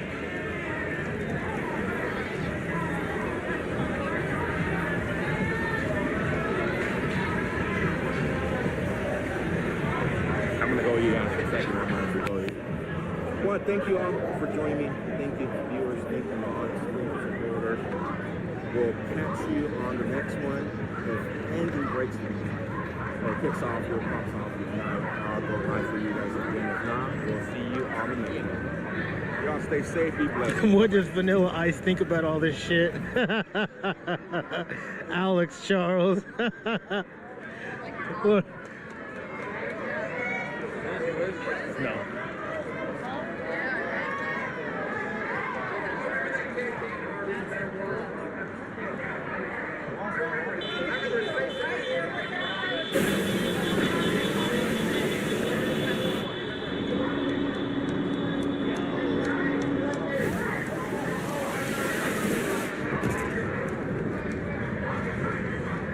They're gonna go crazy once it goes dark. Once it goes dark, it's gonna go crazy.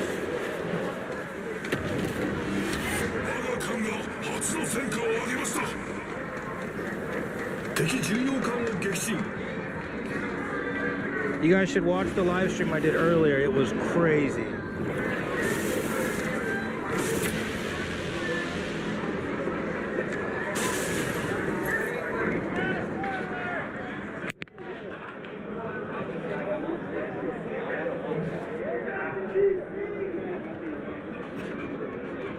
Most people who have lived through an opioid overdose have something in common. They didn't do it alone. I keep switching my charger from my phone to my GoPro. Someone had naloxone. Someone called for help. What's that like? So, live stream right now? If you use opioids like fentanyl, for real? Know who your someone is. That's dope. Use with them when you can. Have naloxone. Won't show anything when you type it enter in. Is ready to help you if you need it, just like you would for them.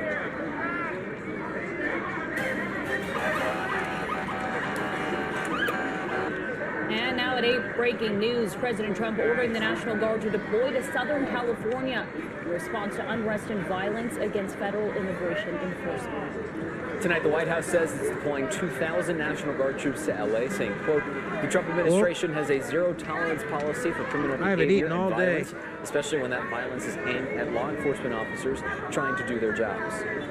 And Governor Newsom responding, saying, quote, the federal government is taking over the California National Guard and deploying 2,000 soldiers in Los Angeles, not because there is a shortage of law enforcement, but because they want a spectacle. And Defense Secretary Pete Hegseth says Marines at Camp Pendleton are also on standby at this hour to respond if necessary. Let's get live to KCAL News reporter Zach Boetter, who's been in Compton all day, where protesters have been facing off with law enforcement after setting a car on fire. Zach. All right, you guys, hey guys, I'm leaving. In the last hour, deputies have since moved up Alondra, closer to the 710 freeway on-ramp. They're now staged there and holding off protesters. Here behind me at the intersection that we've been standing at almost all day, Alondra and Atlantic, is basically now turned into a takeover. Deleted. Where people are running. Welcome to my channel. Make sure to like and subscribe. Thanks for the support. Over to our left here, you can see that a security camera has been pushed over on this telephone flagpole. A lot of graffiti all over the businesses here in the intersection of Alondra and Atlantic, including Dave's I can Donuts here, stream. I live down an the iconic street. location here in Compton. Okay. But as it turns to night here, protesters at this intersection have started to settle down a little bit. And again, Nobody wants you to deputies have stream, bro. since They want moved me to stream. toward the 710 freeway. Here we go with a car doing donuts here in the intersection. That same intersection is the one you're looking at now. Where I already subscribed to your channel. Spam on my Kia chat that came saying into the that, or I'll intersection block you. a few hours ago caught fire, and that set off a lot of mayhem here in Compton. Fireworks from the protesters toward the deputies. Deputies then shooting pepper balls at protesters, shooting flashbangs at protesters. Protesters scattering at that point. And then Okay, that's what I'll do. It really got chaotic at that point. So within the last hour, again, deputies starting to retreat, and then it calming down here. We do have some sound from some protesters who we spoke with earlier today, as well as the sheriff. Let's go ahead and roll that. This is In a 5 United minutes. States of America. It's supposed to be for everybody. I'll one's shut better, down. no one's superior. We are the same. We bleed the same. We will die the same. We will all go under the earth the same. All we're doing is trying to help our people who are being separated. Because shit's from their about to pop families. off. That's all we're doing. That's all. Do you see anybody being violent right now, sir? No. As the crowd has grown, it has become more violent. Okay, it's getting Individuals dark in the now. crowd that have been throwing objects you at the federal agents, and we started to call in additional resources from around the county of Los Angeles. Still a very active situation here in Compton. If you live in this area, a good idea to avoid the intersection of Alondra and Atlantic. And no one is getting over the bridge over the 710 freeway. You can see in the distance here a lot of Mexican flags, a lot of American flags. People, again, upset with these ICE raids and coming here to Compton to show their frustrations. Guys? Yeah, Zach, we can see a lot of the people that are still out there. We heard someone doing the donut, as you said. You mentioned that LASD deputies have retreated. Are there any currently at the location you are at?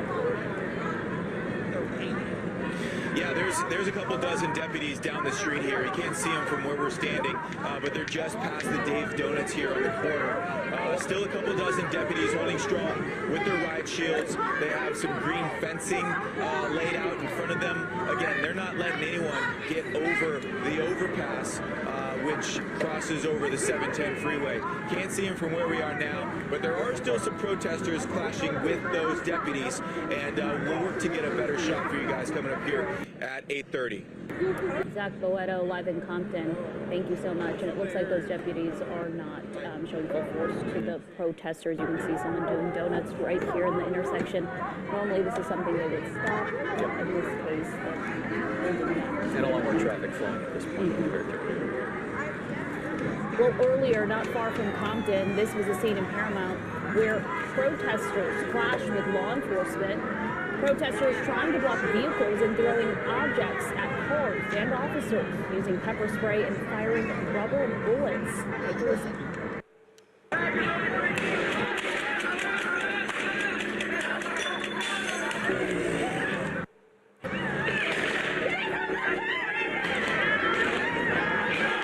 All right, you guys. I'm taking off. Intense scene there just before officers used tear gas and rubber bullets. Protesters tried to block a U.S. Marshal bus from driving through that crowd.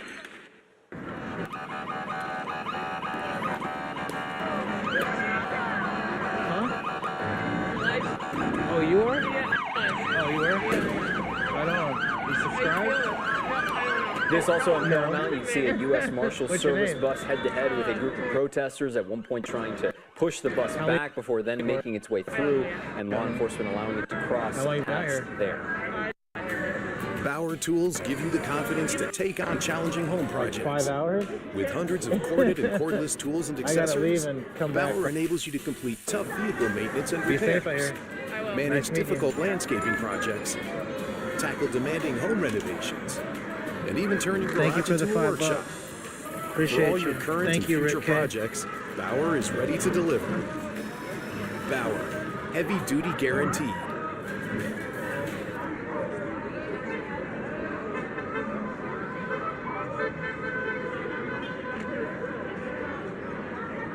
With AI, Thank you, Jared Jaguar, almost for the anything 15. is possible. Appreciate you. But that goes for cyber criminals too.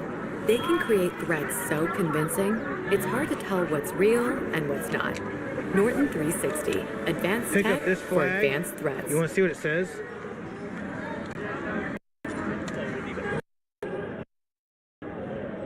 This is what the flag says.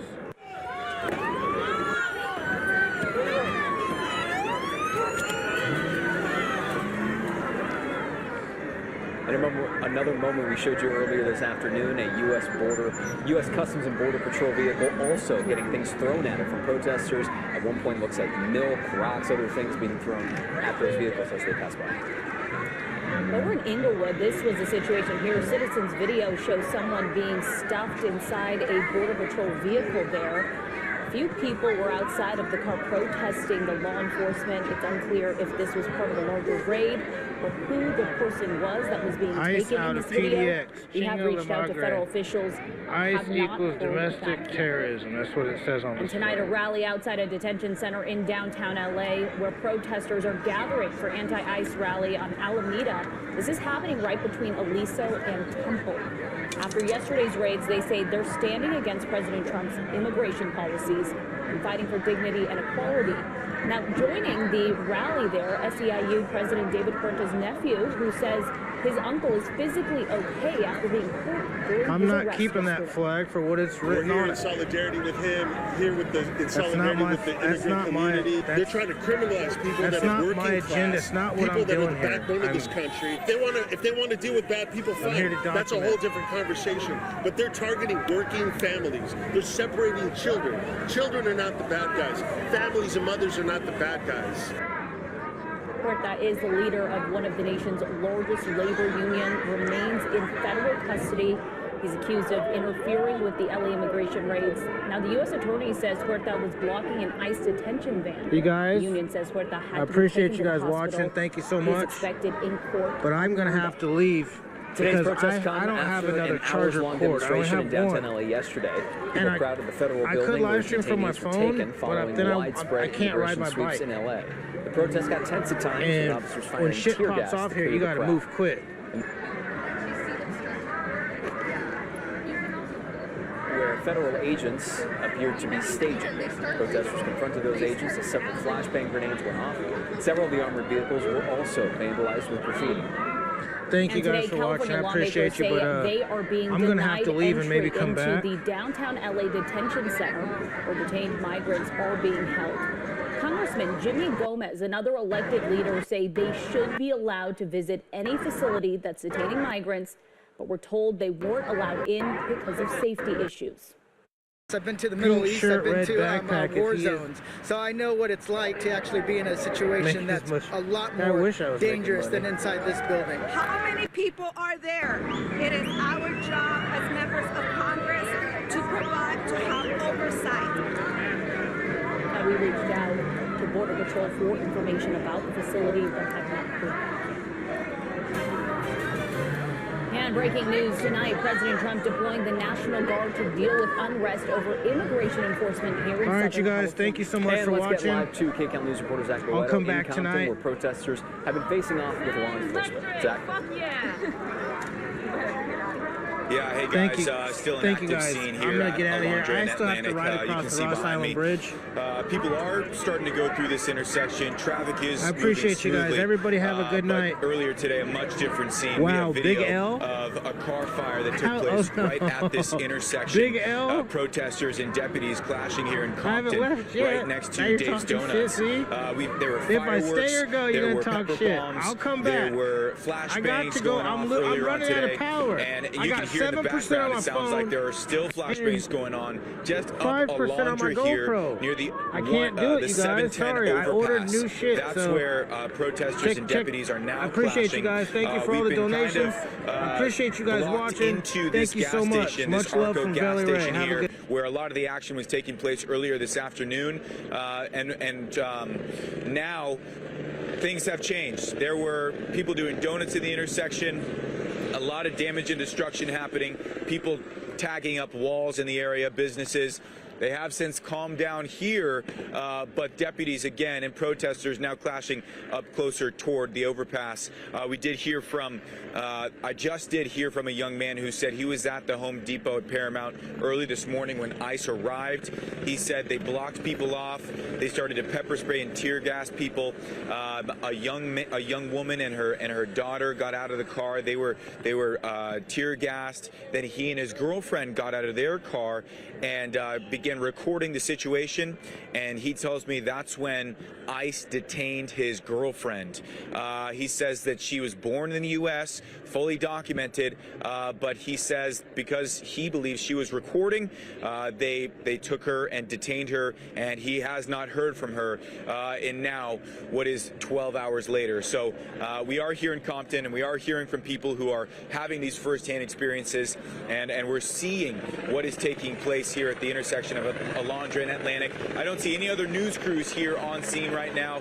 Helicopters overhead. Egg, Still a grocery, very and gas active prices are situation going here. up. But Protesters getting an still exam and clashing with x-ray at the police. dentist, And of that's course, now free for new they're Aspen here dental because patients of without the ice raids insurance. that have taken place We're over here the to last make few taking days, care of guys. your oral health easier and more affordable. Zach, you heard from the sheriff earlier today as well. I know we had some sound from him earlier, but anything that really stood out to you from what the sheriff said? And if you have to go, that's okay. Prices going up everywhere. It's goodbye steaks. Yeah, well, the hello sheriff cereal. was mentioning that This is First they did Rally. not want to Your be family can involved still have in the steaks for immigration raids. That was the Halloween. biggest thing from the sheriff. The sheriff Gross said they Rally, we have only an deployed amazing deputies selection of meats, because like the beef, Department of Homeland pork, chicken, Security all within your asked for family's budget. backup because the Today. protest Hello, became steak violent early and this chicken morning, and pork making it chops. clear that the sheriff's department did not want to be involved in the immigration Got raids. Again, reacting and responding to the Department of Homeland Security's request for backup once the protests turned violent. And we have seen the violence. We've seen protesters shooting fireworks, and these aren't safe and sane fireworks that they're shooting at these deputies. They're shooting M80s, they're shooting Roman candles, and the deputies were firing back. So Tonight, the we White know House that the says president it's has also decided to national send guard out troops to LA, 2,000 saying, quote, the Trump administration has a zero-tolerance policy for criminal behavior individuals and who are violence, coming out to especially help when that violence the is aimed guardsmen, at law enforcement officers and so trying we'll to do see what their happens jobs. now that it's getting dark. And Governor Newsom Again, responding traffic is saying, back quote, up and the running. federal It government seems is like here at taking this over the intersection, California things National Guard have and now turned deploying more into like a 2,000 sideshow soldiers or in Los a Angeles, takeover not here, because there is and a less shortage of of a law confrontational enforcement, moment. but because they But we know, want of a course, the spectacle. protests and And the Defense deputies are Secretary still Pete going face to Hegseth face says on Marines the at Camp 710 Pendleton are overpass. also on standby at this hour to respond if necessary. Let's get live to Joining KCAL us News now reporter is Zach immigration Boeto, who's been in attorney Compton Alma all day, where Rosa protesters Nieto. have been Thank you facing so off much for with law being with enforcement us, after setting a Attorney car Nieto. on fire. Zach. My pleasure. First and foremost, we Hey have to guys, in the ask, last hour, I'm sure you've been deputies monitoring have this since situation moved since up really it began here in Alondra, Southern closer California, but what do you to make the of the ICE 710 operations that we freeway are seeing? on-ramp. They're now And President Trump's staged deployment there of the and National holding Guard. off protesters. Here Well, behind me very at the intersection that we've been frightening standing in and at of itself, almost all day, raids, but Alondra now and with Atlantic, National is Guard basically now involved, turned I'm into a afraid that there takeover may where be people violence are or more running violence and riding and bikes harm and to dirt bikes through the immigrants and their intersection. There's been a families, lot of as we've trucks seen doing donuts the here. girlfriend taking a Over to video our and then left here, you detained can by see ICE that in a a whereabouts security camera has unknown. been pushed The over on this tactics telephone pole. are very A frightening, lot very of scary. graffiti And all on that over note, the have you businesses heard of here in the any intersection other ICE of detainments Alondra at and any Atlantic, point today, including and Dave's about Donuts where here, the people who have been an detained are being iconic held, though location it here in sounded there, like you Compton. said, to parts But unknown. as So is it still turns tonight here, It is still protesters unknown, at and this because there's intersection little have space, started to who settle down knows a where little bit. people will be And again, detained and deputies taken have to. since They could be moved detained in toward Los Angeles and the then sent to the United 710 States, freeway. Here we go where with they're doing a car detention. doing a donuts here at the Attorney, intersection. you know, that same we've heard intersection from is members the of one you're looking Congress at here now, locally where who say they the are car being caught denied fire. There was a visitation white Kia that to came into these the local intersection detention a few centers. hours Have ago, any attorneys caught been fire, allowed in, and that and what set are the off court a lot of conditions that you are mayhem here in Well, Compton. attorneys Fireworks can, if from there's a the G28 protesters form toward the that, deputies. both the client Deputies then and the shooting attorney pepper sign, balls at protesters, stating that they shooting can represent flashbangs at access, protesters, person that's protesters detained by scattering ICE. at that point, Which and then it really got chaotic at that point. So within the last hour, again, deputies starting to retreat, and then it calming down here. We do have some sound from some protesters who we spoke with earlier today, as well as the sheriff. Let's go ahead and roll that. This is our United States of America. It's supposed to be for everybody. No one's better, no one's superior. We are the same. We bleed the Attorney same. Yanta, we're going to let you go on this note. Thank you so much for giving us a few minutes Yeah. of your time. We're going to have to move down to downtown LA as things seem to be picking up down there. Yeah, let's get to let's check back in with Lauren there, because she's, as Leslie mentioned, just right there on the scene. And Lauren, we're taking a look at the camera here. It looks like a couple people and the crowd sort of inching closer and closer to that skirmish line. What are you seeing? Are you hearing anything at all as well? At the federal agents. Right. And yeah, that's right, Gio. Yeah, this crowd here. Now I see Leslie was mentioning, you guys were referencing. I was on the other side of the truck. I didn't see. Still a very active situation here in Compton. If you live in this area, good idea to avoid the intersection. I don't even know if we can call them protesters at this point, because I don't know if they were here earlier, but they are facing off with police right now. You can see officers. They have that. You can see in the distance here a lot of Mexican flags, a lot of American flags. If they move closer, and we keep seeing people test their limits here, and the officers are not fooling around tonight. They will deploy that tear gas the closer you get. I also see officers. They've been showing their flashlights, checking us, seeing who we are. Also seeing you mentioned that LASD deputies have retreated, and they're telling people to get back, but they keep inching closer, and it's just asking for trouble here. The officers are not fooling around tonight. There's a couple they dozen want everybody down back the street behind here. this line. And then also, I should mention, which I didn't mention earlier, this road is now blocked off. And moments before that tear gas initially first went off, we had cars trying to get through here, and the protesters were redirecting traffic to turn around to go down the road again. And then all of a sudden, things took a really dramatic turn. But yes, that's what we're seeing here. We also see people holding up signs here, disapproving of ICE, and antagonizing the police, telling them, I've heard them say, get another job, get out of here, you don't belong here. Just things like that are being said to the officers as they're on the line here, trying to hold everybody back. And Lauren, before we let you go, I sort of want to draw a contrast again to what you were mentioning earlier when we first checked in with you, which was regarding the difference between what we're seeing now, what caused the agitation that then prompted tear gas being used, versus what happened closer to, you've been there since 3 p.m. when you mentioned it was more peaceful protesting and a lot calmer. I mean, just sort of for anyone who might just be catching up, compare and contrast the difference between what you've been seeing throughout this entire evening. Gio, it's night and day. Earlier today, now as I'm talking, you're going to hear police sirens come by here. I'm not sure. Let me take a look here. Okay, looked like CHP. They're just turning around there. Yes, complete night and day. Earlier, it was an organized demonstration. People were out here. They had their signs. They were protesting. They were not blocking traffic. They were at the street at some points, but nothing too crazy. But and this is, the line is moving, so we're going to move back as police move forward here, because we don't want to get in their way. And, okay, we're going to wrap. Okay, we'll send it back to you. Okay, Lauren, get to safety. Thank you so much. We are being joined now by U.S. Attorney Bill Escalation, if we can get to that at this moment. Hi, U.S. Attorney. Thank you so much for joining us tonight. Thanks for having me. Okay, so first of all, we know President Trump has deployed the National Guard, 2,000 guardsmen. Newsom is calling it a spectacle, inflammatory. What is your response tonight? Look, the behavior we saw yesterday and today is just completely unacceptable. We have federal law enforcement agents engaged in lawful activities. They're executing search warrants. They're executing deportation orders. They're out doing targeted enforcement. And you have these agitators who are highly organized, highly coordinated, and they're coming out and they're impeding our investigations. They're assaulting officers. They're throwing Molotov cocktails. They're throwing rocks. They're injuring our officers. It is out of control. And since the state of California, the governor can't control his state, then yes, the federal government is going to step in. The National Guard's on its way, and we will have peace and order in Los Angeles. You mentioned earlier today that there were more federal law enforcement operations happening in LA County and that they would, quote, proceed as planned through the weekend. Is there a specific number of raids or enforcement operations that are going to be conducted that people can expect for the rest of the weekend into tomorrow night? Yeah, so let me be clear. There's no raids. Yesterday, we executed several search warrants at workplaces that are in violation of federal laws. There was a warrant signed by a federal judge. They're violating labor laws. They had fraudulent records they're using for their employees, all kinds of stuff. So we had warrants to go there. The other activities that we're doing this weekend and what will continue is the targeted enforcement. We're out. We're looking for criminal illegal aliens who have arrest warrants and final deportation orders. People have deportation orders. We're arresting really bad people out there. We're child abusers and violent criminals. We're getting them out of the country, and that's what the American people voted for. And that's going to continue. That's not stopping. And I want to get back to the situation currently in downtown LA. The video is playing as we're speaking with you, and we're watching law enforcement, you know, in this skirmish line as we're watching fireworks go off. What, if any, action has your office taken against some of these people that have impeded on these investigations? Yeah, so we've made over 20 arrests today.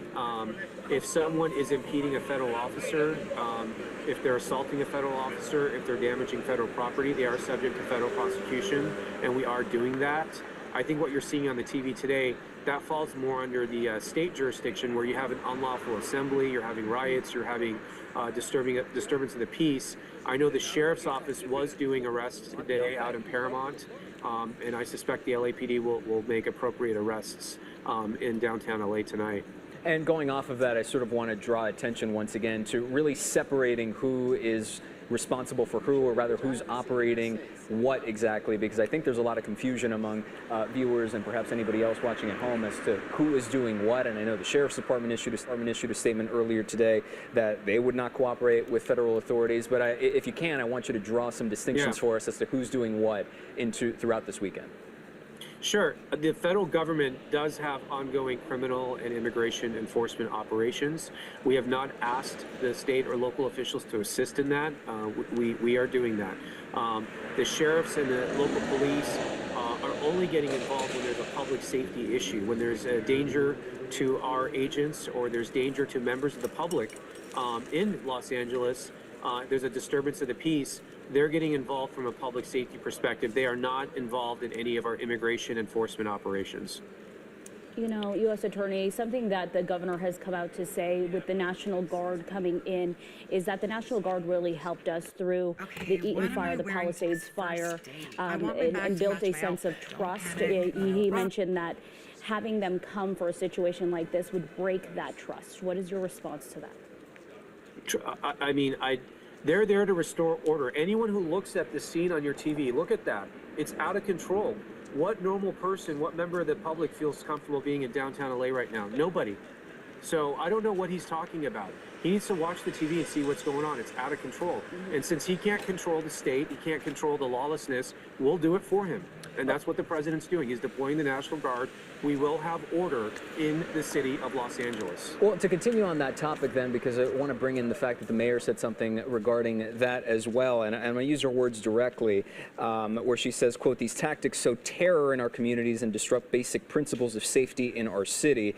And there is an argument about, you know, executing lawful search warrants and et cetera, but then when it escalates into something like this, there are naturally a lot of people that are afraid. I wonder if you see at all any potential argument for the fact that perhaps it's almost overblowing to a degree and getting to a degree where sort of everybody has lost the handle on the wheel, so to speak.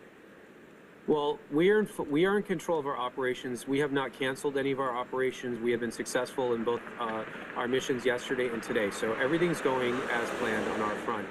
What's out of control is the response by the agitators. And I will tell you, they appear to be highly coordinated and sophisticated.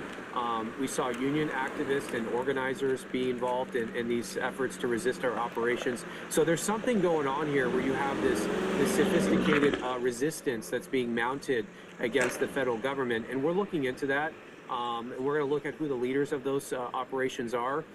But look, we didn't cause this. I mean, this reaction is not normal. We are enforcing the law as written. We're not doing anything crazy or draconian. We're going to a judge. We're getting search warrants. We're getting arrest warrants. We're going to immigration court. We're enforcing immigration law. If they don't like it, they should talk to Congress. Congress writes the laws. We enforce the law. And U.S. Attorney, before we let you go here, we are watching, you know, some of these protesters throw fireworks right at the skirmish line in between these law enforcement officers. You can imagine how dangerous that situation is. But we're talking 2,000 National Guardsmen. Do we know when they will arrive here in L.A. and what that will look like? I think you can expect them to arrive relatively quickly.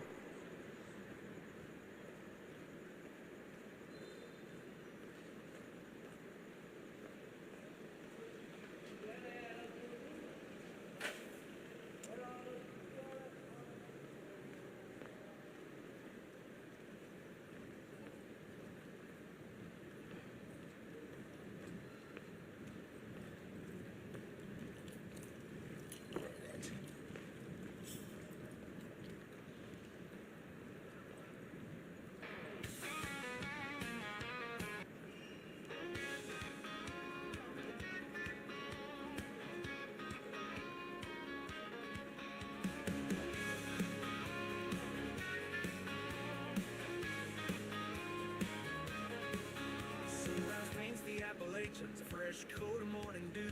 Another day is dawning in the faithful red, white, and blue.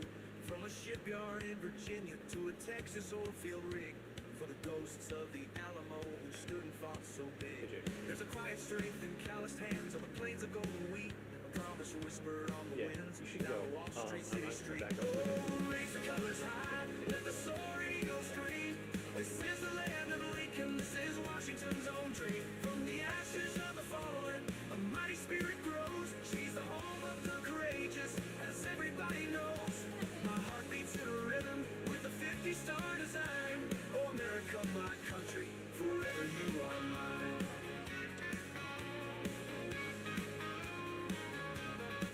They stole the shores of Normandy. They answered freedom's call. They raised a flag on Iwo Jima, standing proud and standing tall. Remember the defiance in that Boston Harbor team. The fire and the anthem for the brave and for the free. Through the dust of Oklahoma, through the California sun, we're a nation bound together, but people forged as one. Oh, raise the colors high, let the soar eagles scream.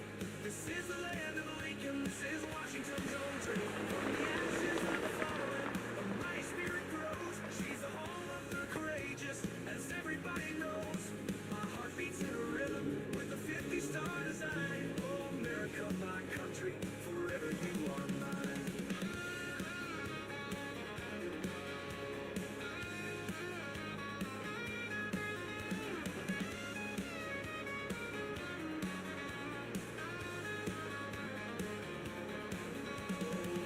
Cynics down, the storms may rage and bite. The torch of Lady Liberty will burn throughout the night. When men got cracks with unity, stand up to the test. For the country that we cherish, the land that God has blessed. So raise the colors high, let the soar eagles scream. This is the land of Lincoln, this is Washington's own dream. From the ashes of the fallen, a mighty spirit grows. She's the home of the courageous, as everybody knows. My heart beats in a rhythm with the 50-star to sing.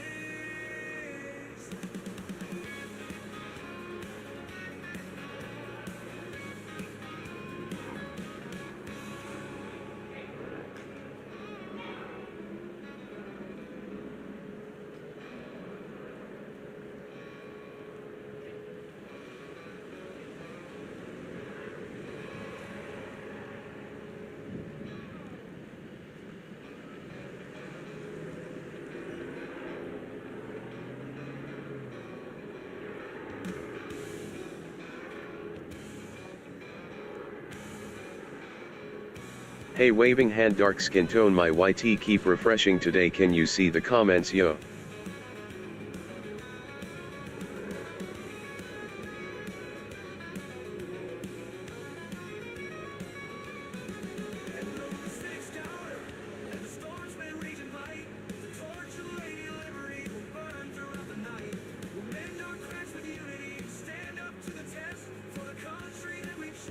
The land that God has blessed. So raise the colors high.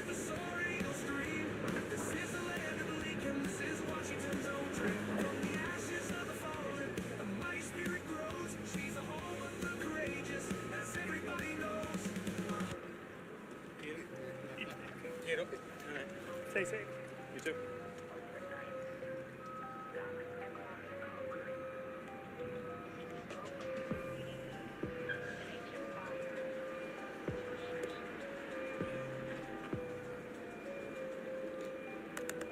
Looters in the bay with their face wrapped up. Blast break loud like the bass turned up. Flash mob running in the plan, just rage. Another storefront bleeding on the front page. They say it's just kids acting wild in the street, but don't nobody ask what they got to eat. System failed jobs, don't rent too steep, and the law quick to cuff, slow to meet. Whole block boarded up like it's war zone living, but they spend more tanks than they do Thanksgiving. This ain't just crime, nah, this. Hey, it's Justine, and today we have a really fun video for you. I partnered with Aber to show you their scuba. City burned down, they just fly up. They blame us all when the nights erupt. They not like us. Hands in cuffs for a bag and some stuff. But who built the pain that to make this rough? This ain't chaos, homie, this is just us. Corner store hit, now the owner on edge. Same store fed kids when they barely had bread. It's complex, not clean cycles. Repeat, you fix the roof, but ignore the heat. They looting cause hope got looted first. From Fruitvale down to the hearse. Tell me who profits when the chaos grows. Follow the money, see who really chose. Media blasting with them half-truth spins, but they never show counsel, name dodging sins. They say it's all thugs and a criminal dance, but it's pressure and justice, not just chance. Now they not like us. They watch from hills while we ride the bus. They gated in, we scraped the rush. One bad night and they label us crushed. They not like us. Throwing shade from the back to the plus, but they never show love when the city's in dust. We ain't villains, bro, we just fed up. It ain't just blue air, it's legacy. Red lines, blue sirens, broken schools. This city been on fire, finally the match.